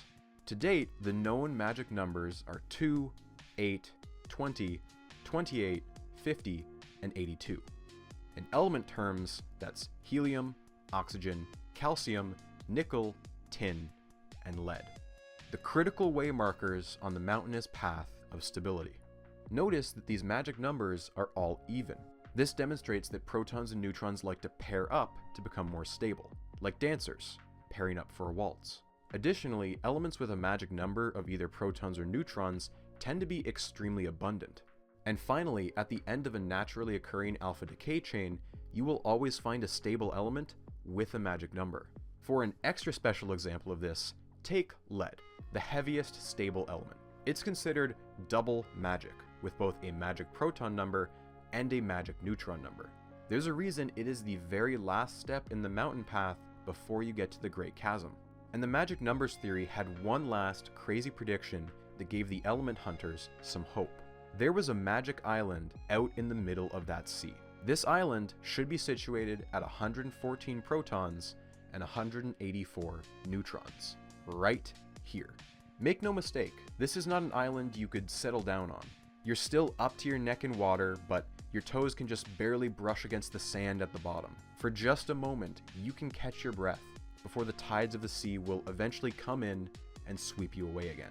And if this was true, maybe you didn't need to work your way up from the bottom, element by element. Maybe you could do it in reverse. Start at the edge of the cliff and launch yourself all the way to the island. From there, whatever element you made would likely decay into an alpha chain, and you generate all of the other elements on your way back down. They needed a catapult. Element 106 marked a turning point in the element hunt. The last 4 elements were contested by both major sides, but Element 106 was found and announced by Berkeley and Dubna the exact same month. For once, both teams agreed that it was too close to call. The tactics at this point had changed. Element 93 was made by slamming a neutron into uranium, the biggest possible target and the smallest possible bullet. By the 1980s, the thinking had changed. Why use an expensive radioactive target when you could use a much cheaper and much stabler target like lead? And instead of firing something small like helium, fire something medium-sized, like chromium or iron. Think about it. Lead has 82 protons. Iron has 26. 82 plus 26 is 108. Counterintuitively, this is actually more reliable than trying to get a single proton to join a massive nucleus. Nuclei closer in size balance each other out, and the resulting product doesn't eject nearly as many neutrons during the fusion process. Now, if this sounds too good to be true, yes, there is a reason no one had tried this before. A source as heavy as iron would need an entirely new beam technology designed from the ground up, and a detector that was more sensitive than anything that had been invented yet. The Soviets were out of money and had no hope of going any further, and the Americans over in California had, for the first time, run out of ideas. The stage was set for Player 3. This is GSI. Situated in Darmstadt in Western Germany, GSI had more than enough money to bankroll the new expensive equipment that the Soviet team couldn't afford, thanks to the post-war West German economic miracle. Their new beam could fire elements as heavy as chromium, iron, or even bismuth, all of which would hit a lead target. Over the course of just 5 years, this led to the discovery of 107, 109, and 108, in that order. For the first time, it was a true three-way race in the element hunt: Berkeley, Dubna, and GSI. As the 1980s came to a close, there were 9 elements that needed official names. In comes IUPAC.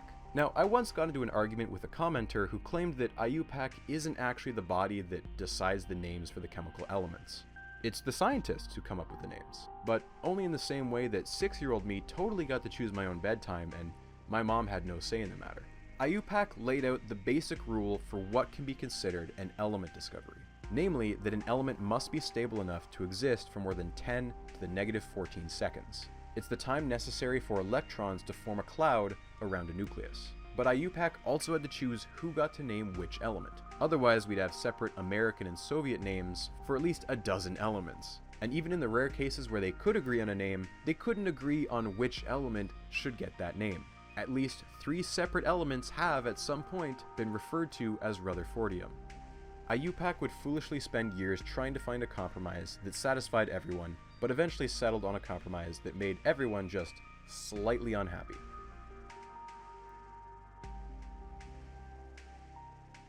Among these new names, for the very first time, was that of a living scientist. Element 106 was called Seaborgium. The captain had left a permanent mark on the sea that he had traveled for most of his life. He passed away 2 years after the name was made official at the age of 86. It was a fitting end because Seaborgium would be the last element discovered at Berkeley.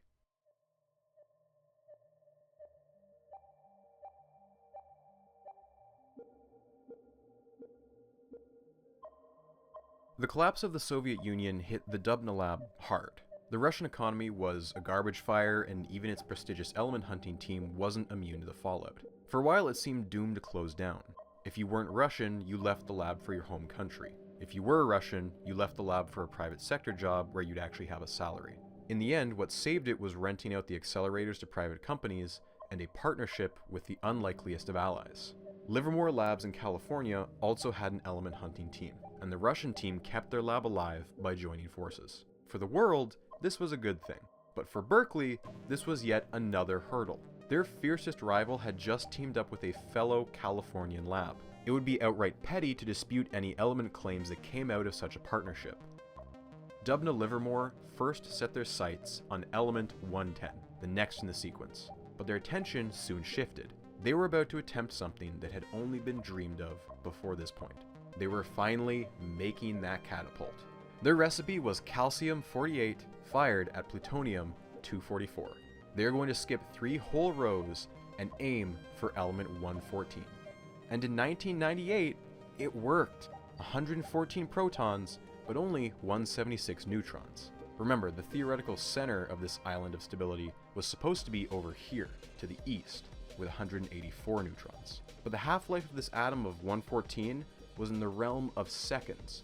Not milliseconds, full seconds. The island of stability was real, and they had found the beginning of its shoreline. IUPAC wasn't entirely convinced. They wanted some more data, so the Russians kept at it. They'd work on trying to reproduce 114 more reliably, maybe even aim for 116 as well. The German team at GSI had other ideas. Although the country had suffered its own depression due to reunification, they got back on their feet much faster than Russia, and they had spent the last 5 years upgrading their equipment. But the lab at this point was being shared by several teams with competing projects. The main accelerator had a busy queue, and you'd often only get a few weeks with the accelerator before another team got priority. The element hunting team had already spent a few of their precious weeks calibrating the beam intensity, and now they only had 4 weeks left before the next team would bump them off the schedule. It was an extremely short window for this sort of experiment. The team decided to swap out the beam to fire nickel at lead. After just 1 day, they saw the first sign of element 110. They were unbelievably lucky. Their luck continued when they found out the next experiment was delayed by 17 days. So they kept at it. They swapped out the lead target for bismuth. Bam! 1 extra proton gave them element 111. 2 elements in just as many months. A year goes by and they try firing zinc at lead. At first they get a weird reading, but they keep going. In a little over a week, they find 112. The German team had once again done the unthinkable. A hat trick of 3 elements in a row. Move over, Berkeley, the crown has officially been lost. Berkeley at this point was nearly 20 years out from their last element discovery. The Russians were probing the island of stability, and the Germans were doing victory laps. They needed a secret weapon. And so, they orchestrated a coup. Enter, finally, Viktor Ninov. Physics doesn't often lend itself especially well to the idea of a rising star in the same way that music or film does. It's a glacially paced field of study that happens behind closed doors, and where it's hard to find a photo of someone that hasn't been JPEG'd into oblivion. But if physics did have a rising star, Viktor Ninov certainly fit the bill. Ninov was born in Bulgaria in 1959. As a young man, his family emigrated to West Germany. Ninov would go on to study physics at the Technical University of Darmstadt. Eccentric does not do Ninov justice. He regularly signed his emails with "You're crazy Bulgarian." He loved biking, and even played the violin. After he met his future wife, Carolyn Cox, she turned him into an avid hiker. He would often venture into the mountains with colleagues, and had even survived an avalanche accident that left him badly injured. His travels were not limited to the ground, however. He once sailed the Pacific Ocean on a 45-foot sailboat, and somehow he still had time to be a pilot, flying a single-engine, 4-seat Aero Commander. However, none of that holds a candle to my absolute favorite of his antics. He and a colleague were on a quest to visit every Italian restaurant in Darmstadt, where they would always order the spaghetti carbonara, and they would rank them all. Let me be absolutely clear. This is a grade A bit. I would also do this. This is so funny to me. A Bulgarian man ordering an Italian pasta dish from every restaurant in a German city. 0 notes on this. Besides being well liked by the entire team, he was also essential. In 1988, GSI upgraded their old computers, and Ninov took the lead on this. He was the go-to computer tech and even wrote a custom software package called Goosey. It was a one-of-a-kind, state-of-the-art software for analyzing decay chains of radioactive samples. Whereas before you had to manually look for analog detection spikes, element hunting had gone digital. He had found himself a niche in a field that is already filled with niche experts. And over the last 10 years, he was able to add a pretty sweet bullet point to his resume. Co-discoverer of elements 110, 111, and 112. So given all of this, it was an outright scandal when Berkeley headhunted him from GSI in 1996. The man who orchestrated this headhunt was a man well into his 80s. Al Ghiorso's story is a wild one.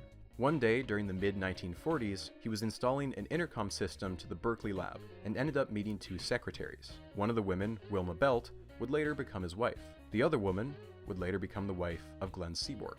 Through this mutual friendship, Glenn recruited Al when he joined the Manhattan Project because Ghiorso was gifted at making homemade Geiger counters. After the war, when they returned home to Berkeley, Ghiorso was Seaborg's right-hand man, and they had been together for every element up until 101, when Seaborg left for his political appointment. That left Al Ghiorso as the de facto head of Berkeley's element hunting team. He was meant for this job. Let me paint you a picture. In the 1940s, Al Ghiorso supposedly held the world record for the longest range ham radio. He had extended his personal one so far, he could pick up stations in Ohio all the way out in California. He never collected the prize though because he was illegally operating without a radio license. Back when Berkeley had their accelerator on one end of the campus and the chemistry lab a mile up a hill, Ghiorso would jump into his Volkswagen Beetle and in the middle of the night race at illegal speeds up the Berkeley Hill so that they could get their sample tested before it decayed into nothing. Once he nearly ran over a security guard who pulled a gun on him and he just kept driving. When Berkeley had their accidental radiation emergency when hunting element 102, it was Al who exited the building last after he calmly shut down the accelerator. Nearly half a century later, Al Ghiorso was the last remaining key figure from Berkeley's glory days. His second world record, a little more prestigious than his radio one, was for the most elements discovered. So when Al Ghiorso calls Viktor Ninov a young version of himself, you hire that man. Ghiorso was so excited that this brought him out of semi-retirement. Berkeley had a new rising star and an opportunity to be on top once again. With Ninov put in charge of the data analysis side, they needed someone to be in charge of the equipment end. That man was Ken Gregorich. He had overseen the construction of Berkeley's newest piece of tech, the Berkeley gas-filled separator. Now, they just needed a recipe. Dubna and Livermore had just made the claim for element 114. IUPAC wanted more data. Already months behind, Berkeley would have to act fast to try and scoop the element with a more convincing experiment, but they would have to use a different recipe than Dubna. Dubna had used plutonium-244 and calcium-48, neither of which Berkeley had enough of to run experiments. Also, the other problem is that the amount of required plutonium is actually illegal to use in a place as densely populated as the San Francisco Bay Area, so there was that whole thing. But they had yet another recent addition to the team who had another wild idea. Robert Smolenchuk was on a visiting scholarship from Poland. He was a theoretical physicist who had previously run some calculations that were mildly controversial. One colleague called his calculations simply mind-boggling. Robert was saying, skip everything from 113 to 117. Aim for 118. His plan was simple. Fire Krypton 86 at a lead 208 target, both of which are easy to acquire and, better yet, not radioactive.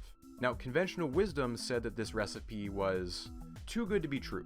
Yeah, the protons add up to 118, but the probability of the reaction was thought to be near impossible. Not Robert, though. He had published a paper in which he showed calculations where this recipe was actually more likely to occur than others. Going back to the roulette analogy, element hunting is all about probability. You gotta consider what the odds of getting a hit are against the cost to keep the beam running for weeks. And to quantify this probability, physicists had come up with a delightfully silly unit of measurement. A barn is a unit that is somewhat of a hybrid between cross-sectional area and the probability of a collision between two particles. It quite literally comes from the phrase, couldn't hit the broadside of a barn. Given its origin, one whole barn is considered a comically large target, as in it would be very difficult to miss a target of one barn. When it came to element hunting, the size of this target had been shrinking exponentially for decades. These days, reactions are measured in picobarns, trillionths of a barn. Take a look at this chart. On the horizontal axis, you see the atomic number of the element you're trying to create. And on the left-hand side is the estimated measure in barns. You'll notice that this is a logarithmic scale. As you go from element 102 to 110, the probability has gotten worse by a factor of nearly 10 million. Talk about diminishing returns. One thing you might notice, however, is the probabilities go up very slightly around element 114. This is one of the indications that the magic island of stability isn't just a mirage, and suggested that the Russian team were onto something.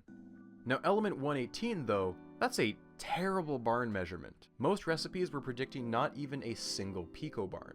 When you get down to the picobarn level, if you have your beam running constantly, you might be able to produce one single atom a week, which you might not even detect. And you're out hundreds of thousands of dollars. Once you go below a picobarn, you'd be lucky to get even a single atom for an entire month's worth of beam time.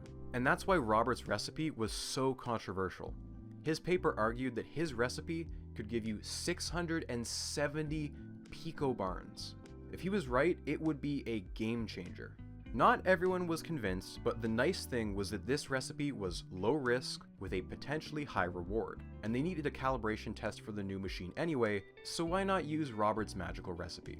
No one was expecting an immediate breakthrough, and yet that's essentially what they got. The experiment began on April 8th of 1999. Most of the lab had left for Easter break. The one exception was Ninov, who stayed behind to analyze the results.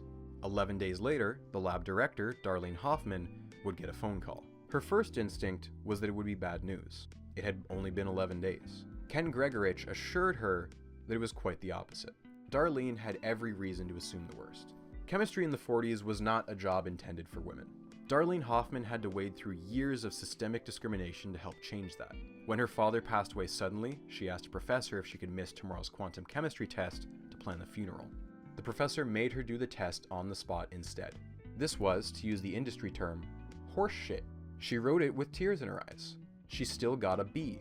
She persevered and finally got hired as a nuclear chemist at Los Alamos. But when she got there, she was told that women weren't hired to work in that division. While HR sat on their ass pretending to do anything, Darlene found her soon-to-be supervisor at a party who immediately fixed the situation. And then her security clearance magically went missing. Wow, that's weird. It took 3 more months before Darlene got access to the lab, and she had just narrowly missed out on what could have been a career highlight. Remember that atomic bomb that the fighter jets flew through? They went to Los Alamos, and because of bureaucratic nonsense, she missed out on being part of the team who discovered elements 99 and 100. A loss that filled her with rage that she funneled into her work. And now, as she entered her 70s, she was beloved by nearly every chemist that she came into contact with. And she was in charge of Berkeley's element hunting team. So yes, she wanted an element. She wanted it a lot. Just a few minutes after the phone call, Gregorich, a visiting professor named Walter Loveland, and Viktor Ninov had come to her office. Ninov had found something incredible in the early results. Notably, Ninov didn't want to show Darlene the results at first, but he was outvoted because why wouldn't you? To better illustrate what he had observed, Ninov drew his colleagues this diagram. Picture-perfect alpha-K chains that ended in element 106. If this was legit, the team had found not just 118, but 116 and 114 as well. With the IUPAC decision still out on 114, this was 2, potentially 3 new elements that belonged to Berkeley. Their first in 25 years. Darlene Hoffman was going to get her wish 3 times over. Ninov, in as much dizzy as everyone else, jokingly asked, "Does Robert talk to God?" Now, they didn't immediately announce this to the world finding. It took a few weeks and another experiment, and one more alpha-K chain was found. Before they had now, the team reasoned one may be a fluke, but the other 3 were legit. Not only that, they sent the results to GSI. They also gave the green light. In June 1999, Hoffman and Gamersupps, 2 titans of the element hunt, held a press conference and announced their 2 new elements. The eventual paper was submitted to physical review letters on May 25th, 1999. Everyone from the semi-retired Gamersupps to the fresh-faced grad students got to be on it. Viktor Ninov was first author. Given how successful Robert's recipe had been, Ken Gregorich thought that the next logical step was to simply swap out the lead target for bismuth. With that extra proton, maybe they could find element 119. Now make no mistake, if an element was going to be named after someone in the group, it wasn't going to be Ninov. The obvious choice, the one already being thrown around, was Georgium. Al was the current world record holder and the only person who had a legacy comparable to his late friend Seaborg. But Ninov clearly had a bright future ahead of him. With potentially 5 elements under his belt, he was clearly ready to carry the torch. He didn't get to carry it for long.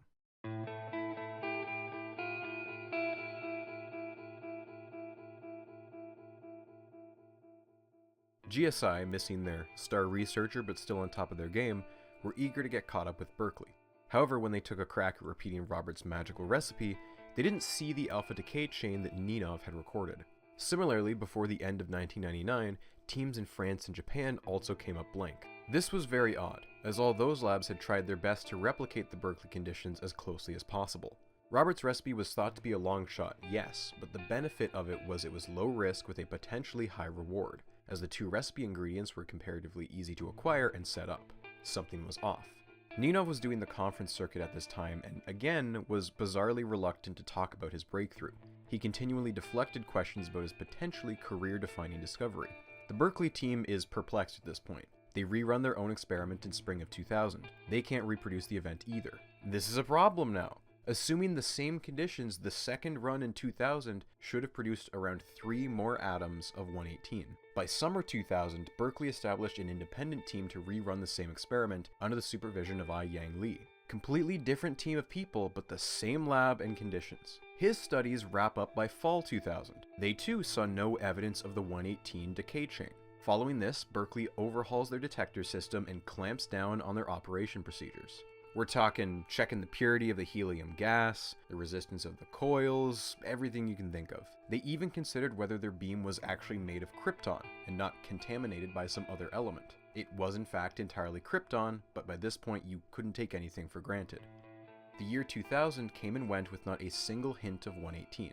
By April 2001, they're ready to begin testing their new setup.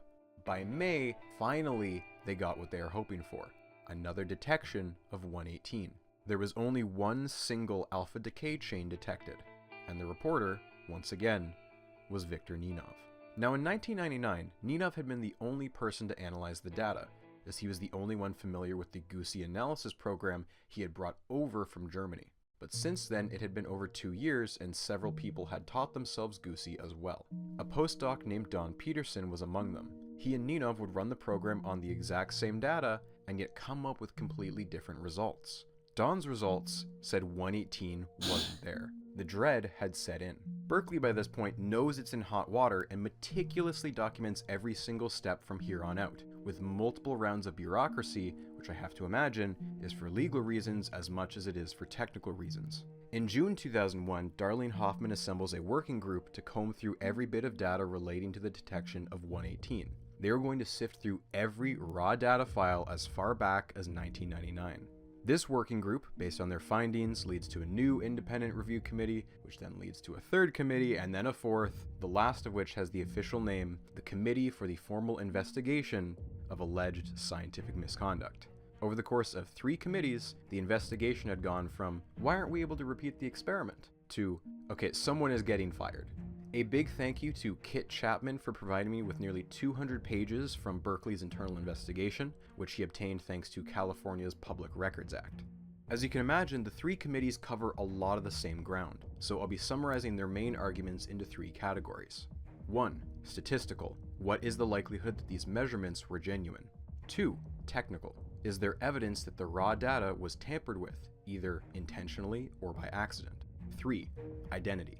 If anyone, who is to blame? We'll start with statistics. When the other labs attempted to verify the Berkeley results, they found nothing. This was odd because those labs actually had better beam setups. They had a higher chance at producing 118 than Berkeley. Berkeley was capped at 1.6 times 10 to the 18 krypton ions. GSI and Riken had a combined total of 4.9 times 10 to the 18, which is nearly 3 times as many. If you interpret that statistic in the most generous way possible, that's like being able to spin the roulette wheel 3 times as much. Together, they should have seen around 3 times as many atoms of 118. Again, just like a roulette wheel, this doesn't mean it can't happen, just that it's statistically unlikely. Another physicist, H.K. Schmidt, ran an analysis on the decay chains from an earlier study of element 110, and then compared that to the data from 118.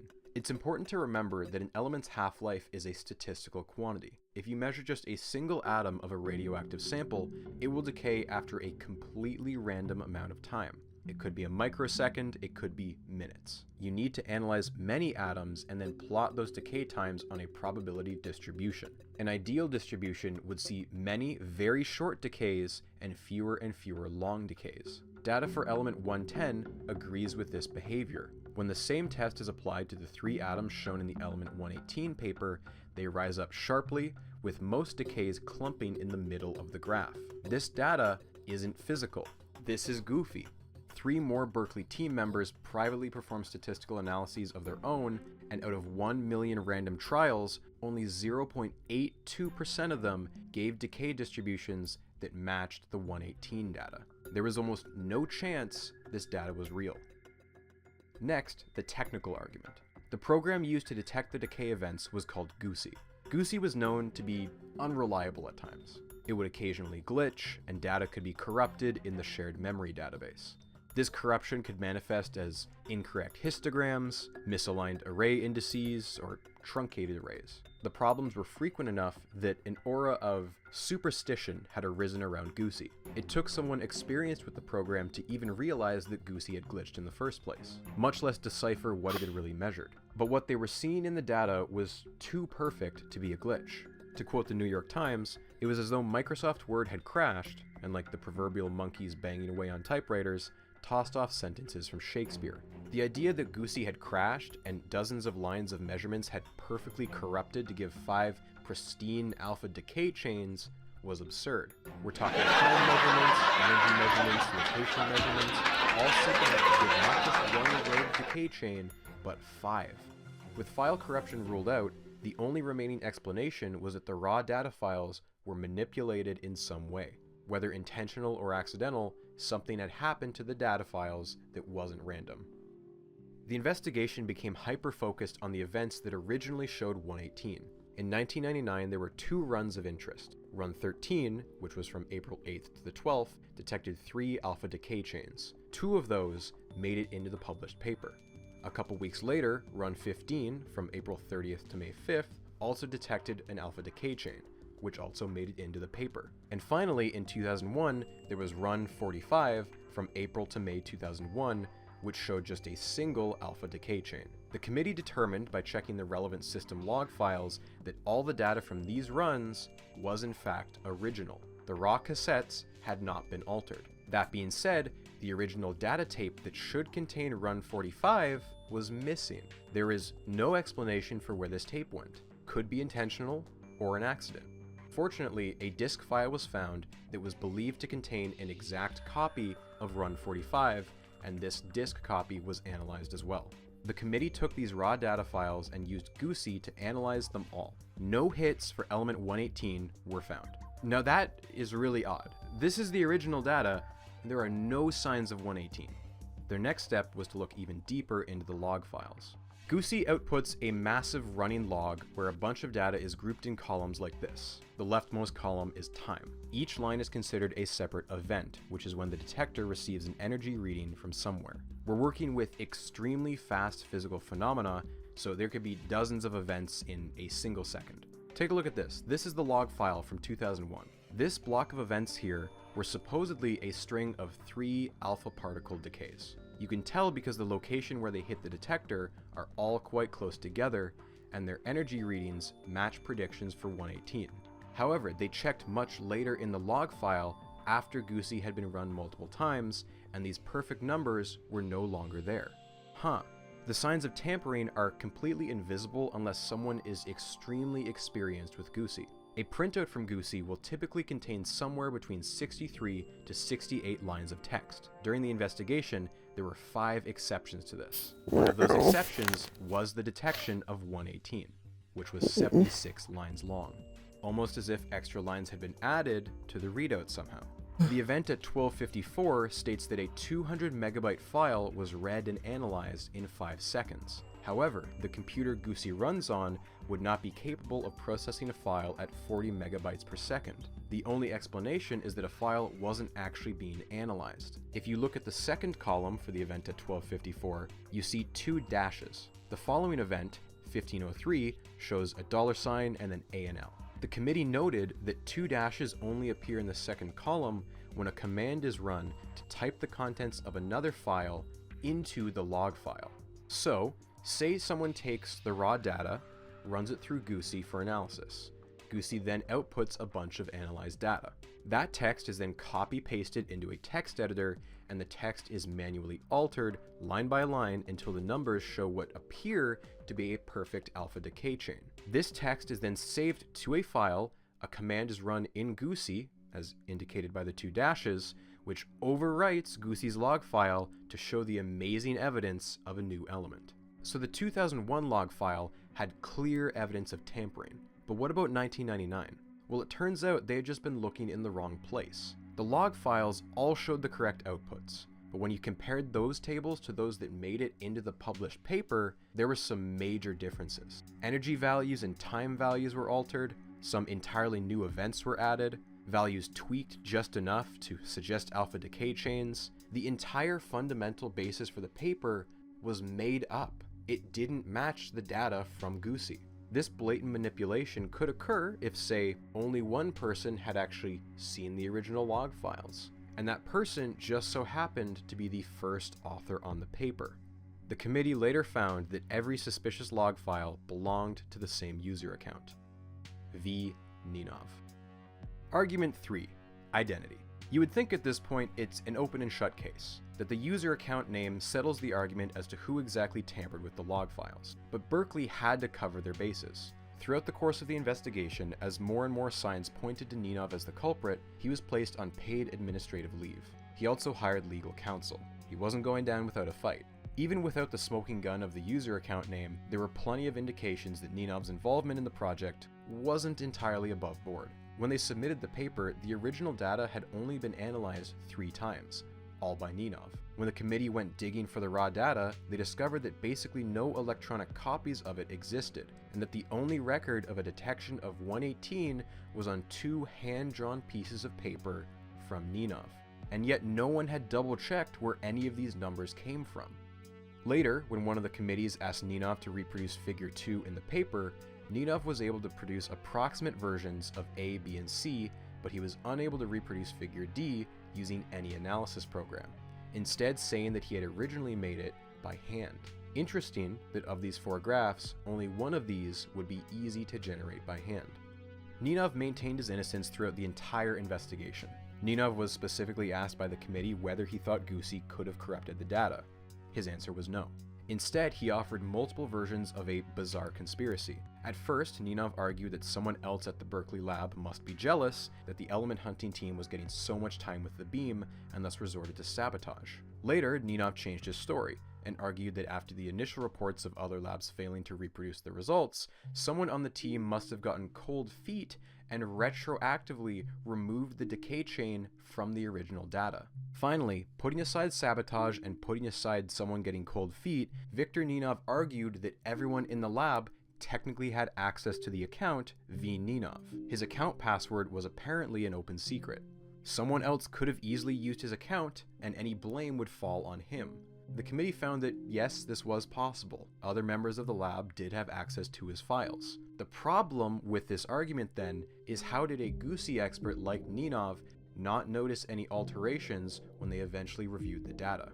Similarly, in October 2001, Berkeley submitted a retraction of their paper to Physical Review Letters.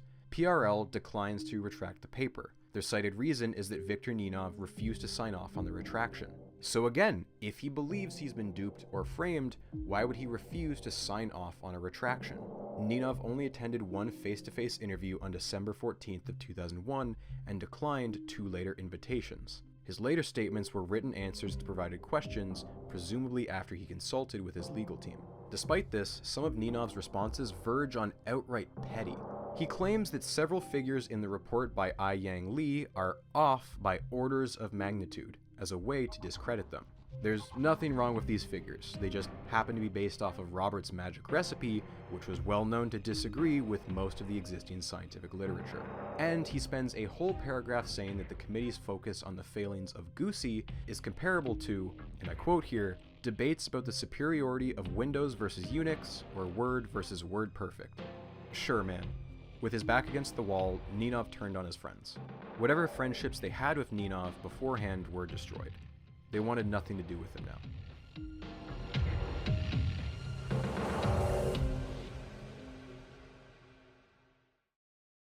The hammer came down quick. Ninov was placed on administrative leave on November 21, 2001, a week before the misconduct investigation began. He was officially fired in May of 2002. After being fired, he filed a grievance with the University of California, Berkeley, but nothing ever came of this. The paper was finally retracted after nearly an entire year. None of his co-authors were implicated in the fraud, although that didn't stop the committee from having a few harsh words for them. They homed in on what they saw as a shocking weak link in the scientific review process, relying on only a single person, Ninov, for the analysis that underpinned the entire claim of element 118. Yes, Ninov was the sole expert at Goosey, but that still didn't prevent anyone from looking at the raw data files. Part of the issue here may stem from the management hierarchy. The experiment was essentially co-led, with Ken Gregorich leading the machining side and Ninov leading the analysis side. As such, he was able to avoid scrutiny. And finally, the lab as a whole was criticized for a stunning lack of documentation, especially for the breakthroughs in 1999, which as we know now, were recorded entirely on just 2 pieces of paper. Heinz Gagler was a friend of Ninov's when they both worked at GSI. Ninov would often crash at his house when they went on hiking trips. Victor was so well received when he came to Berkeley. He had full support, and because of that, one didn't look too carefully into the analysis he was doing. It was a total disaster. Did it destroy Berkeley? Of course it did. Berkeley was Berkeley. The outside world doesn't want fake news. The show was over. Ken Gregorich prefers not to talk about the scandal at all. It was a dark period, and it's gone, and I'd rather leave it at that. It's a similar case for Darlene Hoffman. She never got her element. For those at the top, it's mortifying to have such a blatant case of fraud occur under your watch. And on the other hand, you have a handful of 20-something grad students whose names made it onto that paper. Even if you had just a single shift running the cyclotron during the experiments, your name got on the paper. You had nowhere near enough knowledge or responsibility to even consider fraud as a possibility. And now at the very start of your professional career, your name will permanently be part of a retracted paper. Suddenly, your resume goes from being a golden ticket into any lab you want to a radioactive warning sign. To some, it would be better to just erase 2 years from your career history. And the damage wasn't entirely contained to Berkeley. Sigurd Hoffman had been Ninov's boss at GSI. Elements 110 to 112 had been verified by other labs at this point. The data used in GSI's initial publication held up under scrutiny. Their elements were legit. And yet, they also used Goosey in their lab, and Ninov had been their Goosey expert. Sigurd recalls one day when they were searching for 112. Ninov still worked there, and early on, only a week into the experiments, Ninov said he found something. Sigurd immediately asked to see a printout of his findings, all the raw data, but Ninov said he was busy. He'd do it after lunch. A bizarre thing to say when you may have just found a new element. The printout wouldn't have been time-consuming, it should have just been instant. And yet it took all day for Ninov to get around to it, and show it to Sigurd. When Sigurd saw it, he was confused. It was missing data, and it didn't quite look like a decay chain. He told Ninov it wasn't good enough, and they'd have to wait for more data. He didn't think much of it at the time, because just a week later, they had seen the real deal. Ninov's odd decay chain was only briefly mentioned in the paper. Almost no focus was given to it. At the time, it was easy to forget about. Now, with the benefit of hindsight, it was clear that Ninov had attempted to fake element 112 too. Sigurd went back and looked at the raw data files.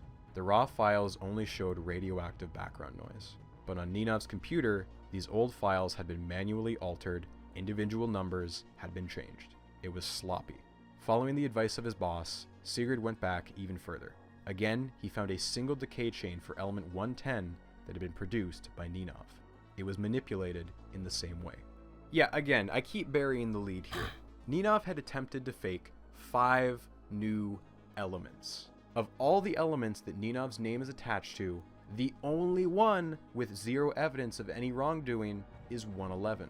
The only reason Ninov got away with his first 2 fakes was because his team had found the real thing soon after. They ended up publishing a follow-up paper on their work for elements 110 to 112, where they said, in 2 cases, we found inconsistency in the data, which led to the conclusion that for reasons not yet known to us, part of the data used for establishing these 2 chains were spuriously created. Reasons not yet known to us. Yeah. They did not mention Ninov, but the implication was clear. They were not hit nearly as bad as Berkeley, but it still did lasting damage. Exactly how much damage is hard to say. When GSI requested permission to begin searching for elements as high as 126, higher-ups rejected the proposal. As Kit Chapman says in the book Super Heavy, "I've seen the internal report. However, it would be misleading and disrespectful to everyone involved to say that the Ninov fraud was the only reason that GSI fell behind in the element race. The truth is far more complicated." Let's take stock of what we know up to this point. First, we have the element race as a whole, a highly competitive and volatile field of study which is prone to labs doing sloppy work just to have first dibs on an element. Secondly, Berkeley, a once dominant, highly respected institution who hasn't had a victory in over 25 years, and thus is even more desperate for a win. Third, they've just poached a young up-and-comer in the field from a rival lab with his name already tied to 3 elements. He is widely considered to be the field's next superstar, and he's brought over a custom software program that only he knows how to use. All of this is a recipe for disaster. It's impossible to talk about the Ninov fraud without also touching on the other major physics fraud from that same year. Jan Hendrik Schoen was similarly fired from Bell Labs for faking years' worth of data on organic semiconductors. It was these 2 high-profile frauds together in such short succession that forced the American Physical Society to revise its guidelines on research misconduct. No one had ever expected someone to be so brazen as to fake data in such a public way until now. Moving forward, co-authors have the responsibility to vouch for the work of their colleagues, not simply defer culpability because they had no direct involvement. In both cases, the fraud occurred because of a single weak link. What I find interesting is how these 2 cases diverge. Although his exact motive was unclear, there is a reasonable argument you can make that Schoen was pushed to fake data in order to keep his job during an economic collapse. And those lies snowballed until he couldn't cover his tracks anymore. Ninov does not have a similar motive. Again, much like Schoen, some suspect that Ninov was trying to get ahead of Berkeley's rivals by planting his flag on a discovery he thought was a safe bet. Someone was bound to discover it for real sooner rather than later. If he was really taking a gamble, he severely underestimated just how bad the odds were. Al Giorso said it best. Why he did it, I don't know.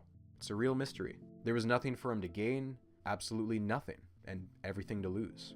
He was almost glad that his good friend Seaborg had already passed away at this point. He would have been one of the co-authors. This would have just about killed him. Viktor Ninov no longer works in physics. Since being dismissed from Berkeley, he briefly worked as a professor of physics at University of the Pacific, but since 2006, he has held a variety of engineering positions at a few different California companies. He is now in his 60s.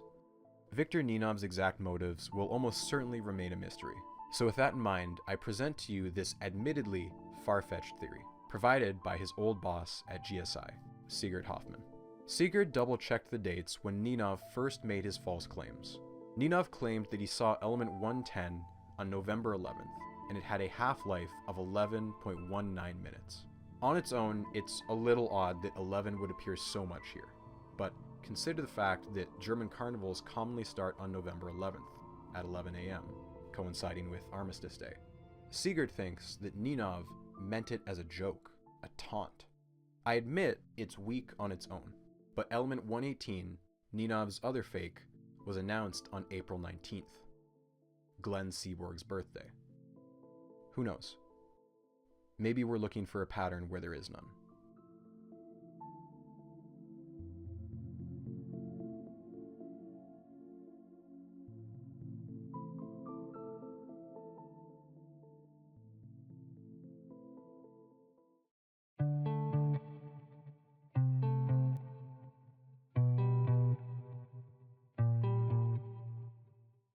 The only labs that survived the Ninov scandal completely untarnished were Dubna and Livermore.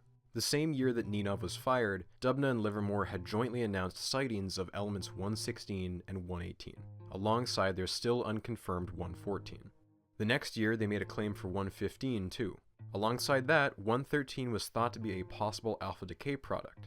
This was a partnership that seemed impossible just 20 years earlier, but a Russian-American collaboration was bulldozing everyone else. Of course, Berkeley and GSI weren't just going to roll over and accept this new state of affairs, right? The Livermore group found themselves at a conference in 2009 in Salt Lake City. Unexpectedly, they were approached by a researcher who told them, "Here's some data, hot off the press, no one has seen it.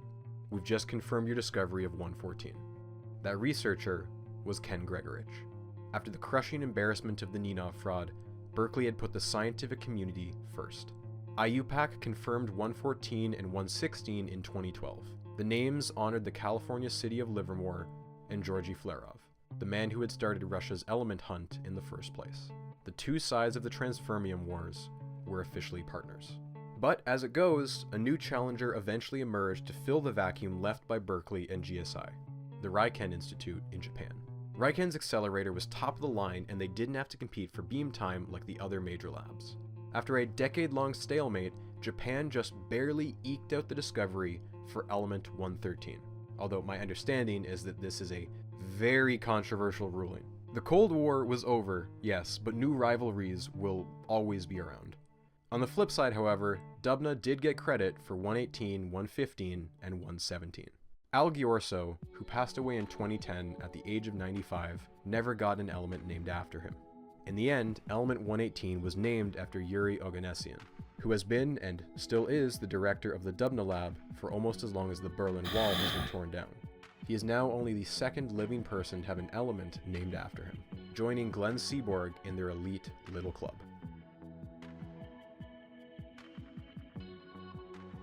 Element 118 marks the end of the 7th and to date final row of the periodic table. There is almost certainly an 8th row to the table. Right now, the first claim to that row looks like it belongs to either Dubna Livermore or Riken. 119 and 120, when they're found, hopefully within the next 5 years, will start that new row. There are a few different recipes being tried out. Riken wants to try vanadium and curium. Dubna Livermore wants to try titanium fired at berkelium. None of these are particularly easy to make a beam for. Calcium-48 is by and large the best material to use for beams, but that would require a target of Einsteinium to make 119, and that's expensive. There's even an ambitious plan to swap the concept of the beam and the target. Make medium-sized iron the target, and make ultra-heavy plutonium the beam. At this point, nothing is too crazy to rule out completely. In all likelihood, when 119 and 120 are found, they'll belong here. After that, though, no one really knows what's going to happen. Maybe we'll need a third row, completely detached from the rest of the table.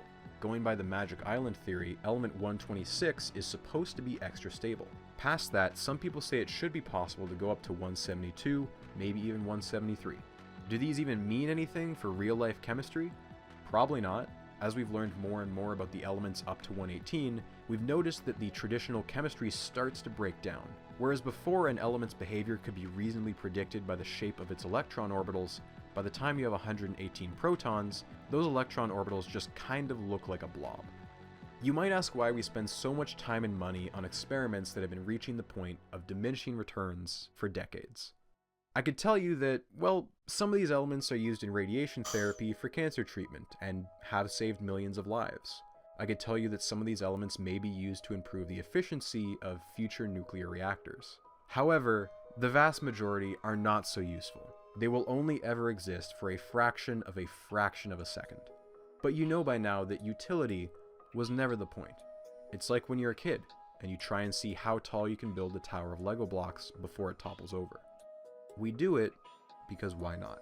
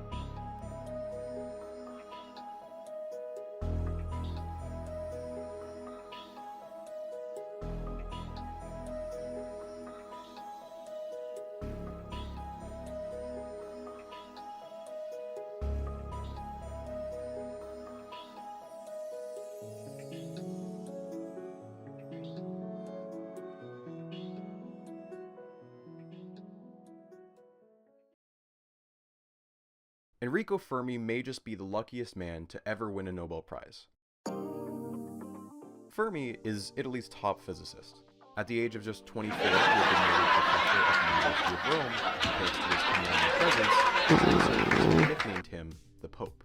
Unlike the Pope, though, he was broke. Italy's dominance in science had long fallen off since the days of Galileo. If they needed a piece of equipment, they built it from homemade scraps. If they needed protection from radiation, they would sprint back and forth down the hall to avoid getting a lethal dose of whatever chemical concoction they had just made.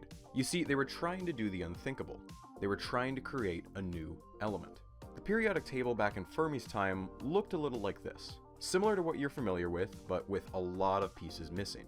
You'll notice a few gaps in the middle regions, specifically elements like technetium, francium, astatine, and promethium. But the biggest missing piece is at the bottom. We're missing like a full row and a half. What you see here right now are all the chemical elements that humans had found in nature. Just sitting around in the atmosphere as gases, in the ground in rocks, even a couple liquids. Many of them are stable. A good number of them are safe, so long as you don't eat, inhale, or drink them. A decent portion, however, are not, and are in fact quite dangerous. Radioactive samples that are firing off millions of invisible electrons that can penetrate into your bloodstream. Radium, discovered by Marie Curie, almost certainly killed her. Her daughter, Irene, very likely died from exposure to polonium, the other element discovered by her mother. So maybe you understand now why Fermi didn't mind having to sprint up and down his lab if it meant extending his lifespan by a few years. So how does one go about creating a new element? Well, on paper, it's simple. You add or remove protons. Hydrogen has 1 proton, helium 2, lithium 3. And if you keep doing this, count all the way up the periodic table, you'd eventually get to the heaviest element in the known world up to that point, element 92. You know it as uranium. Here's the other part of the picture. An element is determined entirely by its proton number, but the number of neutrons can vary. That neutron number makes certain elements more stable than others. Carbon-12, with 6 protons and 6 neutrons, is extremely stable. It will stay in that form untouched for billions of years. Carbon-14, with 6 protons and 8 neutrons, is radioactive. It's got an energy imbalance that it wants to rectify, and at random it will convert one of its extra neutrons into a proton, and fire off a dangerous electron to account for that energy imbalance. We call this beta minus decay, and what you're left with is an element with 1 extra proton. That's 7, aka nitrogen. Look at that! Purely by having 1 too many neutrons, the carbon destabilized and transformed into an entirely different element. Fermi's idea was to go to the furthest edge of the periodic table, uranium, element 92, and fire neutrons at it to try and artificially induce beta decay. If it worked, you'd be upgrading element 92 into 93, and if you could do it twice in a row, possibly even 94. Here's a fun problem though. How do you even know if you've created a new element? After all, you don't know what it looks like or what its chemical properties are.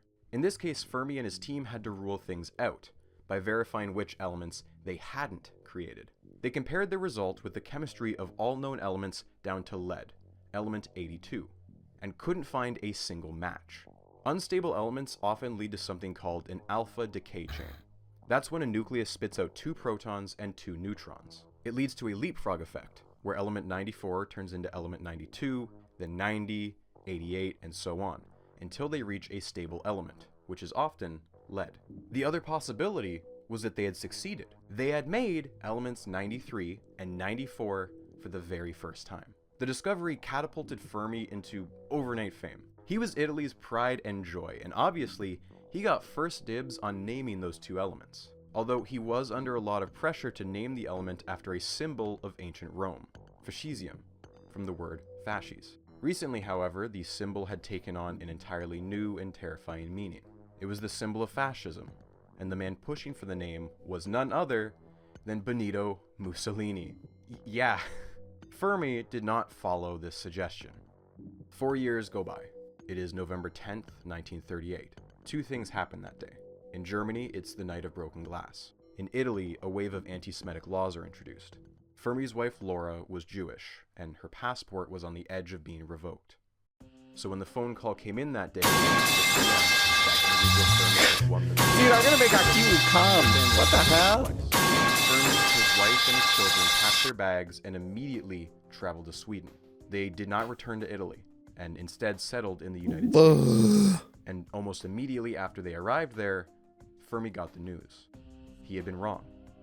He hadn't created elements 93 and 94. He had done something much crazier. What the fuck He was made that? an atom explode. When Fermi declared that he had made new elements, he did so because the chemical properties didn't match up with anything as light as lead. Turns out, he should have looked even lighter. A group in Berlin had repeated his experiment, and they saw something really unexpected. They were seeing krypton and barium, two elements that were far too light to be the result of an alpha decay chain. But if you add up their proton numbers, 36 and 56, you get 92, uranium. Fermi had split an atom in two, a process that releases an absurd amount of energy. In reality, Fermi had discovered nuclear fission, a discovery that would go on to fundamentally reshape the upcoming war that he had just fled from, a discovery that would go on to dictate a global power struggle that would last for half a century.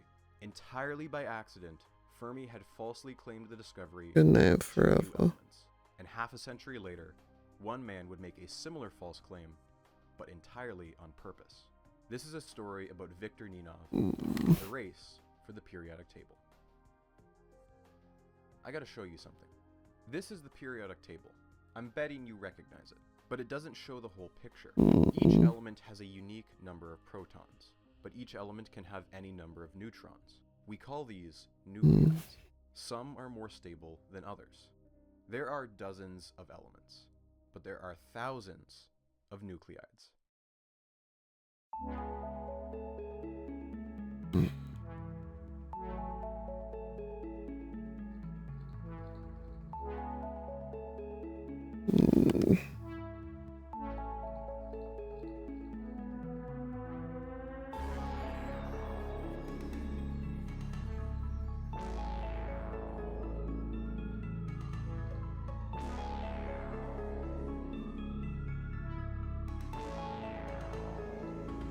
Good night forever.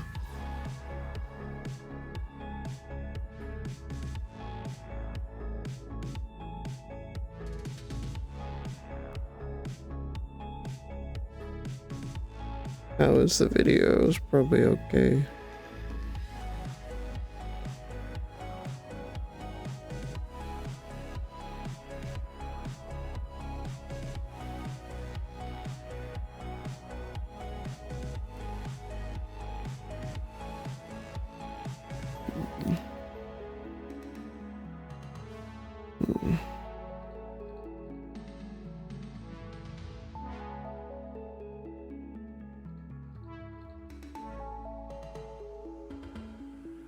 Meow. Night, night. Here's what you're looking at. The x-axis is the number of neutrons. The y-axis is the number of protons. I'm a cow. Each square is a possible nucleus. This is hydrogen, exactly 1 proton. This is helium, 2 protons, 2 neutrons. Every possible proton-neutron combination that has ever been observed is present